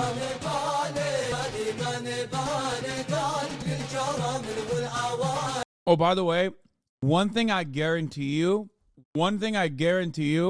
you'll see in like the next couple of months or so, they'll probably change their banner too to no longer incorporate "Curse the Jews" in it. Because one thing, like, I mean, yesterday's guerrillas are always today's governance, okay? This is like another common principle. Like, once they take the balaclavas off, once they take the keffiyeh off, well, not keffiyeh they wear permanently usually, but like they will try to, in an effort to normalize relations, they will do PR. Just like Hamas did in 2017, as we've talked about before. Like, they will change their charters and stuff like that. So 100%, I'm telling you, they will do some DEI, some woke DEI shit and take out the like curse the Jew stuff, because someone's going to be like, dog, that shit's not going to fly. You know what I mean? That looks anti-Semitic. You're not going to get a lot of support from the West. Watch out to normalize relations where people still bomb them. No, that's not what I'm talking about. That's not what I'm talking about at all. I'm talking eventually when it, you know, when the rubble clears.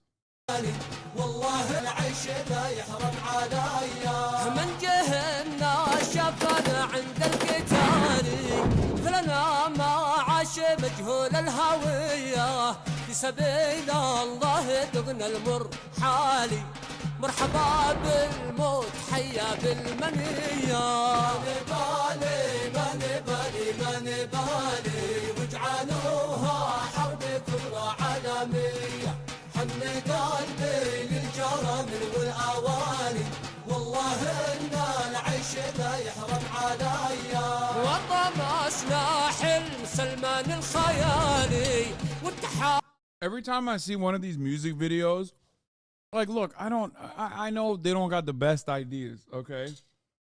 But every time I see one of these music videos, now I understand why Scahill said the Yemeni people are some of his favorite people on the planet.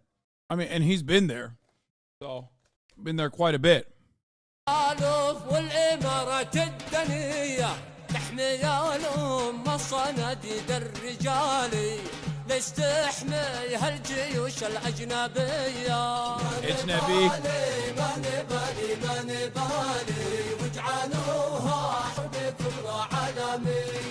حن قلبي للجرم والأواني والله إن العيش لا يحرم عليا.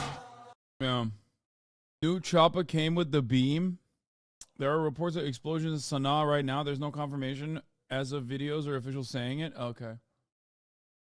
Maya Dean English says, correspondent, initial information indicates that airstrikes targeted the Sana'a airport and its surroundings.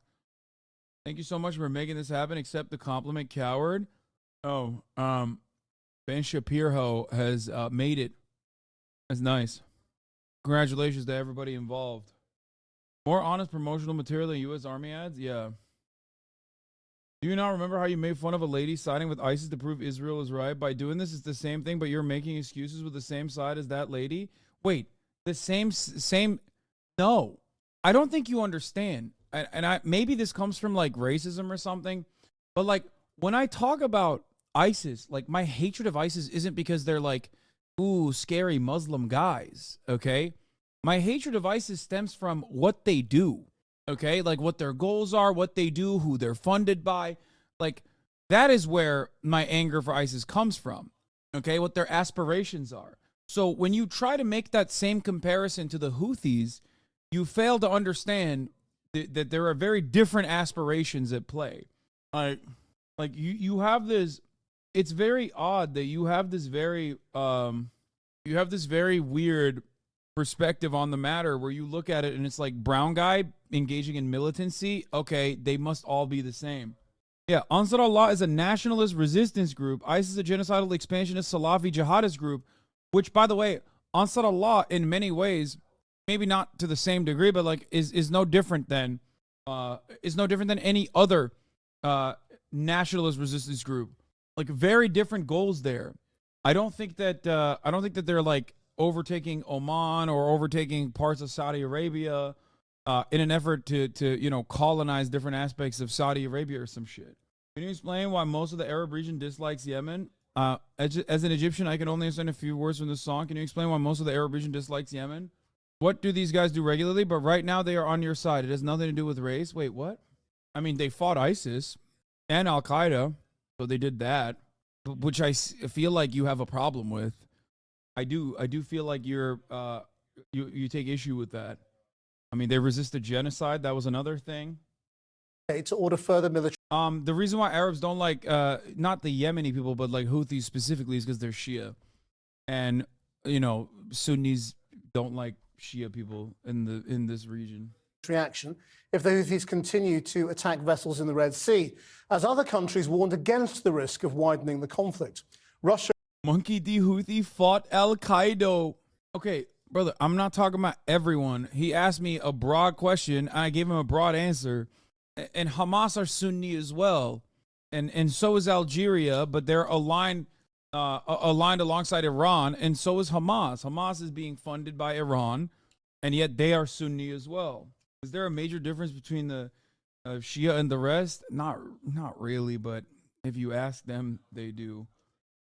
If you ask them, there's a big difference, but it's like, I think it stems from like who takes the lineage of the prophet. It's like who, which second cousin or whatever the fuck is like directly lined up with the prophet's bloodline or some shit.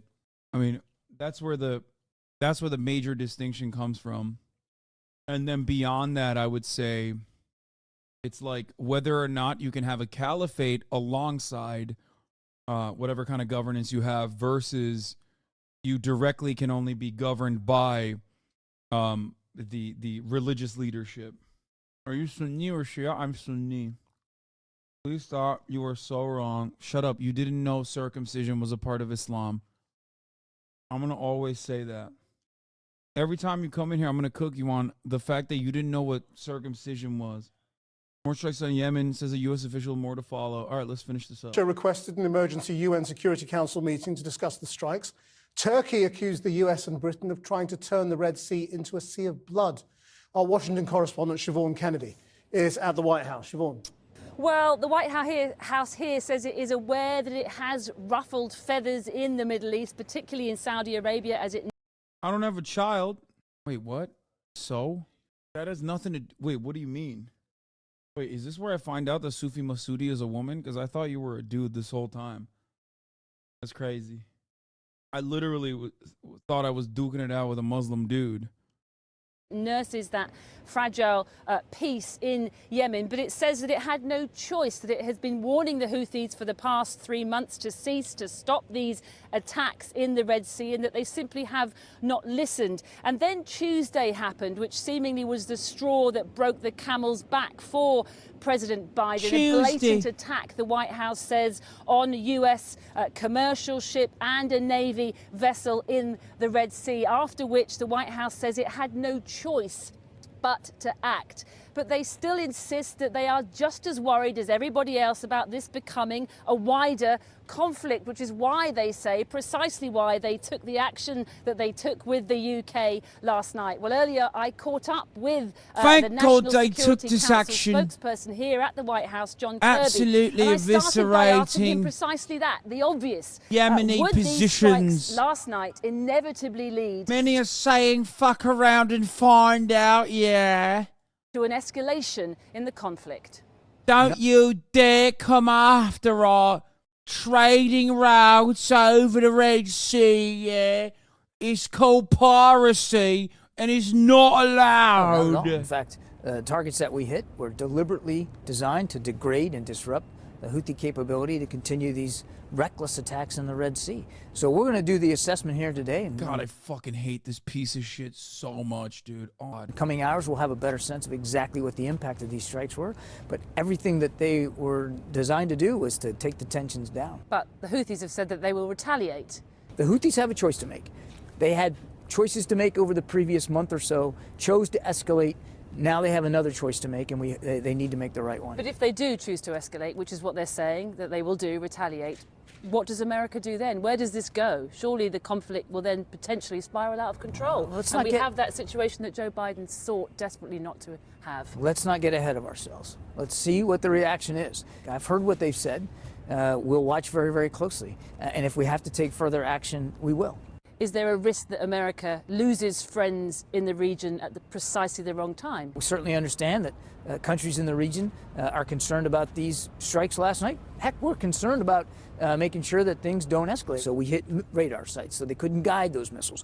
We hit launcher sites so they couldn't launch those missiles. We hit storage sites so they couldn't keep those missiles. I mean, that's so what you can't rule out that you haven't hit civilians. I don't have a full damage assessment right now. We've seen some reports that there may have been some casualties. I would tell you that each of these targets were military targets. The Houthis say they're doing this for the Palestinians, for what's happening in Gaza. Gaza. That's not true. That's just not true. But is it not the case that had the US been firmer, tougher with Israel about limiting civilian casualties, that we wouldn't be where we are today? The argument, I'm just going to have to challenge the premise of the question. It's not like we haven't been talking to the Israelis since the very early ongoing of this war. Talking, but being tougher. We have been very consistent about the need for them to reduce civilian casualties and to be more precise, to be more careful, to be more deliberate. Now they're talking about transitioning to a new phase of warfare that's lower intensity at our urging and at our encouragement. 23,000 deaths later. Too many people have been killed and wounded in this conflict. And we know many thousands in Gaza have been affected by that. Many more thousands wounded, hundreds of thousands displaced. We all want this war to end, but let's not forget how it started, by wanton slaughter of innocent Israeli civilians and the hostage taking of a couple of hundred or more of their family members. That's what started this war. Israel has every right to defend itself. Well, the price of oil initially jumped by over 3.5%, and so did gold, as the markets fear the inflationary impact of a wider war. Here, the government said that the need to protect international trade was a key justification for the attacks. So how could the confrontation affect the British economy? Our economics reporter, Neil MacDonald, is here. What's the big risk then for us? Well, look, the UK imports £64 billion a year of stuff from China. I know they're bombing Yemen's capital again right now as we speak. China, plenty more from other Asian economies, of course. And most of that is coming on containers and it's coming through the Red Sea. I love the people that were yesterday coming in to be like, why aren't the people of Yemen like spending all their money recovering themselves and instead fighting, instead of attacking ships, attacking commerce in the region? And it's like people have no way of ever thinking about anyone but themselves personally. That's it. So they can't comprehend a world in which they consider what is going on in Gaza to be identical to what happened to Yemen. And the problem is that there has been a spectacular drop-off in the number of containers making that journey through to Europe. So back in November, there were about 500,000 containers a day. And now that is, and I can show you what this is doing to the cost of sending a container from Shanghai to Europe. In one moment, you'll see that back in November, it was about $750 per container, and it's now quadrupled to over 3,000. We had some good news just in the last few weeks about inflation. Is this bad news? Well, I think the first effect we'll probably see is around shortages. I mean, companies like Next are talking about possibly some products starting to disappear from shelves in the next couple of weeks. In Germany, Tesla is pausing its production this month, actually, because it's finding it hard to get the components through. Shia believe the blood of the prophet should rule the Ummah, Sunni don't. Bitch, I said the same thing. I just said Shia believe that a direct descendant of the prophet should be the ruler, whereas the Sunni are fine with a caliphate. That's what I said. You're repeating what I said while simultaneously yelling at me. Also, now I'm a man, I'm 20 years old, I don't know everything. Okay, you're a man. You have a penis. Okay, you should have known about circumcision. Don't come at me with your knowledge over Islam. When as a man, you should have a circumcised penis then. Okay, did you not look down at your penis when talking about circumcision? You didn't know that. Also, you're 20 years old. I don't want to dunk on you that much. Okay, I'm messing with you. Okay, I'm joking, and chat shouldn't yell at him either. Okay, he's a little baby. He's 20 years old. To be fair, my parents never told me what circumcised stuff was at all. I only learned how to watch and everything late to middle school. Please don't make another hater. You know what? You're not wrong. I feel like I'm too harsh on Sufi Masoodi. I enjoy his takes in the chat. I also think it's funny when he constantly tells me how little I know about Islam. The longer term, you got to look at Hinkle's latest tweet. Absolutely not. Danger, though, is of course if these companies decide they've got to try and get back some of these higher costs. Bro, you're changing my light source too. No, it's all good. I got scared. I was like, what the fuck? Wait, are you changing yours too? Okay, well, yeah, keep it. Maybe lighten it up a little bit more. All right, it's good now. We have the same light, so they're using the same controls. Costs by putting up their prices, and then of course inflation takes hold. But one piece of optimism possibly on that, if we take our graph and zoom it all the way back to the year 2000, you can see that actually after COVID and the lockdowns, container prices were even higher than they are now. There are some economists who say, yeah, it's bad right now, but at least we're not back to the sort of levels that triggered the huge wave of inflation that we've all just come through, and perhaps we're hoping we'd finally got through. A glimmer of optimism. Neil, thanks very much. The Houthis are causing inflation in the UK, which is why we should probably not listen to what they have to say about how to stop the blockade in the Red Sea, and instead continue going as hard as we did. We should be going as hard as we have been in our defense of Israel, and also go extra hard in pulling Israel on Yemen. Pull a Gaza on Yemen. Georgia Red with a modest proposal on Yemen. I have what some may consider a dumb idea, but here it is. Stop the bombing of Gaza, then the attacks on commercial shipping will end. Why not try that approach? That's disgusting. That's a disgusting thing to say. I'm so mad about this suggestion. Why is the U.S. attacking Yemen? Because we're fucking horny, dude. There's literally nothing else. Donald Trump's challengers for the Republican nomination are campaigning in Iowa today. Tony's there, too. It's just 3 days and counting ahead of the Iowa caucus. Tony, good morning to you. How's it going?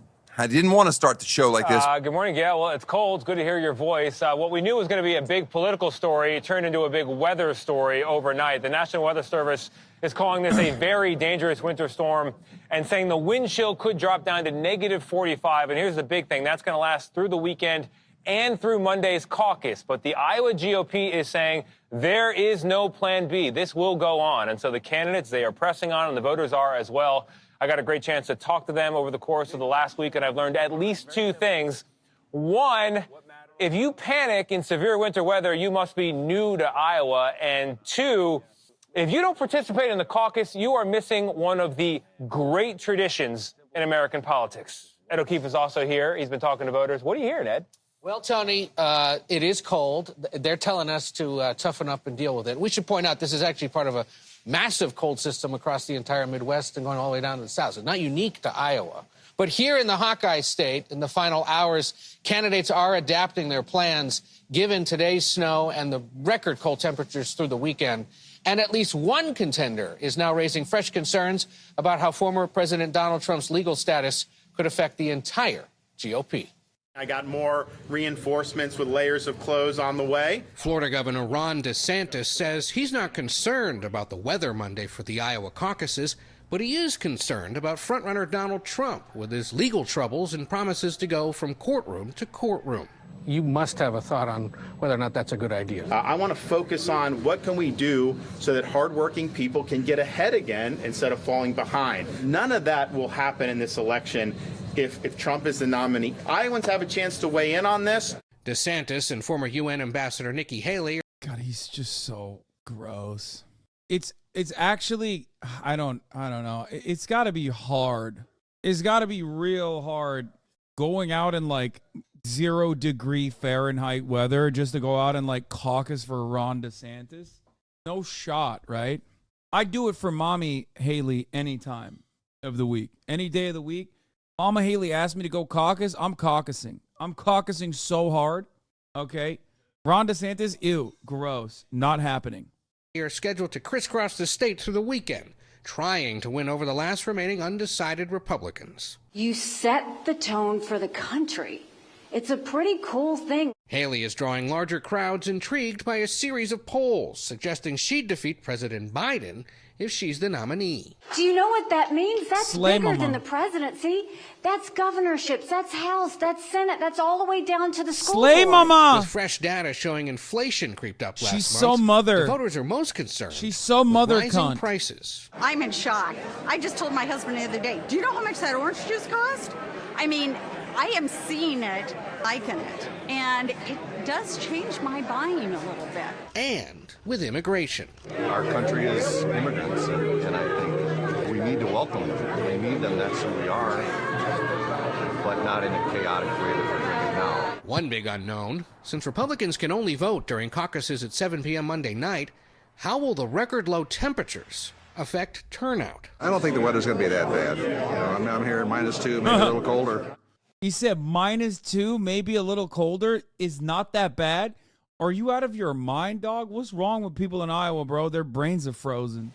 -2 may be optimistic, and that guy, nice guy, not a meteorologist. We'll listen to the experts on that. Already, we've learned today, Nikki Haley had to cancel 3 events that were scheduled across the state because of the snow and the cold temperatures. She instead plans to talk to her supporters in telephone town halls. But it's a reminder that you can do all this planning and spend hundreds of millions of dollars to find votes, and then it snows and the temperatures plummet, and you've got to adapt, and that's what they're trying to do here in the closing Yeah, you days. can't control the weather. Nice coverage. What is this? Wow, Dems won't support a leftist. They instead push fucking Republicans. Yeah, that's me. You're describing me right now. I am pushing. That's why I think Nikki Haley for president, okay?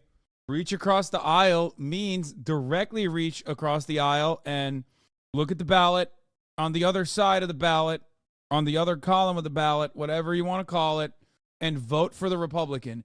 I am the greatest Democrat of all time. I'm such a good Democrat. I'm literally voting for a Republican. There's nothing more Democrat than voting for a Republican, guys, okay? That's right, bitch. Not Trump, though. Anybody but Trump. I don't like Trump for some weird reason, but I like all of the other Republicans because they're not Trump. And I also don't even like the Democrats at that point. I just like Republicans. Unless the Democrat is behaving exactly like a Republican, in which case then I'm very happy about it. This hour with the first test of the Republican. Nikki El-Houthi is enforcing a mother blockade to stop the cunticide. It's done. We're done. Is Joe over? No, it's like, I don't want to hear no more. I don't want to hear it no more. Y'all are done. How about a Democrat that acts like a Republican but wears wild outfits? Oh, my God. Especially if they are like, I don't know, bisexual or something. Then, and then maybe if they inevitably turn into an independent, like that would be my peak. That would be my favorite candidate. Presidential primary, the Iowa caucus, which is now just 3 days away and counting. The latest polling in that state shows former President Trump with a roughly 36-point lead. He is followed 17.2, baby. Nikki Haley, the Haley-maniacs, dude. Oh my God, mother cunt. That's right. The mother is mothering. God, Ron DeSantis is such a bitch. I'm unironically on board with Nikki Haley because she's not Ron DeSantis. Did you see the latest clip of Rhonda being gross? Oh yeah, I did. This is old. He's trying to eat the pastrami sandwich. You guys, so you do pastrami, corned beef, turkey, what else? Pastrami. Yeah. Wow.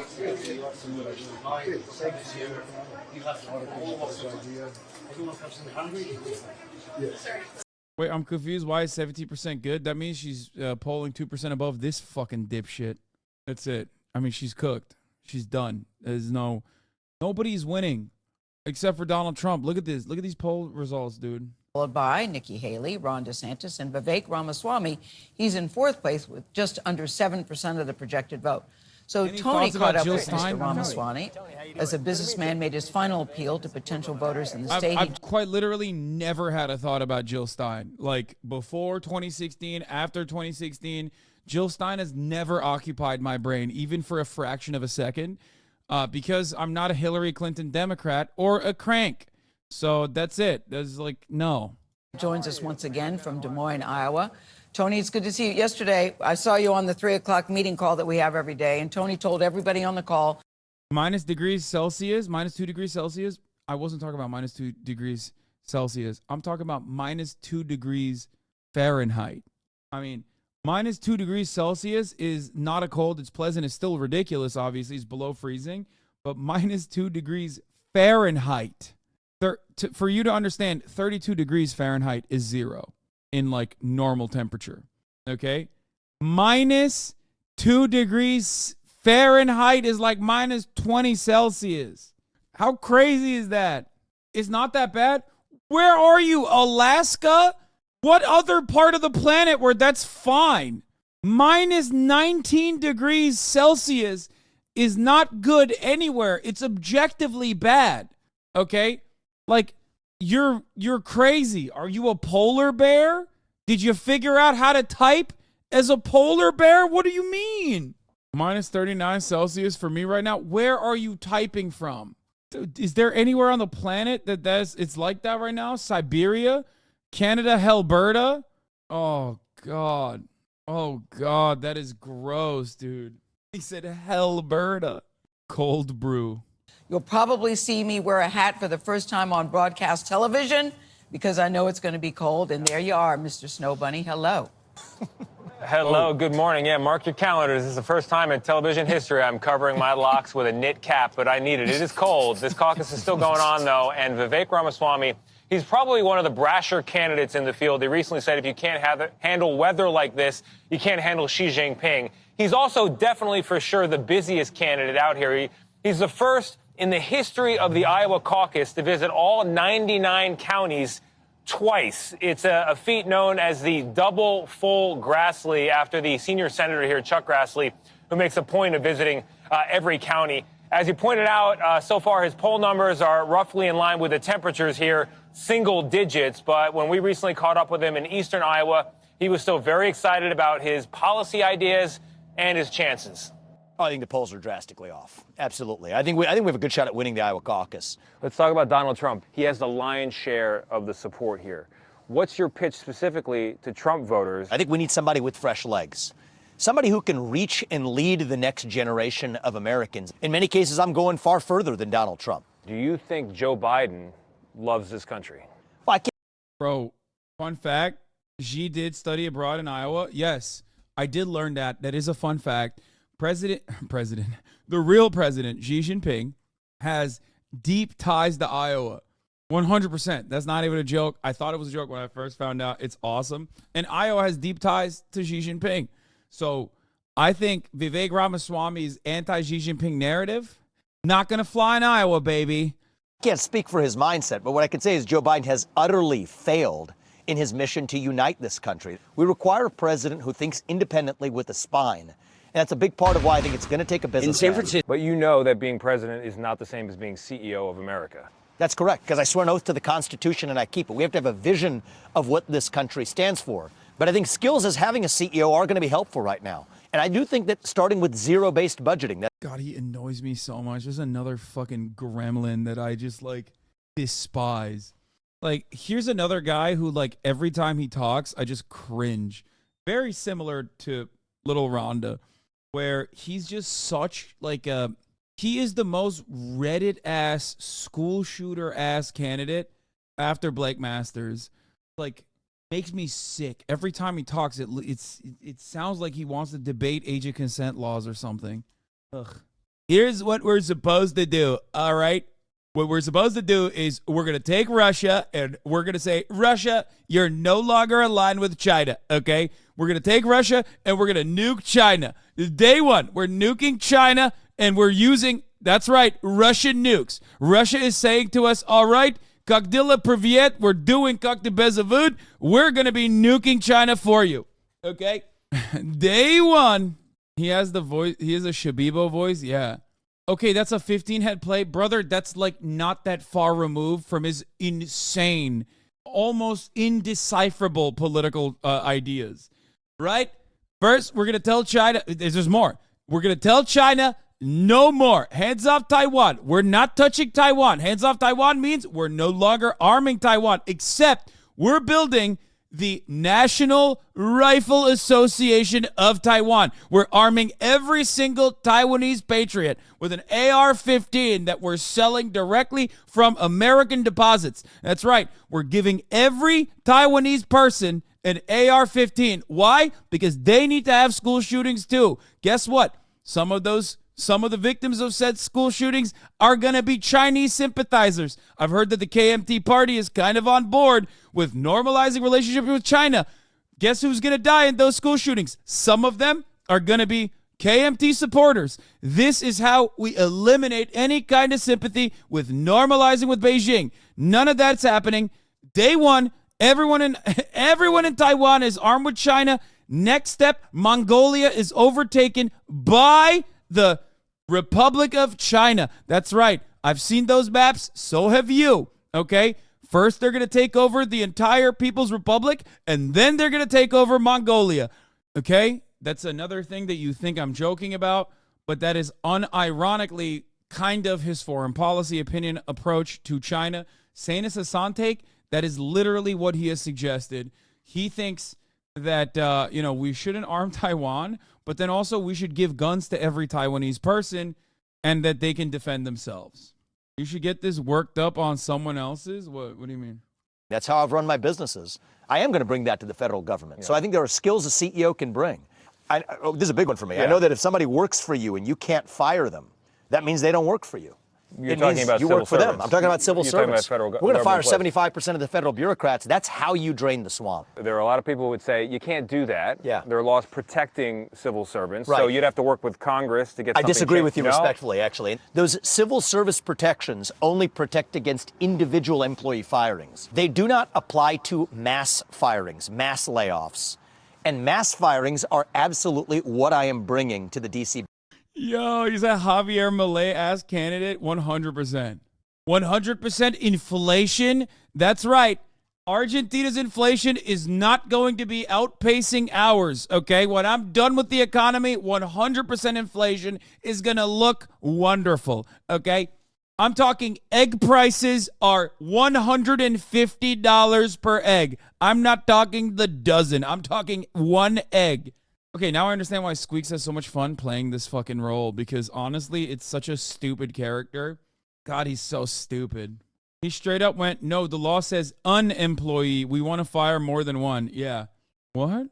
That's actually a reasonable strategy, similar to the defense strategy employed by the Swiss, arming every Taiwanese citizen would damage China's ability to invade and hold Taiwan. Are you high, says C-SPAN Stan. And Rem Infected says, it literally is a legitimate strategy. Read a book. Brother, you're so school, okay? Here's the best way to deal with China, okay? Make Chinese Taipei into no pay, okay? There is no more China and no more Taiwan. They're killing each other nonstop like crazy. Every child in Taiwan has an AR-15. They're shooting themselves. They're shooting their parents. And they're certainly shooting at everybody else. That's right. All of a sudden, China no longer interested in Chinese Taipei at all, because there's no Chinese Taipei to remain. It's just everybody's shooting. Drastic measures are necessary when a country's existence is at stake. Oh, that's awesome. That's so sick. This guy is so gung-ho about like this inevitable Chinese invasion that's coming for Taiwan. And that, like, dude, that's awesome. Like, we have Americans who are literally like every Taiwanese person should be armed with an AR-15 because China is going to invade. And like, you know, their existence is like the Taiwanese existence is under threat.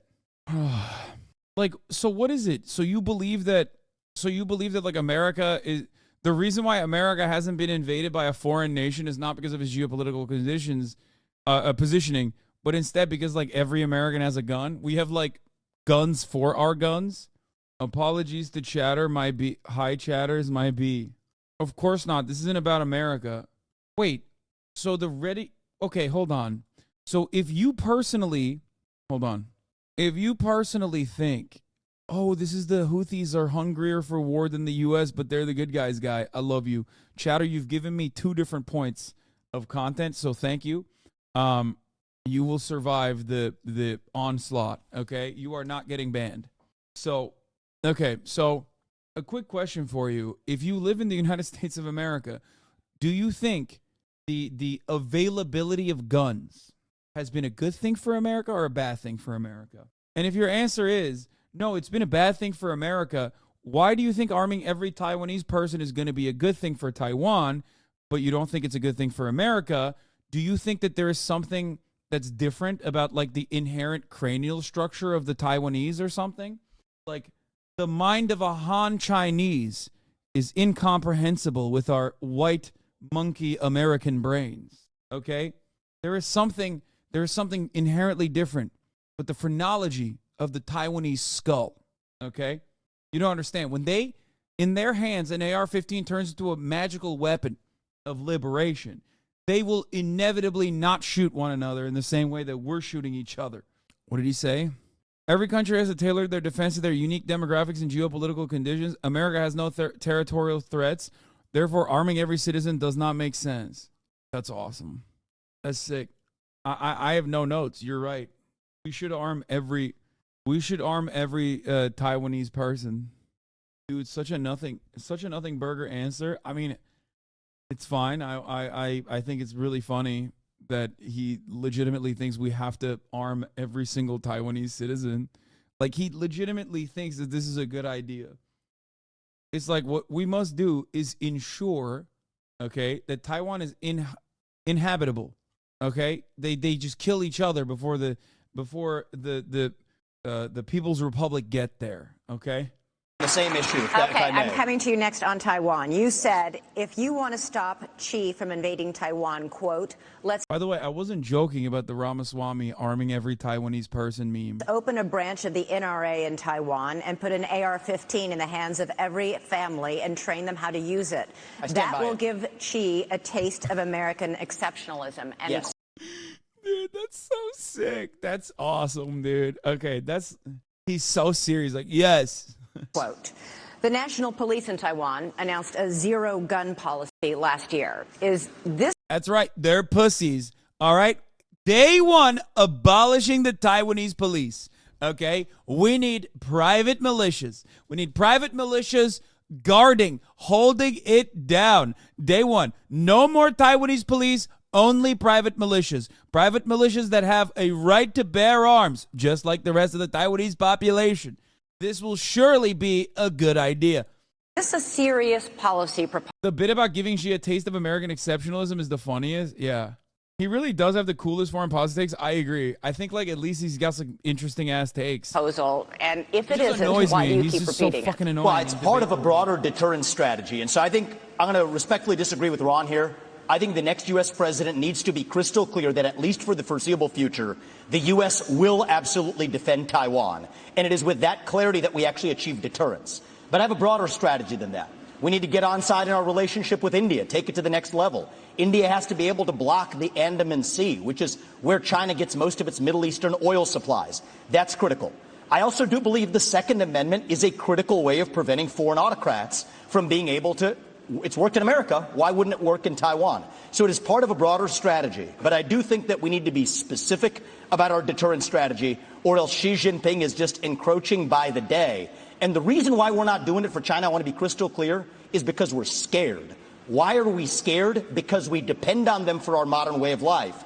Why do we depend on them for our modern way of life? It's because Nikki Haley's latest friends like Larry Fink have created commingled economies with BlackRock telling Exxon and Chevron they can't drill here, while being a shareholder of PetroChina, not applying those same constraints in China. So it is our economic dependence on China that makes us scared. If that were a Russian spy balloon, we'd have shot it down in an instant. If that were a Russian spy base in Cuba, we'd be actually going hard on them instead of turning the other way as we are with China. So it comes back down to that economic dependence. We cannot depend on them for our pharmaceuticals, our semiconductors, and people have been lied to for a long time. Is he like fifth column for India or something? Like, not to get, I mean, I don't mean that in like a racist way at all, so please don't misunderstand me.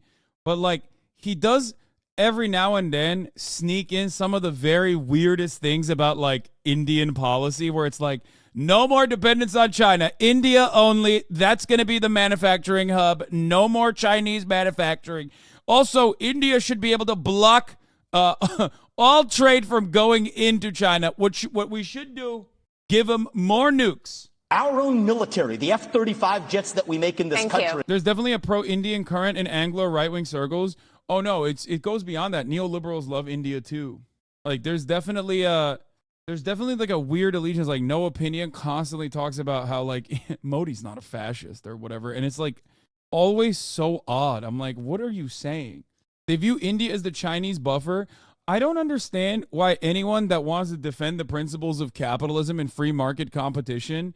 A lot of recent polls shown that Indian populace views China as more of a geopolitical threat than even Pakistan, which is nuts. So a lot of right-wingers are looking to include India in the bloc against China.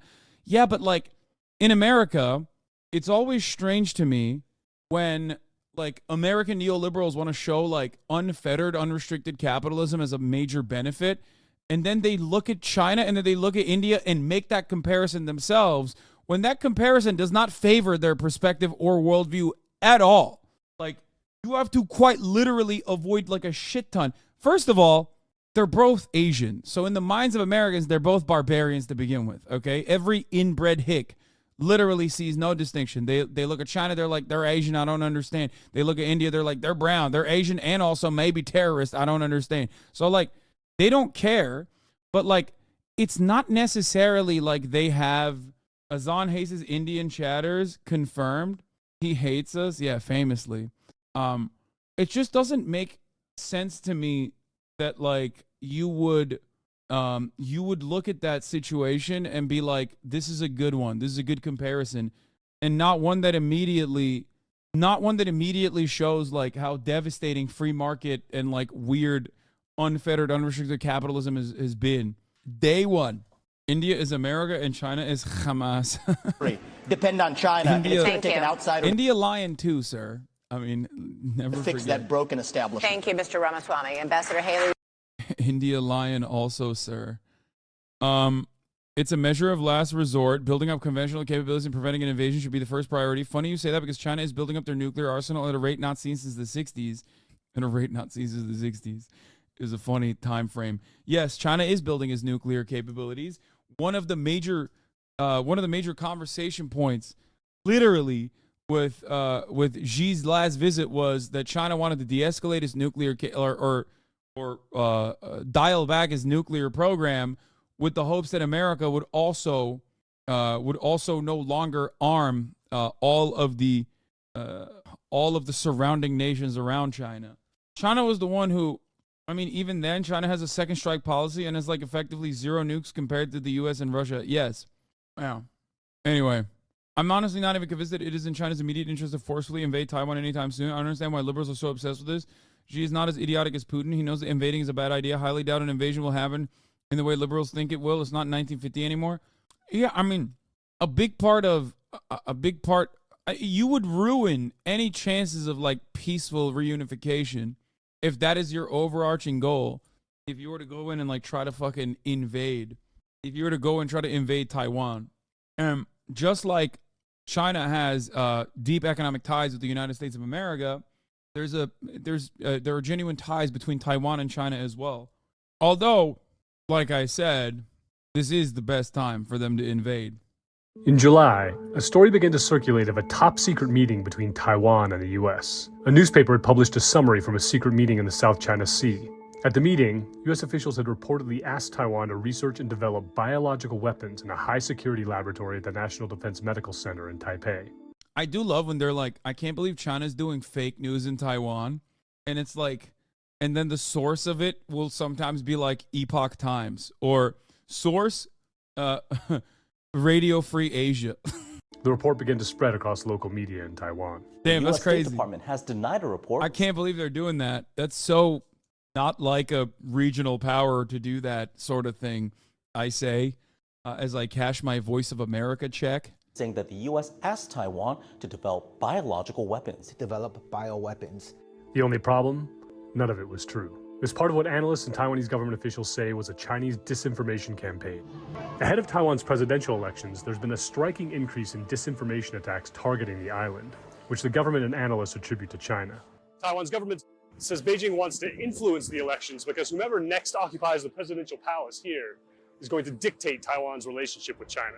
Yeah, the KMT boys, as far as I understand, are actually more in support of like normalizing, continuing a relationship with Beijing, whereas the other guy is like super anti China and like wants to not completely cut ties, but he's like running on a deal with America more than China strategy. We have seen the Chinese cognitive warfare and disinformation campaign.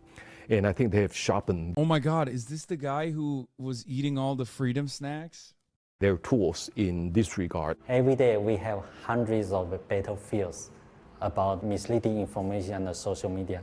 China's communist government has never ruled Taiwan, but it claims it as part of its territory. In recent years, China has stepped up military exercises around the self-ruled island of 24 million people. Now Taiwan is going to the polls to vote for its next president. The two main parties are the ruling Democratic Progressive Party, which has forged tighter ties with the U.S. under President Tsai Ing-wen, and the opposition Kuomintang, which favors friendlier relations with China. Damn, KMT is so crazy. What a change of pace. KMT is pro-reunification. Many view themselves as Chinese and think a united China is more important than continuing Civil War era grievances. Yeah, I mean, that's like, it's just like weird to think about because, you know, it's the KMT. Like they did a complete flip. There's no way KMT's pro-reunification. They're not, I don't know if they're like complete reunification, but they are definitely more favorable towards, normalizing relations with China, keeping a decent relationship with China than the Progressive Party is. But thinking about their origins is like KMT lost to the communists when they had the biggest advantage, and then they lost to the US-backed DPP in Taiwan. Could you explain China's motivations in capturing Taiwan and neighboring islands in the South China Sea? What's the context here? Historical shit? Oh my God. I don't know where to begin. The example I've used in the past is if Texas was able to forcibly secede, you're spreading misinformation, no Taiwan party is pro-reunification. No, I corrected myself. I didn't say they're pro-reunification. I read the chatter, and then I said I wouldn't say pro-reunification. But instead, they have a more favorable opinion of Beijing than the other party does, which is true, which is really interesting considering what its approach used to be. What is this? The Economist, China v. Taiwan is age restricted. Why? If countries were people, the relationship between China, America, and Taiwan would be a love triangle like no. Like Hawaii to the USA? No, not even. It's like if Texas used to, like, the Confederate States used to rule America, okay, and they were pretty fucking brutal, and then there was like a Union Revolution, okay, and then also a massive war on top of that, and massive massive war crimes that were occurring, and then the Confederate States of America just basically seceded and were able to have their own thing separately, and they still laid ownership. They still originally laid claim to the entirety of America, and the Union kept growing and growing as a superpower around the planet, and then inevitably all of the other countries that were primed against the United States of America decided, actually, okay, never mind. We are no longer acknowledging that like the Confederate States is the real America. We're now acknowledging, and Texas being like the remainder Confederate state that like lost the war, basically was able to secede regardless, but was still laying claim to the entirety of America and maybe even fucking Canada. Okay. And then all of America's enemies around the world were saying that, no, that's actually the real America. Texas is the real America. And then inevitably they were like, all right, never mind. We're reversing that. The Union is the real America. Texas is not the real America, but we're still going to keep giving Texas as many weapons as possible so they can maintain the Confederacy as like a stronghold against Union America, the United States of America, and constantly have that as a cudgel, constantly have that as wield the existence of the Confederate States, or the existence of Texas as a Confederate state to the existence of the United States of America. Texas is its own country, and almost every Texan's head, Hassan, you can't get through to them. But would you admit that despite Texas's horrible past in this hypothetical, they've normalized and aren't crazy anymore? Oh, absolutely. So the other part of this is also that Texas originally is like very fascist, okay? Texas as a Confederate state is originally like insanely fascist, really fucked up, really bad. And then somewhere along the line, they decide, okay, we gotta like be better, okay? They do democratic elections, and they slowly but surely, have like a normal process and become like a real country, rather than like the ridiculous like military dictatorship that it used to be, like a fascist dictatorship it used to be. That's it. In the eyes of the United States of America, at that point, Texas is seen as a threat to its existence, and like every single person in Texas is pretty much like literally this. You wouldn't think that like. Right now, in the way that you view America, you wouldn't think that like people in Texas are something different. You would say that they're American, and ethnically they are American, but they are a separate state. That's it. Jenks going off. Low is doing this debate right now. What debate? No other. China claims Taiwan as its own, but with America's support, Taiwan has been able to fend off the mainland's advances. I miss you. China! We are an independent country. We have the military and we have elections. But as China becomes stronger, it's also becoming more impatient. If China tries to take Taiwan by force, it could lead to war with America. These are two nuclear-armed countries. It's kind of an unimaginable horror, but it is a risk, and, maybe sooner than we think. Taiwan is located just 100 miles. Because maybe some people forget this, but like technically the water rights. Taiwan is located just 100 miles off the Chinese coast. However, the closest point between Taiwan and China is literally a mile, 1 mile. Therefore, the airspace is intertwined. Okay, so just something to consider whenever you're talking about. Like China's entering Taiwanese airspace, because they do military operations. But like I was listening to, I think it might have been the NPR this morning, and they were talking about the top of the hour ad break and how people in Taiwan don't see it, but people in China do, and that people in Taiwan should actually subscribe for $5 or for free with the Twitch Prime to no longer see the ads at the top of the hour. Yeah. Of course, like I said, you can also always get gifted a sub if you're lucky. That's another way to avoid the top of the hour ad break too. Here's the 3-minute ad break now. No, I'm pro-China, but they do fly around and tours the island. They map courses are pretty telling. No, for sure. I'm saying I agree with you. But one of the other things that happens, for example, is like they launch like a satellite. They launched a satellite the other day. China did, and it still triggers Taiwanese air defense alarms, apparently. And the reason for why things like that happen is because like their airspaces are basically intertwined. Anyway, let's continue. But it's not just the Taiwan Strait that separates them. The island's official status is a hotly contested issue. For people in Taiwan and for most of the world, Taiwan is an independent country. But as far as the Chinese government is concerned, Taiwan is a renegade province which must be reunified with China. For the past 70 years, the threat of American military intervention has ensured that didn't happen. There has been a long-standing agreement China has claimed that the United States is destabilizing. I don't know why they never talk about, like, okay, when Maoist third worldists Richard Nixon and Henry Kissinger normalized relations with China because they wanted to do permanent first world genocide, okay, they said that China, the People's Republic of China, and not ROC, the Republic of China, Taiwan, was the real China. Leading up to that, prior to that normalization, Taiwan, by American standards, despite being the group of individuals that were pushed into Taiwan, the island, and was like the last bastion of the fascist nationalist, the fascist nationalist Chinese party, were recognized formally as China. And at that time, and still, it's more of a meme now, but still to this day, the Republic of China is all of China, including Taiwan and even Mongolia. Okay? Like, if you ask the Taiwanese, like old school motherfuckers in Taiwan, they believe they own the entirety of China. Okay? I mean, the situation is complicated by the fact that Han Chinese aren't native to Taiwan. There are Taiwanese indigenous who are Austronesian Han Chinese, Ben Shengren, who arrived centuries ago, and the Han Chinese Wai Shengren, who moved there along with the KMT after World War II.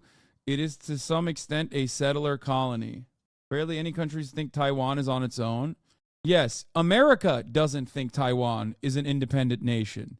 America acts like Taiwan is an independent nation, but technically that normalization agreement meant that Taiwan was actually Chinese Taipei, was a part of China, mainland China, okay?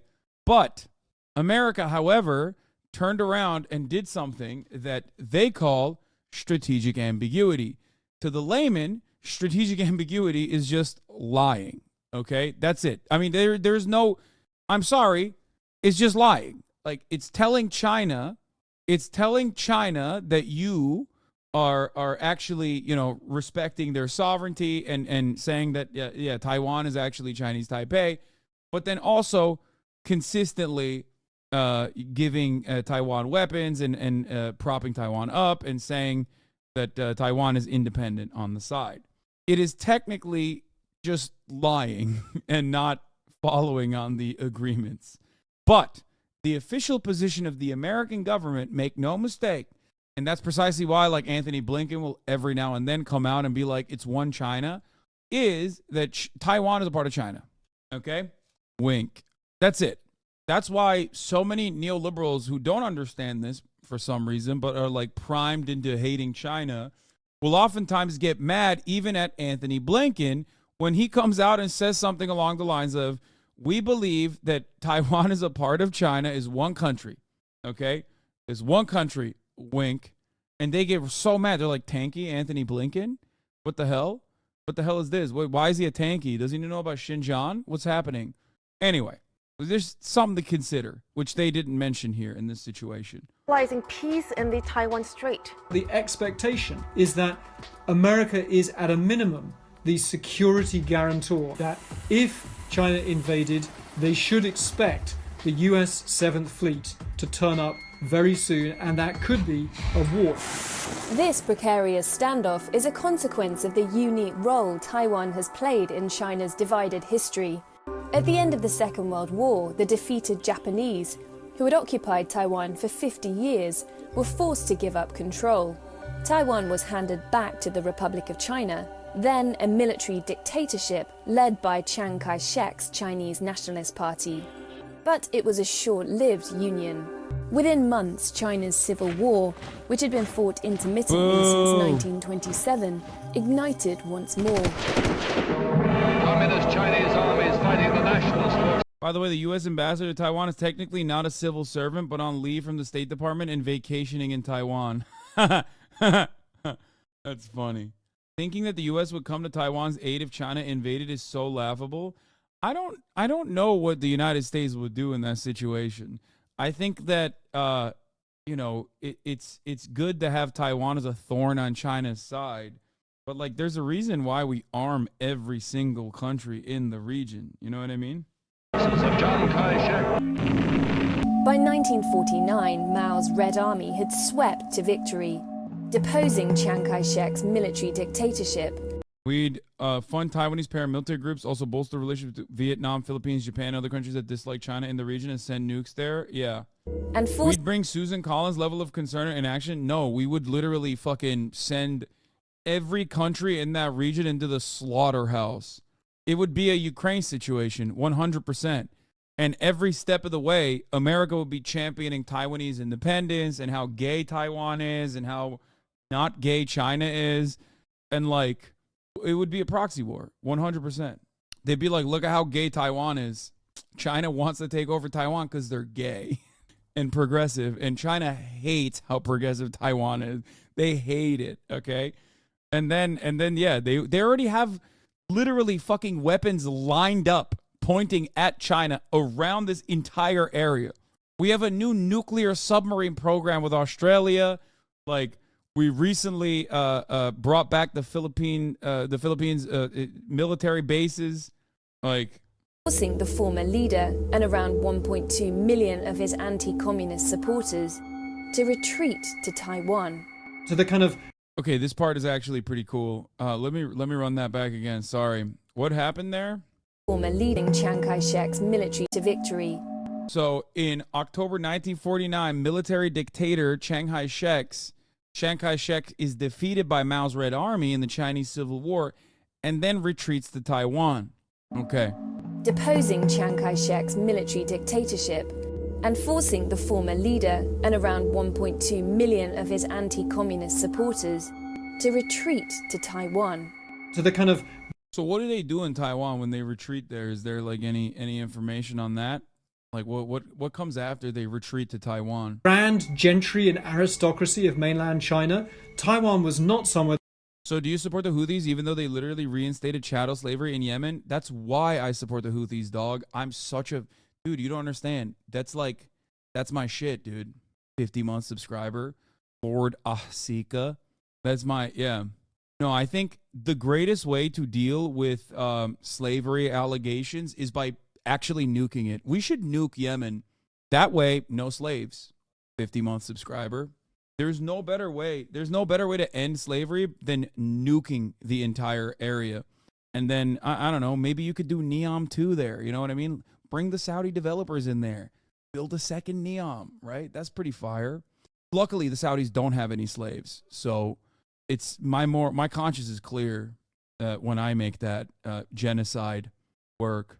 Famously, I love nuking places for democracy, or at least like doing a proxy genocide with a definitely not slave labor utilizing state like Saudi Arabia, which is suspiciously the only source I've seen thus far about the whole slavery thing that's going on in Yemen.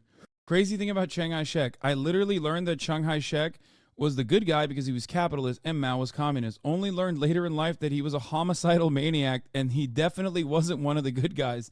Don't know how many other Americans in the chat learned, but I suspect it's similar. I don't think most Americans don't even know who the fuck that is. They just automatically assume like, who was aligned with America? I'm sure whoever that guy is, I'm on board with, is what most people's approach to foreign policy is. Look, see, this guy goes, Mao was way, way worse. Mao was worse than... No, man. Like, no. That's crazy. Chiang didn't famine all 1.2 million of his followers. All right, we're moving on. Where they respected or liked to talk. Guys. Chiang flooded entire villages and killed untold numbers of people just to slow Japanese advance. Guys, you don't understand. Like Hitler killed a lot of communists, okay?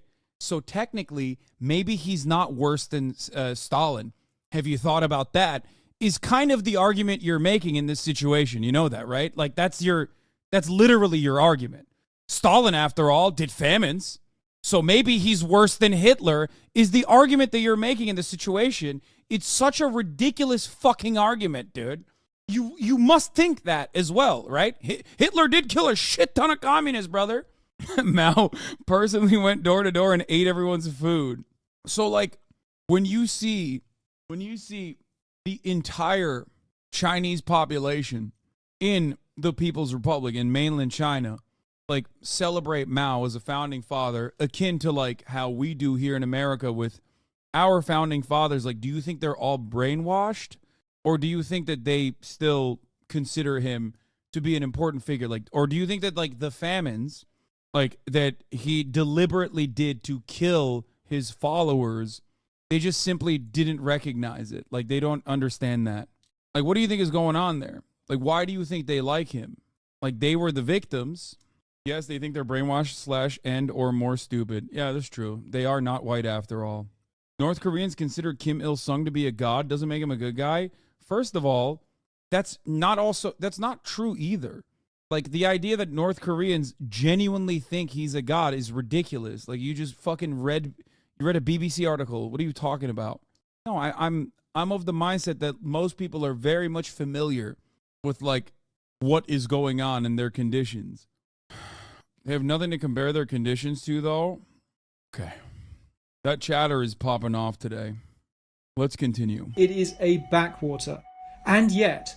Also, the comparison that, like, the Chinese population right now with, like, full-blown access to the internet, okay, where they meet, like, Americans on a regular basis, for example, and, like, consistently collaborate with the rest of the world, the comparison between them not personally recognizing, Mao's failures, or even the Chinese government that has openly stated historically some of the failures overall of the revolution, and comparing that to the North Korean population's what you consider reverence and assumption that, like, their founding father is a god, is additionally ridiculous. Like, if you think that Chinese people are just like North Korean people with the relationship they have with the rest of the world, you're just a racist person who thinks, well, they look kind of similar, so they must have the same brain. Like, there's no way to square that hole other than you're just a fucking ginormous racist. Because the nationalist regime under Chiang Kai-shek had to go somewhere, the last place that they could go to was Taiwan. You think Chinese government is going to let them migrate easily? I've had international students talk their parents' companies having tough restrictions because of the government. Are we now saying that Chinese people can't Chinese government doesn't let Chinese people immigrate to the United States? Really? This is the argument that we're at now? I'm going to lose my mind. Open your fucking eyes. Which one is it? Do we have Confucius Institutes and Chinatowns in every fucking city, and China is slowly taking over our real estate market? Or is the Chinese government really restrictive about immigration and are actually super secretive and holding back? Which one is it? Because, like, reactionary minds hold on to both of these ideas at the same time, which don't make sense. Like, there's no logic there. Yeah, there's CCP police stations. Apparently, in Chinese academic circles at the moment, there's a pretty serious debate on Mao and the Cultural Revolution and whether or not the results were worth it. Makes sense. Mao was preparing to invade Taiwan and crush the deposed leader. Wait, I mean, we got stone locked. I want to see this. Taiwan. So we retreated To the kind to of Taiwan. grand gentry and aristocracy of mainland China, Taiwan was not somewhere they respected or liked at all. It is a backwater. And yet, because the nationalist regime under Chiang Kai-shek had to go somewhere, the last place that they could go to was Taiwan. Mao was preparing to invade Taiwan and crush the deposed leader once and for all. But then war broke out on the Korean peninsula. The communists had finally launched their undeclared all-out war of conquest. With the Pacific now the new front in the fight against communism, America formed an alliance with Chiang Kai-shek's regime and forced Mao to give up his plans for a Taiwan takeover. And they were the good guys. I mean, they are still the good guys. America, the good guys in every story. Definitely this one. Definitely across the board. From Formosa, Chiang carries on his long and valiant effort to defeat the forces of communism. Emboldened by America's support, Chiang Kai-shek declared Taiwan as the one true Republic of China and vowed to return to retake the mainland. This is a really unusual situation. Everyone on both sides agreed that there was only one country called China. They just disagreed what it was. Was it a right-wing country called the Republic of China or a communist country called the People's Republic of China? The 1938 Yellow River flood was a man-made flood from June 1938 to January 1947 created by the Chinese National Army's intentional destruction of dikes, levees on the Yellow River. The first wave of floods hit the Zhongmu County on the 13th of June, 1938. The flood acted as a scorched earth defensive line in the Second Sino-Japanese War. There were three long-term strategic intents. Firstly, the flood of the Henan safeguarded the Shanxi section of the Longhai Railway, the major northwest traffic where the Soviet Union sent their military supplies to the Chinese National Army. That was crazy. Tarek just yelled so hard. Secondly, the inundated land and railway made it difficult for the Japanese army to mobilize in the Shanxi, thereby preventing them from entering the Sichuan Basin, where the wartime capital, Tarek was yelling so hard, and the southwestern home front was located. Thirdly, the floods in Henan and Anhui crushed the tracks and bridges in the Beijing-Wuhan Railway, Tianjin-Pukou Railway, and Longhai Railway. The flood achieved the above strategic intent. In particular, the Japanese Operation 5 never captured any of the places.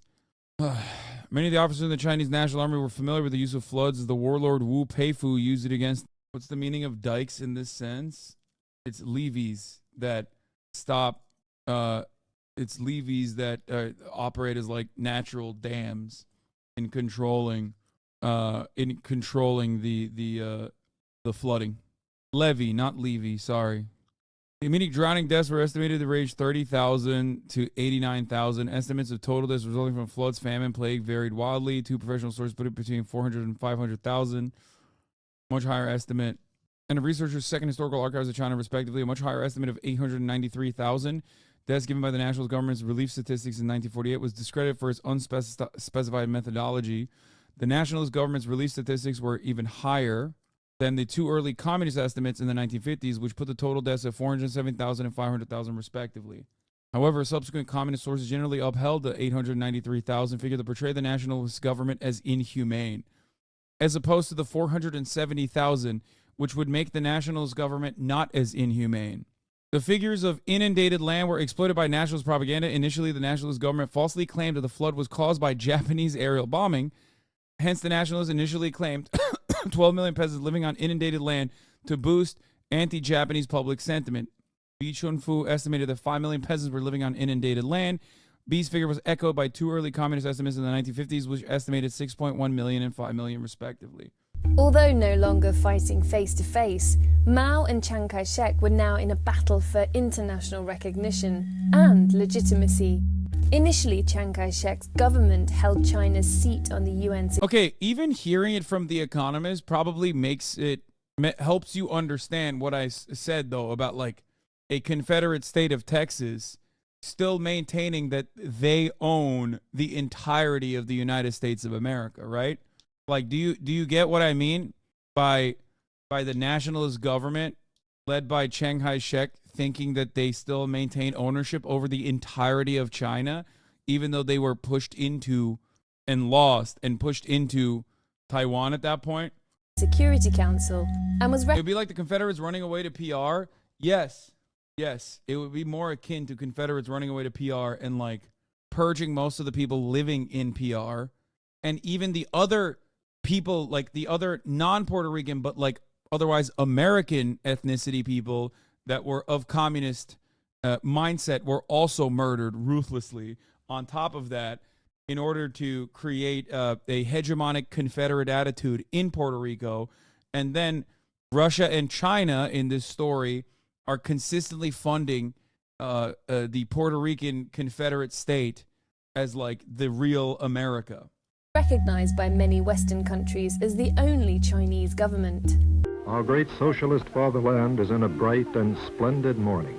But as Mao's China became of increasing strategic importance to America during the US-Soviet Cold War, Chiang Kai-shek's influence diminished. That's why we were laughing about how it's so incredibly cucked for Taiwan to be celebrating Henry Kissinger and saying he's like an incredibly important American diplomat. Because like that's the one group of people, like the Chinese government is the only people that are able to say, you know, not so bad, Henry Kissinger, thank you. Because like really big game changer moment for China. You know, old Henry and Nixon. In 1971, America allowed a UN resolution to recognize Mao's People's Republic as the one and only China. And after years of secret talks, In 1979, Washington shifted diplomatic recognition from Taiwan's capital, Taipei, to Beijing. The mainland would not allow two Chinas or one China and one Taiwan. They insisted on having one China. No, that's what I was talking about. Mainland China likes Kissinger for this reason. Taiwan has to like Kissinger because they're cucked to America. But that's why mainland China likes Henry Kissinger.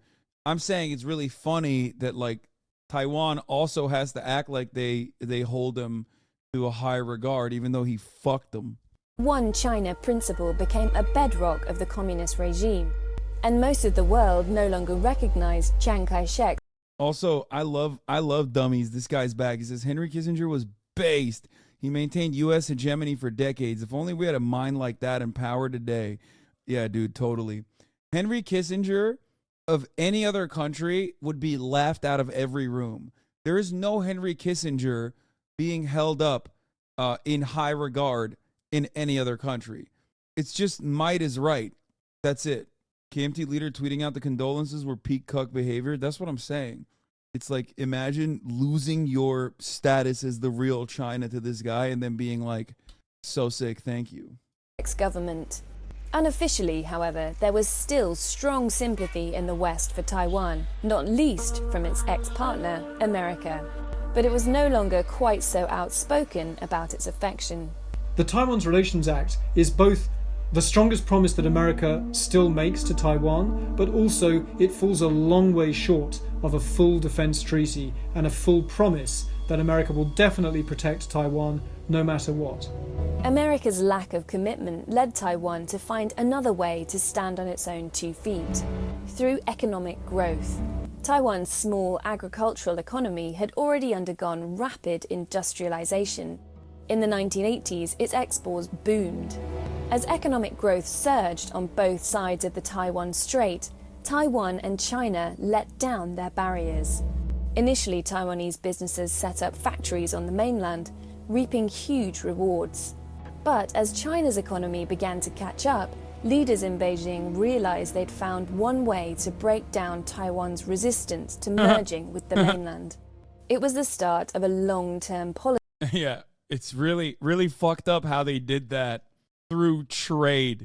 To woo Taiwan through economic influence. I hate when China is doing trade with Taiwan and breaking down the boundaries of resistance to reunification. It's so much better when they're not unified. You know what I mean? Just like the DPRK and South Korea.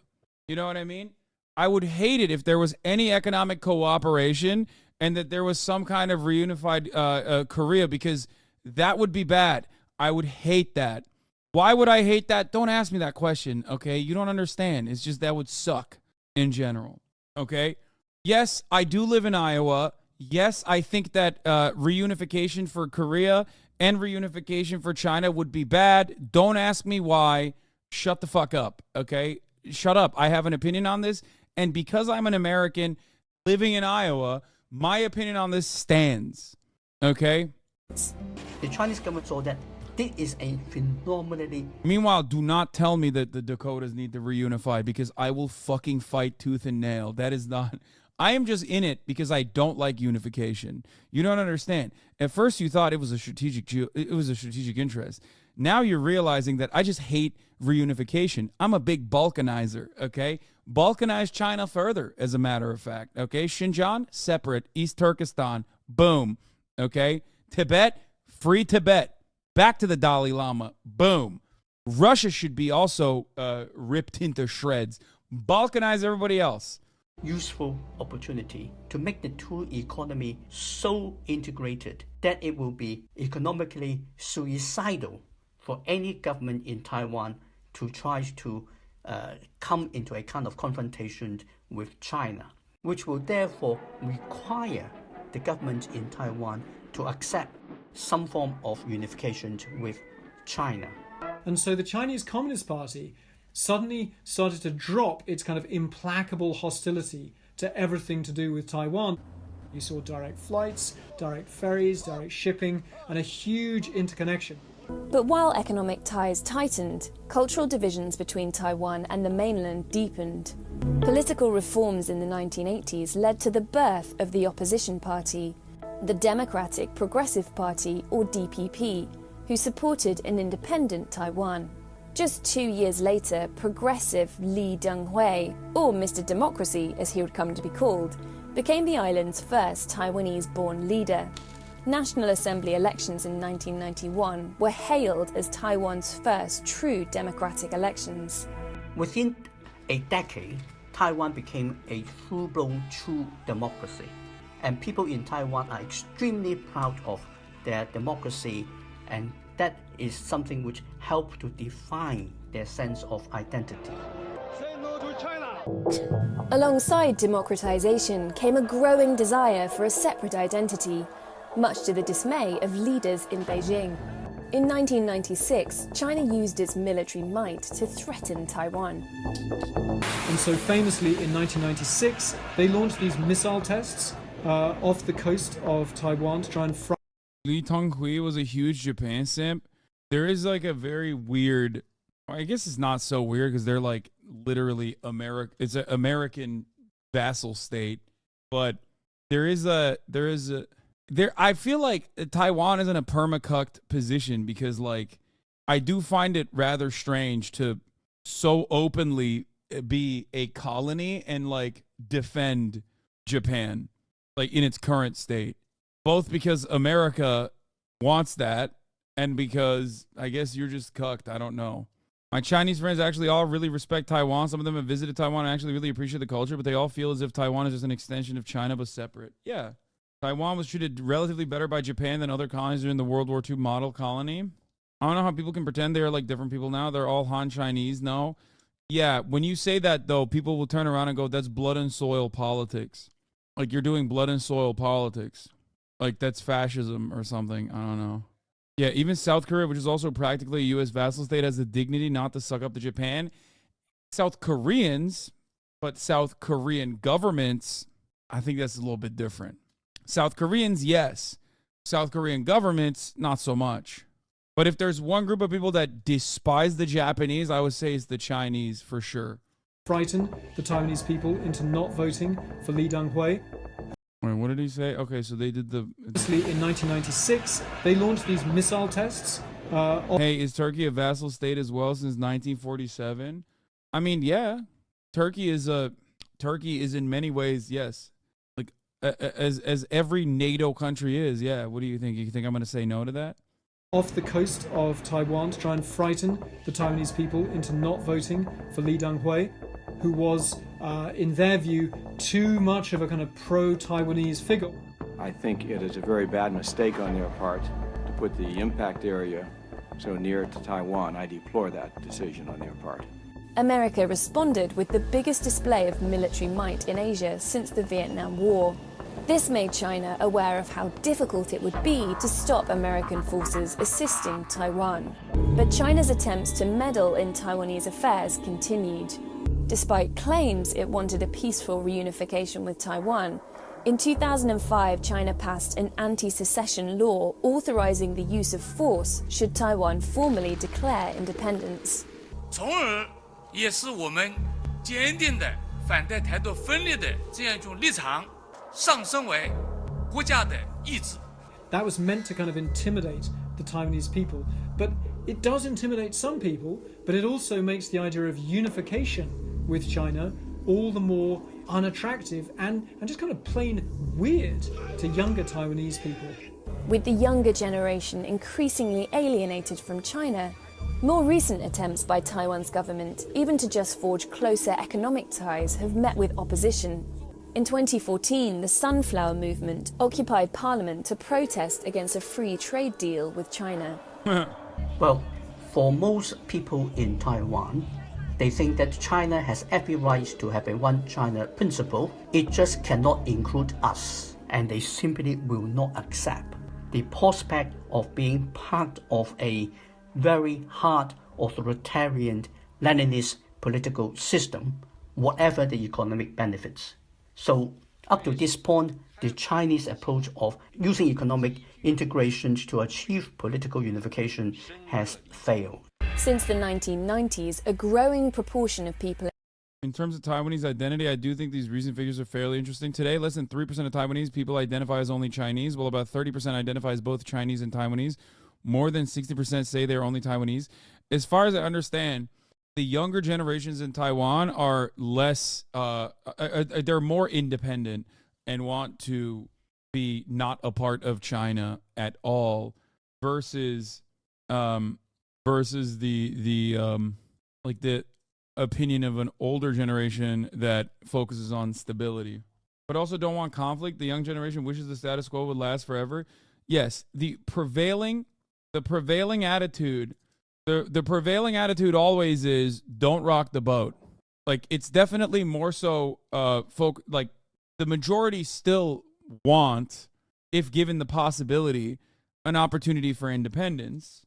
However, the overwhelming majority beyond that, no matter what, is interested in maintaining the current relations. Isn't this more about nationality identification than ethnicity of racial? I'm sure they still think that their ethnicity is Han Chinese, even though they think their nationality is Taiwanese. Yes. Is there some basic pros, cons of Taiwan just being independent? I don't know. I mean, I guess, like, what is this? Kai Cenat going to Taiwan end of this month to see Ray. Hit up Dap or Joey Chaotic for a tour. Pog. What? Kai Cenat is about to skippity Riz Taiwan into reunification with China? That's crazy. Is Kai Cenat about the phantom tax Taiwan to ensure that the status quo becomes permanent with reunification? Kai is the red line. Mainland will invade to stop how show of support. No, Nancy Pelosi going to Taiwan is one thing, but Kai Cenat going to Taiwan, that is a red line. As a young person in Taiwan, what I currently observe is that every political party is averse to being ruled by China. The difference lies in whether or not to cooperate with China.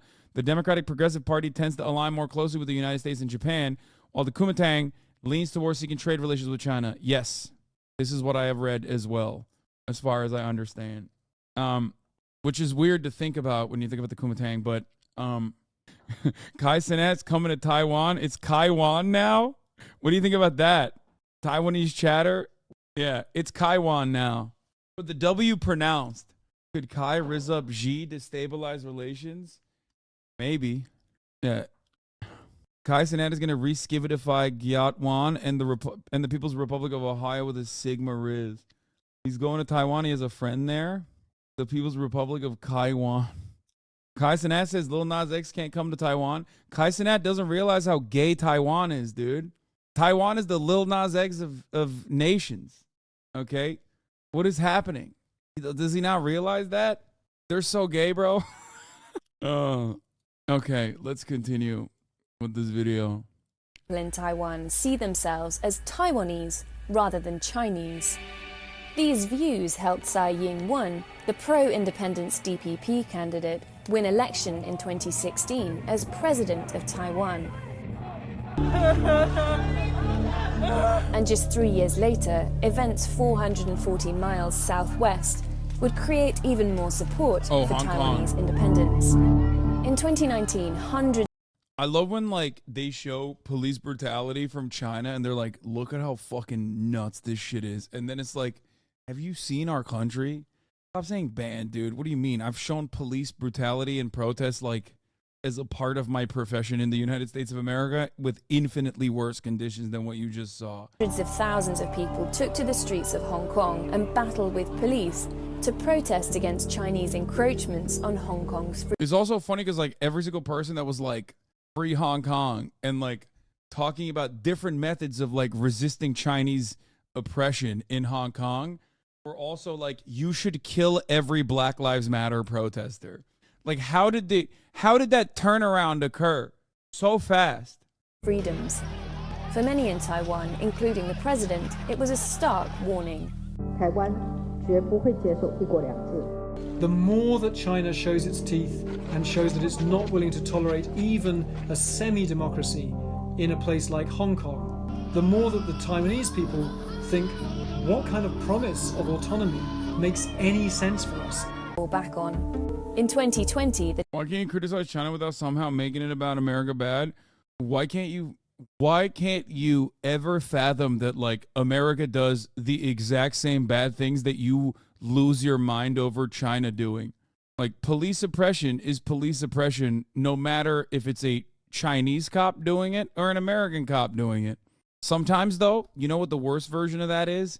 When it's the Chinese police doing it in America. That's right. Chinatown, Chinese police in every Chinatown, folks. Confucius Institutes. Let me tell you, folks, Confucius Institutes have taken over our government, okay? And they're doing police brutality the Chinese way, okay? You say both are bad, but they defend America. Yeah, I think that's what it is. Like, I don't think it's appropriate for the Chinese cops to just, like, knee the necks of the Hong Kong protesters, okay? I thought that was a given. The difference, however, is that when I compare it to America, I'm not saying that's a good thing. I'm saying it's a bad thing, okay? You, on the other hand, I think, look at that and go, well, I instinctively want to defend America and say that, like, the Chinese version of such is much worse. It's not just the young people. My 50-plus parents are anti-China. TVBS reports Air Force News every day. Not as many people know, but we Taiwanese people have our own dialect called Hokkien. Wait, really? Do you think we will reach a point with America rectifying their sins and normalizing relations with at least China? Or does North Korea have a better chance? What? Someone said no, Hokkien is from mainland China. I've never heard of this. I did not know that there was a different dialect at all. Bro, Hokkien is spoken in the mainland too. Every Chinese chatter is jumping at this other chatter. Hokkien is spoken in Fujian, aka where 99% of Taiwanese came from. I don't know. Hokkien is just more of Chinese settler violence on Taiwanese culture. Have you considered the American police have sexier gear and have the best uniforms? This is true. They're closer to like a full-blown military, which is always better. The more militarized the police force, the better. I think, look, I don't know if reunification will happen with China and Taiwan or North Korea and South Korea, but I do know that everybody unifies at the top of the hour, okay? You unify and you see an ad break. Now, of course, if you no longer want to see those ads, all you need to do is subscribe for $5 or for free, okay? What I mean is we don't have good relations with China right now. Will it get better? I got people hating on me in the DMs now. I want to clarify. This Chinese guy got that Hasanabi drip. Introduce yourself. 说中文。07年的。我04的。那你知道你属什么吗？04年好像是属猴吧。哪里的口音？哈尔滨。你味儿怎么那么冲呢？什么？不是哈尔滨，它也有比较冲的。会东北的节目不？惊雷，这冬天修为，天塌地陷，紫金锤。Yes sir。喜欢什么文化？说唱。You feel me？ Damn。能教我再发一个你那个音吗？要交学费哦，哥们儿。Damn。学不会。平常打英雄联盟吗？我现在最近的话在练那个魁山体。那你家乡是哪里的？我家乡是尼日利亚，就非洲雄鹰啊，对，有非洲雄鹰。给今天的穿搭打几分？我今天我感觉我可以打10分了。今天可以打10分了？不能打10分，应该是9.9分。还有0.1分，还差一个勾芡。已经有2个了，还差一个。Dude, Nigerian descent guy living in China saying "damn" is just, you know, American cultural victory and basically another instance of like everything that I've said about black culture, just kind of black culture being the dominant force all around globally. 还差个ring 你今年多大了？19。Young man。Young goofy feel me。Damn man。Young goofy。你有多高？我1.82米吧。加这个发型呢？加这个发型哦，差不多1.9了。你有没有什么想问我的问题？你在中国生活多少年了？我在中国出生的。19年在中国。对。现在有多少粉丝？30了，差不多。世界各地 feel me。上几年级了？小学。学的什么专业？说唱班。老师的说唱水平跟你的比起来？那不行，我们老师他是比较。低的 level feel me， 我们是要 get in the rap feel. You saying you feel me, dude? That's awesome. That's so funny. God damn. I hear you talk about normalizing relations with these countries and asking if you think that's possible. What? No, I mean, I don't think it's possible. It's not possible as long as America doesn't will it. 那你最近最想听的一首是什么？让我想想。My chance new go watch made in China. Yes sir, feel me. Damn. Yeah. 你的勾芡呢？我的勾芡今天没带在家里。I mean, even his fit, like this is just pure. God, this is why everybody around the world does not like America's policies at all, but loves American culture. Speaking of irredentism, should the Netherlands reconquer Belgium? Yes. No, they love black culture. Yes, black culture is American culture. Like one of the most significant parts of American culture. The Chinese government released a propaganda video that appeared to show the Chinese armed forces conducting attacks on the US military base in Guam. It was a sign that China is considering the use of force far afield in order to prevent America coming to Taiwan's aid. Is America still able to deter China? Does the People's Liberation Army fear that it would lose a war and that America would turn up to defend Taiwan? That's now in real doubt. These are two nuclear-armed countries. It's kind of an unimaginable horror. It should be impossible to imagine this not ending peacefully. But it is also impossible to imagine this Chinese government. They love black culture, still racist against black people, aware. Yeah, that's not very different than, you know, how Americans also consume black culture, but then hate black people.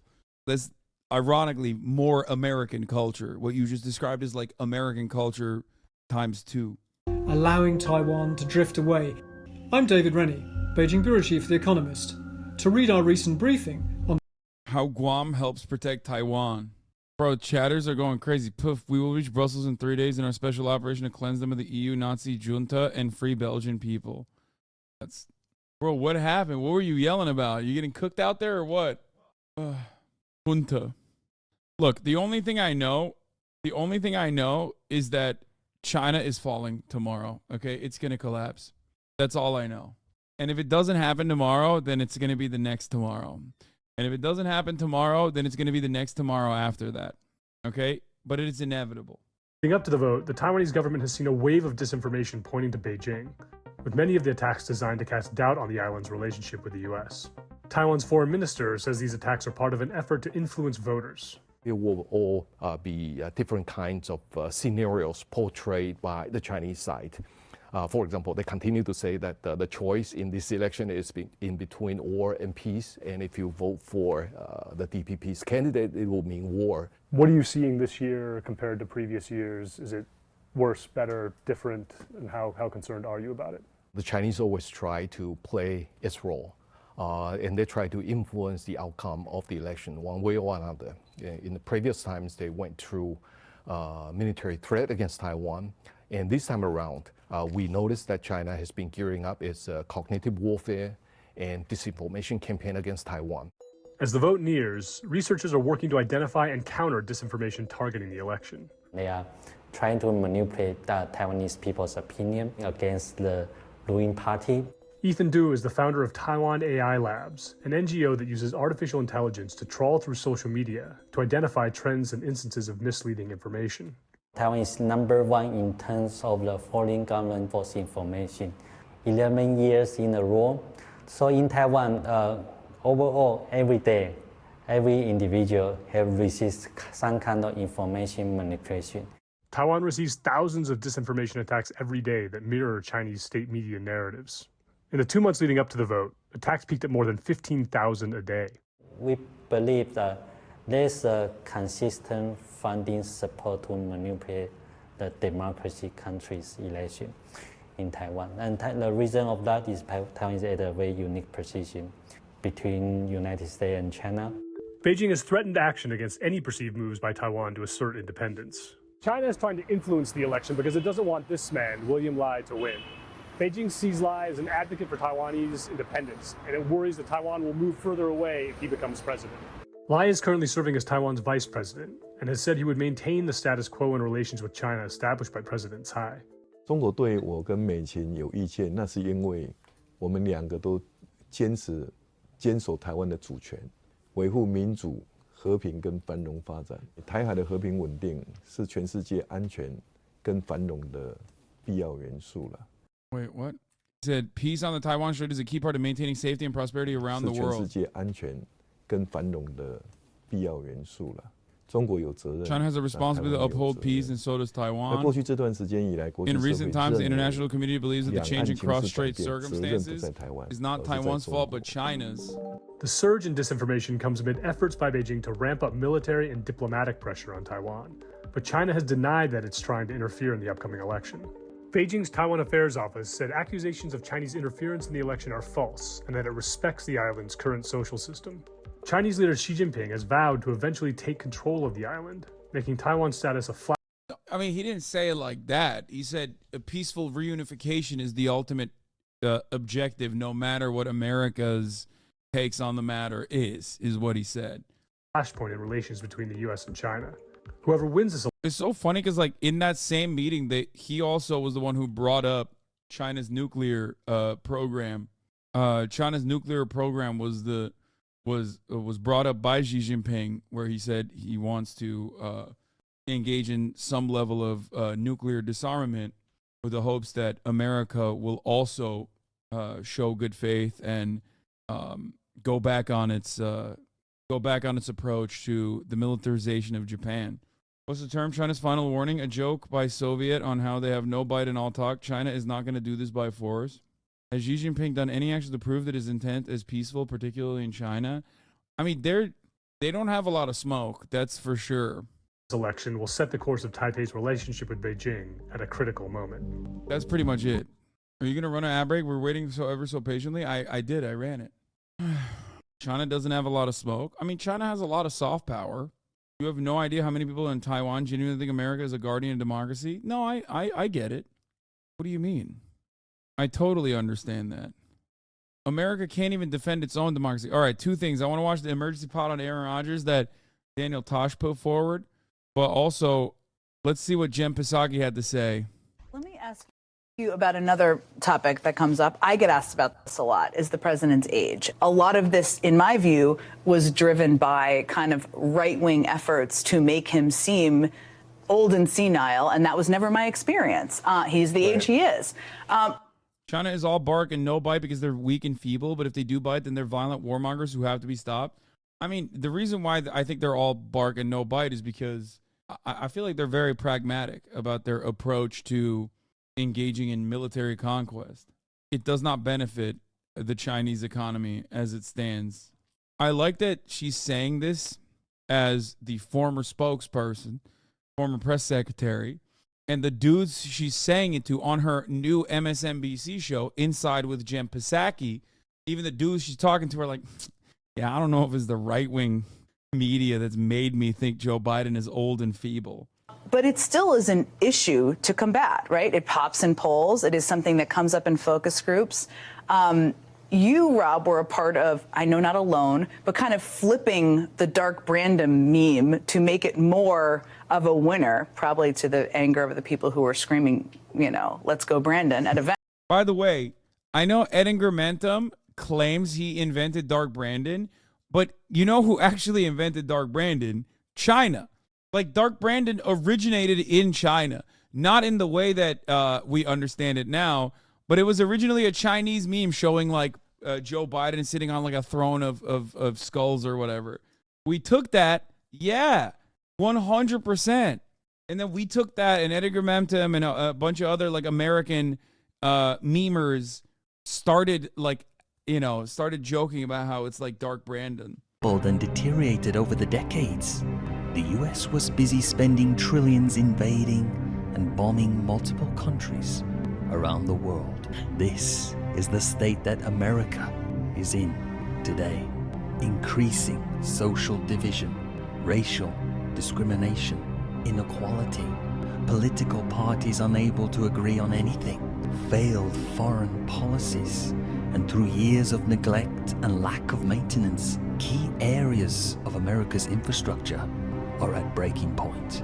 A country divided, unable to come to agreements, losing its power and standing in the world.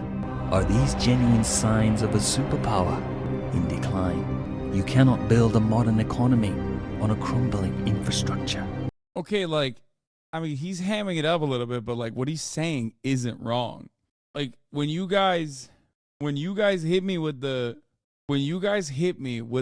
this guy's like really doing propaganda is like the difference between this guy and like a Tyler Oliveira is that this guy is correctly identifying that America's interests lie elsewhere in imperialism and not like fixing its crumbling infrastructure. And like a dude like Tyler Oliveira is like, yeah, the problem here is that Americans are black and addicted to drugs. But one is doing propaganda for the Chinese government. The other guy is just an apolitical American not even a commentator, apolitical American YouTube guy. You know what I mean? I like that both parts identify that there's a real issue in America, and one guy is making at least some level of materialist analysis that is true, but he's doing it as a dude who loves China, so he's bad, okay? The other guy is just pointing to like how black people are violent and love to do drugs and kill cops. Could this be the end of the American empire? On August 1st, 2007, through lack of regulation, inadequate inspections, poor maintenance, the main deck portion of the I-35W bridge in Minneapolis, with more than 100 occupied vehicles, collapsed suddenly into the Mississippi River below. This tragedy claimed the lives of 13 people and injured 145. More than 10 years have passed since that day, and America's bridges are still collapsing. 56,000 bridges in America, that's roughly 1 in 10 bridges in the USA, need urgent repair or replacement. At the end of the day, it's the people who are suffering by the bad decisions of their government. A bridge in America just shouldn't fall down. US presidents, one after another, have baby. vowed to fix America's infrastructure for decades, but still nothing has been done. Trillions of dollars is needed to fix the issue, whilst the US national debt gets larger and larger, currently standing at an eye-watering $30 trillion US. Speaking of old things about to collapse, Joe Biden has just signed a new infrastructure bill of $1.2 trillion US.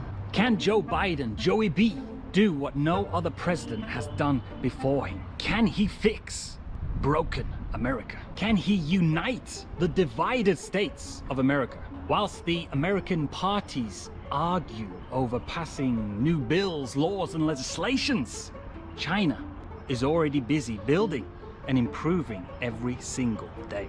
Could it be that China's system is just simply better than America's? You know, the American democracy is actually partly based on the Roman Republic's model.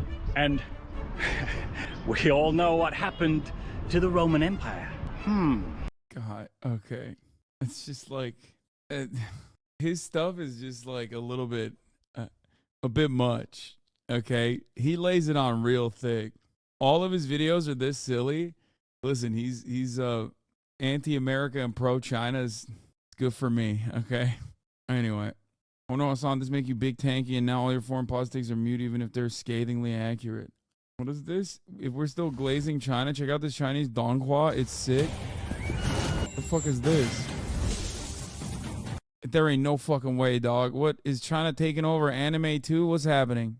That's it. It's over. It's over for Japan so hard. That's crazy. That is Jover. If China starts doing anime too, it's like, what the fuck does Japan have left? Weird sex stuff, I guess. I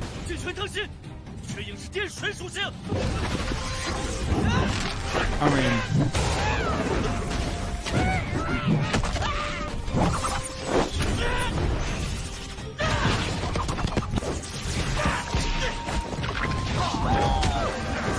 why won't you watch the Chinese Karl Marx anime on stream? Because it's fucking boring, dog. That's why. It's the most leftist shit I've ever seen in my entire goddamn life. There's no battles. There's nothing. It's literally densely slammed, like, history of Karl Marx. It's literally like a fucking history lesson. Half of the Chinese content, until, like, recently, is literally about, like, a story about how a child goes to the fucking museum and learns stuff, okay? That's the worst aspect of Chinese, like, entertainment, is, like, it is so obviously geared towards, like, educating children, and it's so densely slammed with information that every single time I watch some shit, yeah, it is like a Christian Jesus cartoon. Exactly. China's biggest issue with its soft power is literally its cultural exports. They're shit because they just hyper focus too much on like pragmatic educational components of the content that they lose sight of like what it's supposed to be, entertaining. I'm not even joking, dude. It's literally, how are we criticizing education? See, this is why China's soft power has a fucking cap, okay? Because a dumb socialist like this are like, how are we criticizing education? Okay, you're kidding. Never mind. But like, it's like just so many nerds who are like, what do you mean? I don't understand. I think the power of reading and learning is the most important power of all. Like, that's literally what it is. Nah, you're wrong. I grew up in China and never watched anything like that. Okay, well, you haven't seen the Karl Marx anime then. Year Hare Affair is actually a good donghua about the Chinese Revolution and makes fun of America. Wait, what? 那年，宇宙的一边有一颗美丽的蓝星，上面有一个地方叫种花家。 Why would anybody? How do you find this? Year Hare Affair? This is peak propaganda, by the way. Nothing better. Bro, let it cook. It's good. Okay. 在这里，严总和黄总首先统一了这片地区，所以种花家居民都以炎黄自称。又经过了很多年，始皇帝一统六国。 Wait, what the fuck? Wait, am I crazy or was that actually Joe Brandon? 多年。 Oh, that's because like, how did I do that? Did you guys not see that? Did you not see Dark Brandon pop up?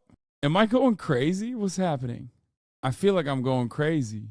For a brief moment, I saw Dark Brandon pop up. Scared me. 始皇帝一统六国，种花家的统治者称之为皇帝。接着还有汉唐盛世，蓝星的朋友们都已到种花家进贡而感到荣耀。然而，一切繁华都是有限的。Chat, it was real. 很多年。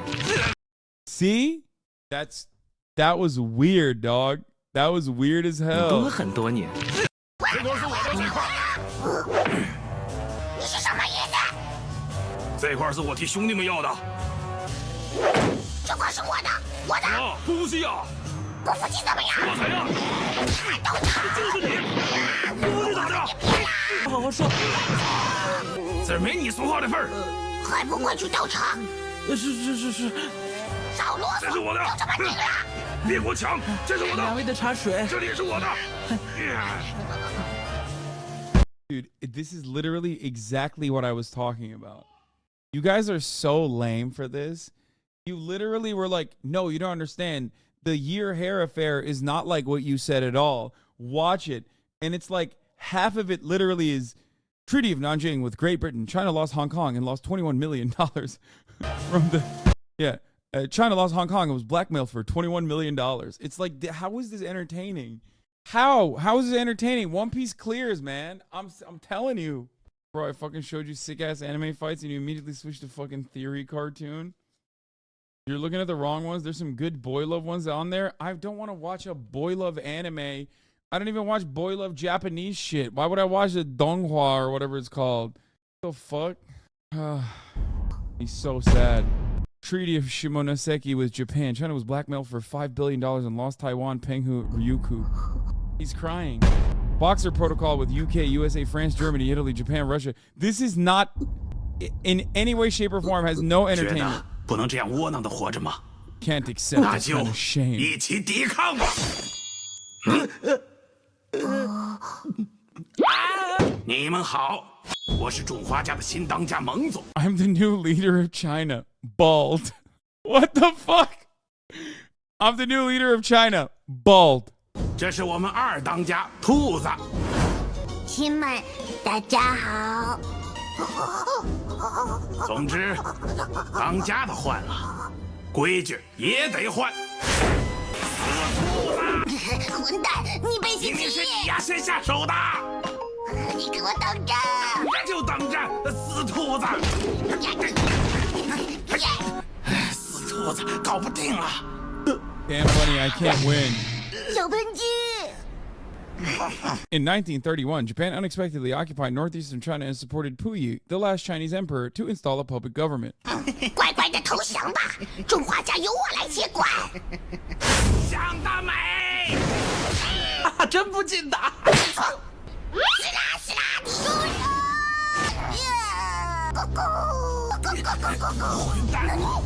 你休想得逞！ Fun fact, this was made by a Chinese student. It went viral, and the CPC tried to take it over as state propaganda, and he declined, saying it would be more effective if made by a third party. This is how World War II really happened? I think so, too. It's going to get really dark when they show what Japan did to Manchuria. 你们太自不量力了！换手！撑不住了！少年，我这边搞定汉。秃子，我们联合起来吧！我们，哟西，给我扫平中华家！小伙计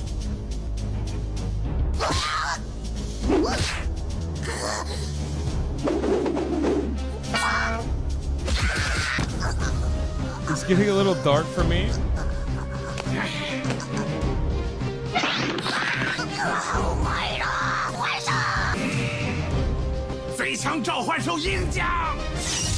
Dear Daddy USA, the most powerful weapon.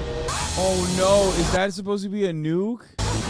大家好，我是正义的朋友。哎 Bro, the Chinese have they have all the smoke for Japan, which understandable, okay? Understandable, but they have zero chill. It is crazy. Okay, I take it back. There is some entertainment value here. 干得不错嘛，兔子。 你也不赖我亲。话说我们之前说好的轮流。而那年的结局，大家都是知道的。亲，不要走，正面来战个。I mean, this is crazy. 亲，准备好了吗？虽然现在是我们当家了，但是一定不要忘记了当初的那个约定，用我们自己的双手。 去创造一个吃得饱、穿得暖、不被人看不起的中华家，马上退更啦！充满鲜花的世界到底在哪里？ No fucking way! This is so stupid.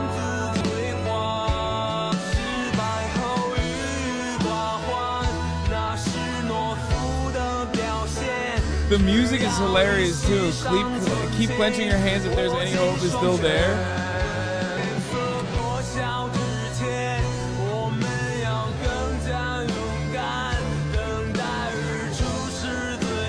Okay, let's watch the second one. What an incredible outro.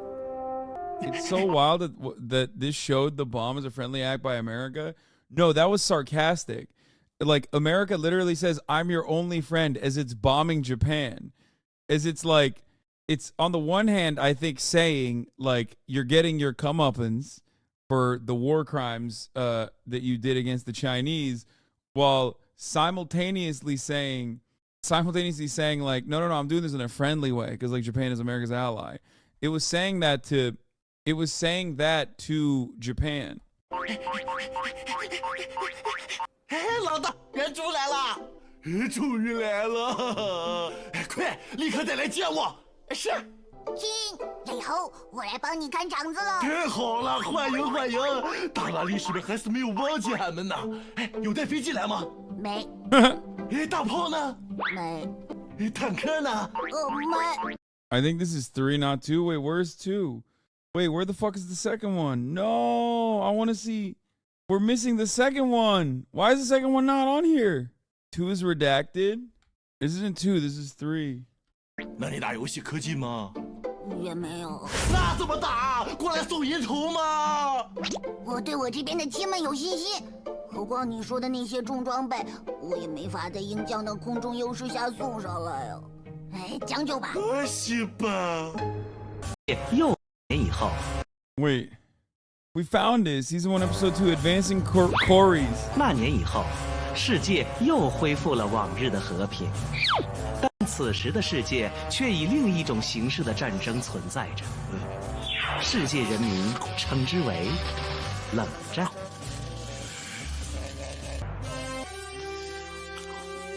爸，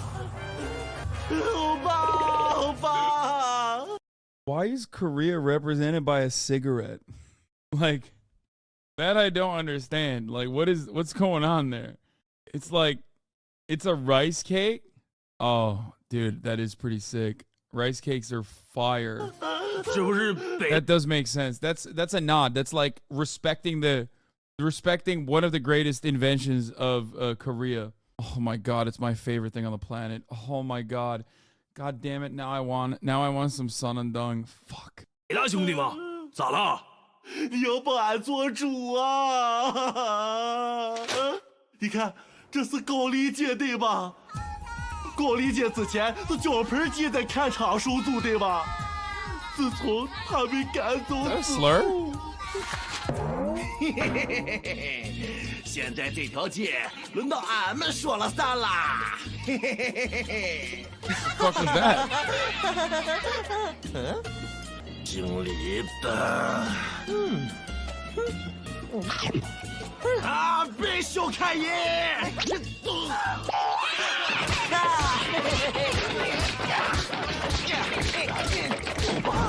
不是做兄弟的说着嘛，迟早这货要上来找咱们麻烦。好像也有道理，那你打算咋整啊？ Oh, they're saying they're sticks is a Chinese slang term with a long history being used as an ethnic slur for Koreans. The term Gaoli refers to the ancient Korean dynasty Goryeo, while Bangzi means stick. What the hell? Wait, really? Go to the bottom. They mention the cartoon too. In the Chinese animated series Year Hair Affair, where countries are depicted as anthropomorphic characters, both South Korea and North Korea are depicted as anthropomorphic sticks, with the South differentiated with a U.S.-style combat helmet and North in a communist-style Red Star cap. What the fuck? Dude, this is when you learn new slur. God, Chinese people can be so racist, dude. It's crazy. It's just like racism a world away, so you're just like listening to it and have no clue. That's so wild that this is like portrayed as a child's cartoon and that it's just like a vicious slur in it. This is why they're the only power that can stand against America. Brother, if we're doing racism Olympics, like the Japanese would have also been able to stand against America, okay? 那就全权交给你办吧。是，思密达。 Oh, fuck, a slur. Anyways, let's keep watching. I mean, there's a lot of educational value to this, okay? Like, we're learning slurs. They're in their Looney Tunes era. Yeah, except they did this literally, like, however many years ago. They made this not in, like, the fucking time when Looney Tunes was doing this shit. 混蛋，敢要钱！客人，行。 Yeah, I thought it was rice cakes, which is so good. Oh my god, why are you showing me this? The cylinder-shaped rice cakes called, how do you say it? Tteokbokki. Oh my god, bro, about to be banned from Japan? No shot. We wrote their constitution, dog. Let me tell you. Tteokbokki. 我闭嘴！老子在城南吃西瓜，从来没给过钱。兄弟们，走了。走了。 Tteokbokki. 这街上怎么这么安静？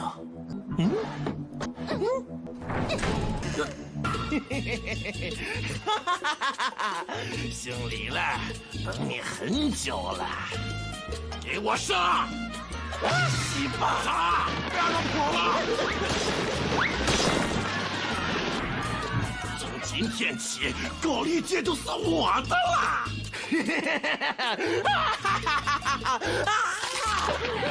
没办法了，最强召唤魔法，附上。 It's going for America. I like that they always refer to America as daddy. 为何我每次都是被召唤出来的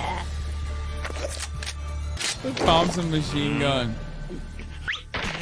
欧巴，有话好说。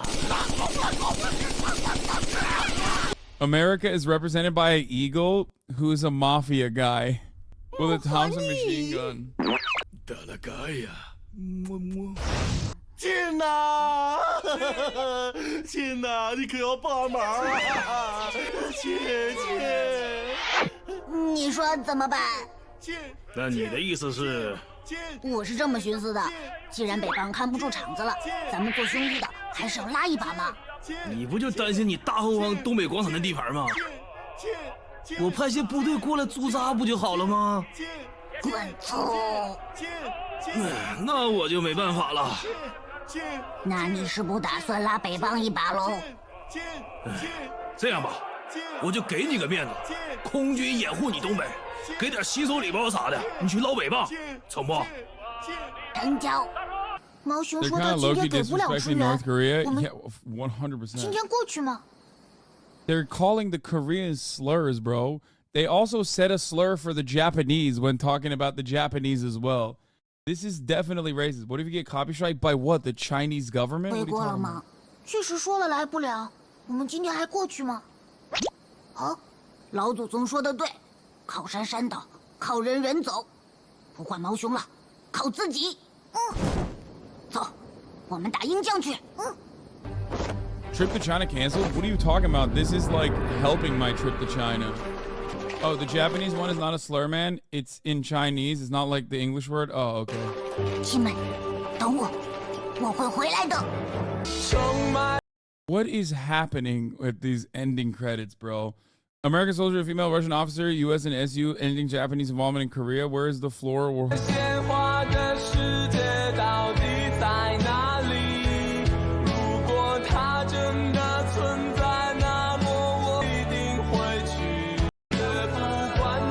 MacArthur observing the captives. He hopes to take the U.S. Army back by Christmas.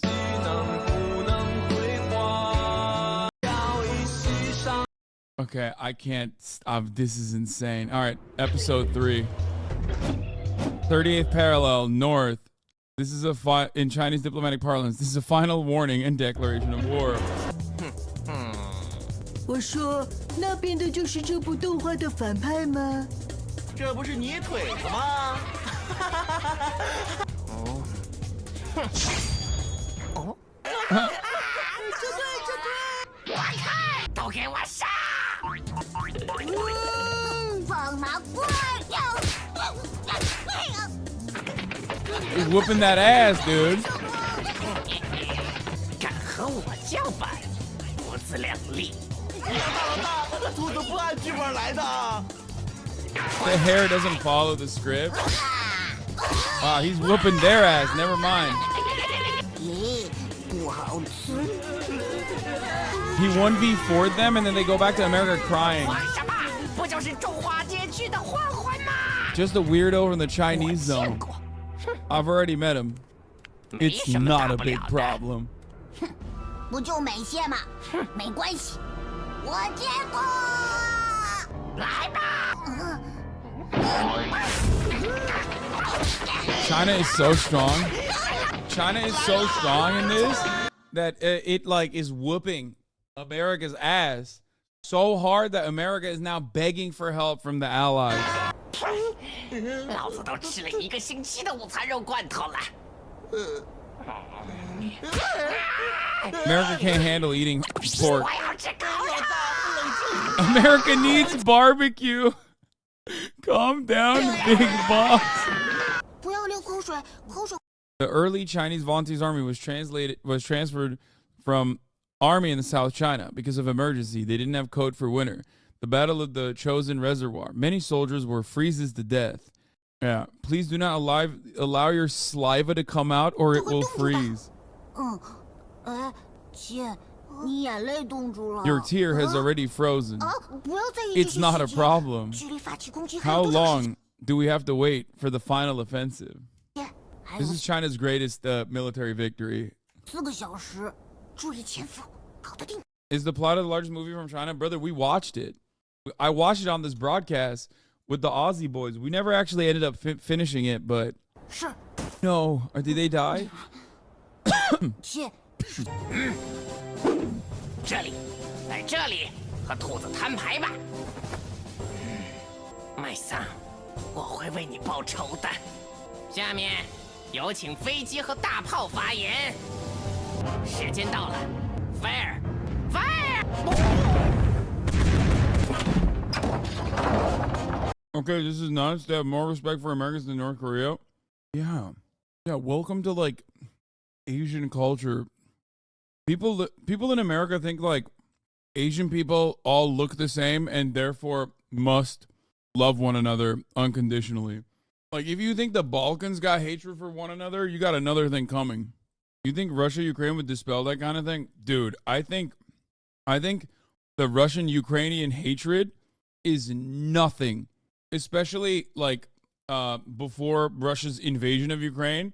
You can't even compare that to the Chinese, Korean, Japanese like triangle of hatred. 每天都听炮声，好烦啊！那我给亲们唱首歌吧。一条大河。The song called My Motherland is an episode of the Chinese movie Battle of Triangle Hill. This part of the cartoon is a remake of the plot in the movie.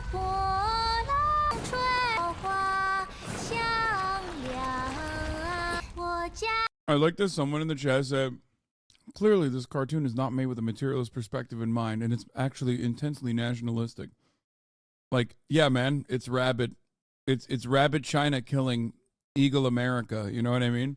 Yeah, no, I don't think this was thinking about, it didn't have a, this anime is betraying the immortal science of Marxist Leninism.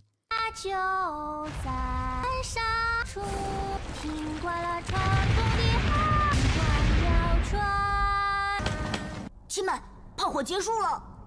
Yeah, her singing saved them from American barrage of artillery. Just like a $5 subscription will save you from the top of the hour ad break. 音响要上来了，战斗准备，亲们，跟我上！还来了！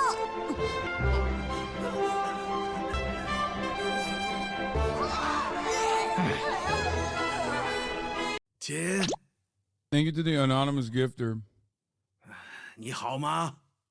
Oh, did he die? 哎，很久没有坐在一起唠唠嗑了。你知道吗？现在的干粮都变成奇特的自热干粮了，放水就会变热，好神奇！最重要是里面还有肉哦。哎呀，虽然比搅和的肉咸，哎，上次孙子他们红烧肉酸了，我悄悄加了饼吃，他们都以为扔了。装在我大侦察连。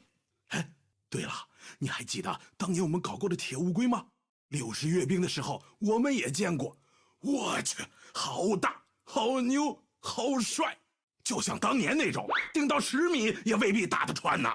到反坦克那里，我和老王都忍不住敬了个军礼，提气呀，呀可惜。但现在这帮小子居然对镐营营将这么没信心。想想当年老子们是怎么和人家硬扛的，妈的！再给老子一块砖，老子再去3·8现场浪一回。当年没有铁乌龟，没有灰烬，老子都没有怕过。你说现在怕个蛋蛋啊！唉，我们现在不仅是吃得起茶。Egg boiled tea is a very cheap and common snack in China. In 2011, one Taiwanese economist said Chinese in mainland China can't afford egg boiled with tea. His stupid view caused a storm of laughter on Chinese internet. Many Chinese make joke about it, such as egg-boiled tea is forever. A stupid Taiwanese. What the fuck? This is so stupid, bro. 茶叶蛋，一日3餐基本都吃得起肉了，但是，亲，我好想你啊！ Oh my god, I'm so sad.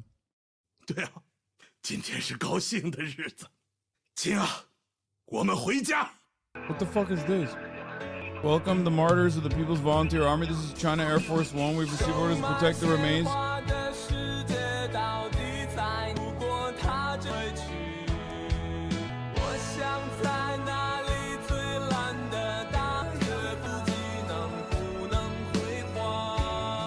Oh, they're saying they're returning the bodies of Korean War veterans. Like South Korea returned the bodies of the brave Chinese that died defending the Democratic People's Republic.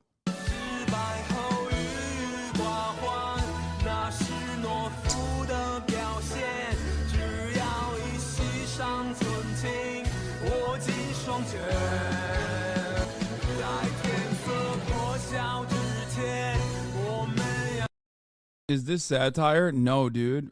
If you're not fucking crying, you're not a human. You're not feeling. Someone just imagine dropping one.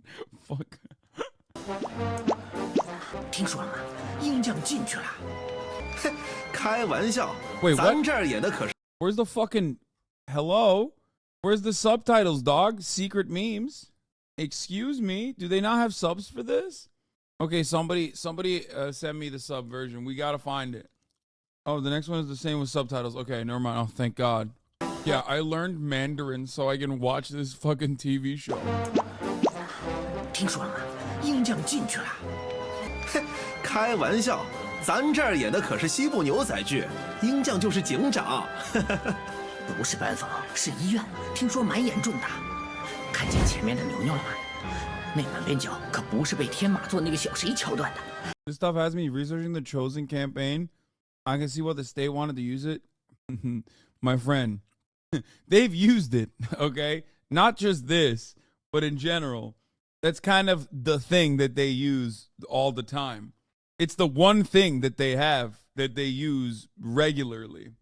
还有那边那只高卢鸡，现在脖子上还上着甲板，连打17个堂口扛把子，猛如狗。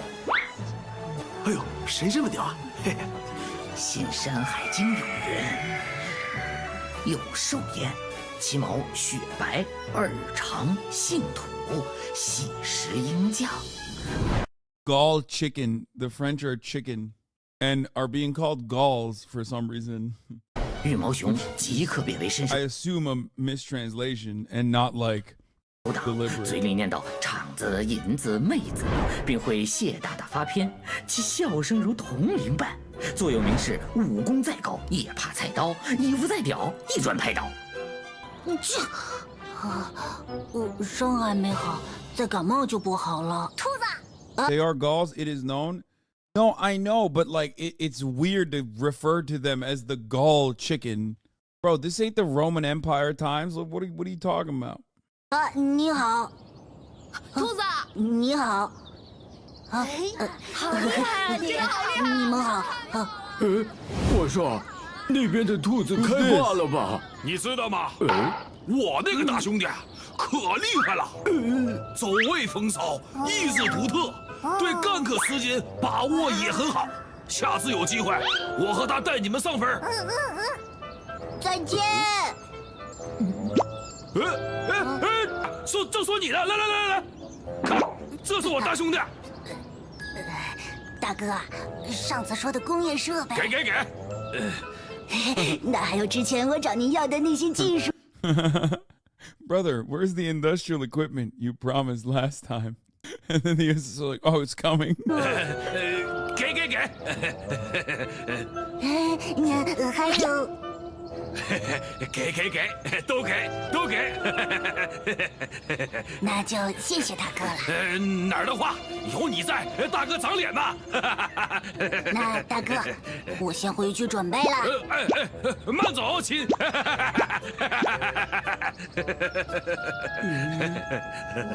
高也怕菜刀，衣服再屌一砖拍倒呀。亲们。 新的种花家已经成立了，漂泊的人生已经结束了。回来吧，祖国需要你，需要每一只拥有大国梦的兔子们。新的种花家，我要回去。切，我是来和您道别的，我准备回家了。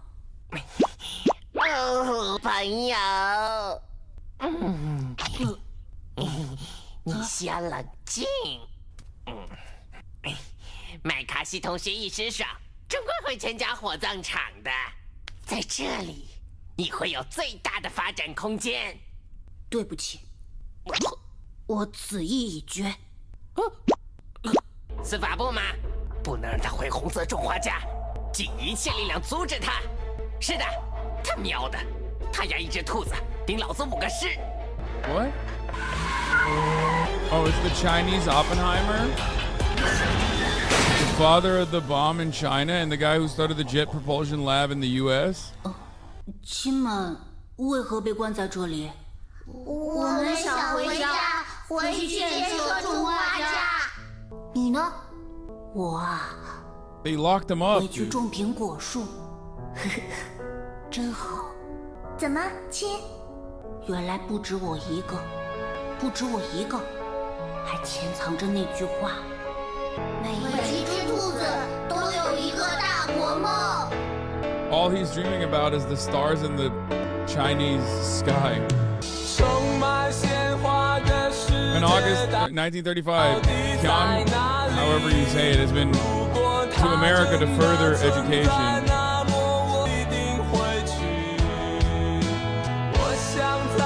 In 1945, Dublin, Peng Heng moved together with Dr. Schrödinger Elsman when he studied in the University of Edinburgh. In 1945, Kang Shushen and his teacher von Karman Wright investigating at German.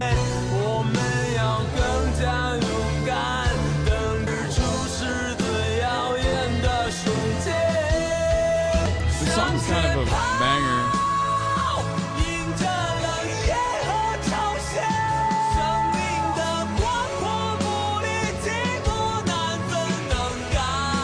Ninja, what do you think? You think I'm going to be watching or playing Prince of Persia right now? Like almost 9 hours into the broadcast. Like, what do you think is happening at 8:16 p.m. on a Friday afternoon? Do you think this is when I will be playing Prince of Persia? I don't understand what this episode was about. Yeah, this was like a bit of a filler episode, I think. 哔哩哔哩不考嘛 ，AA 西法激情支持。 Lying again, Tomayo. Oh, you haven't gamed in years. This is true. Gaming Frog General Strike. Gaming, I haven't promised gaming. I said Friday fun day later, and we did some fun day shit. There has not been like a promise of gaming at all. Chinese cartoons are considered fun day. Oh, you assumed it's implied? It's implied because Todek's here? Well, Todek is streaming on his own, so what do you want me to do? Anyway, watching propaganda cartoons is still politics, and politics is not fun. Well, tomorrow is Saturday, and Saturday will be a whole day of fun day, okay? I feel like you do enjoy the things that I enjoy, but then you act like you don't enjoy it because it's not enough. It's not enough. And you're just like, oh my God, it's not fun day enough. It's not fun day enough. Anyway, talk here tomorrow. Yeah, are you staying with me? Dude, oh my God, I want Korean rice cakes so bad. And it's like, I'm supposed to be dieting. You know what I mean? All right, anyway. Love you all. Wait a minute. There's a new one. Let's do this one. This one only has 115 views. Why is it 7 minutes long? Anyway, everybody, love you all, and I will see you tomorrow for fun day. Okay? And we're gonna watch cartoons tomorrow. More cartoons. More reacts. Love you all. Peace, everybody, for the Middle East. The starlight to the starlight to the topic just begun. There he is again, her sun is streaming, her sun is streaming. There he is again, her sun is streaming, her sun is streaming. Reviewing the P.O. box, Uncle Uger's face. Sudden discord at your prop, great names take on race. Tiny Bernie Sanders, LGBTQ F4s. The whole left at your fingertips, on it at your door. The H3 Crowder debate, the Young Turks online show. 3-4 fucking years of this and plenty more to go. 90-day fiancé, talks of champagne bourgeoisie. A Trump rally live reaction, a mass riot at DC. There he is again, a sonicity man, a sonicity man. There he is again, a sonicity man, a sonicity man. Reading live stream fail comments, Austin show chat fights, and all the ways the right-wing pipeline can suck you in our line. JCS react, law frame gets broken, cover blown, a full-blown mass pandemic, monsters streaming in your home. Total radicalization coming out. The system you were taught to trust in was broken the whole time. All these daily streams, whether big or whether small, have helped me and so many find some meaning through it all. There he is again, a sun is streaming, a sun is streaming. There he is again, a sun is streaming, a sun is streaming. Ready, everyone? Ready, chat? This is the new and improved bridge. Hey, what can you say? The 3-minute act is through, but he'll play no pixel soon. Can't wait. Hey, what can you say? The 3-minute ad is through, but he'll 90 days soon. Can't wait. Ba-da-da-da-da-da. Hey, what can you say? The 3-minute ad is through, but he'll debate viewers soon. Can't wait. Hey, what can you say? The 3-minute ad is through, but it'll stop with the ad break soon. Can't wait.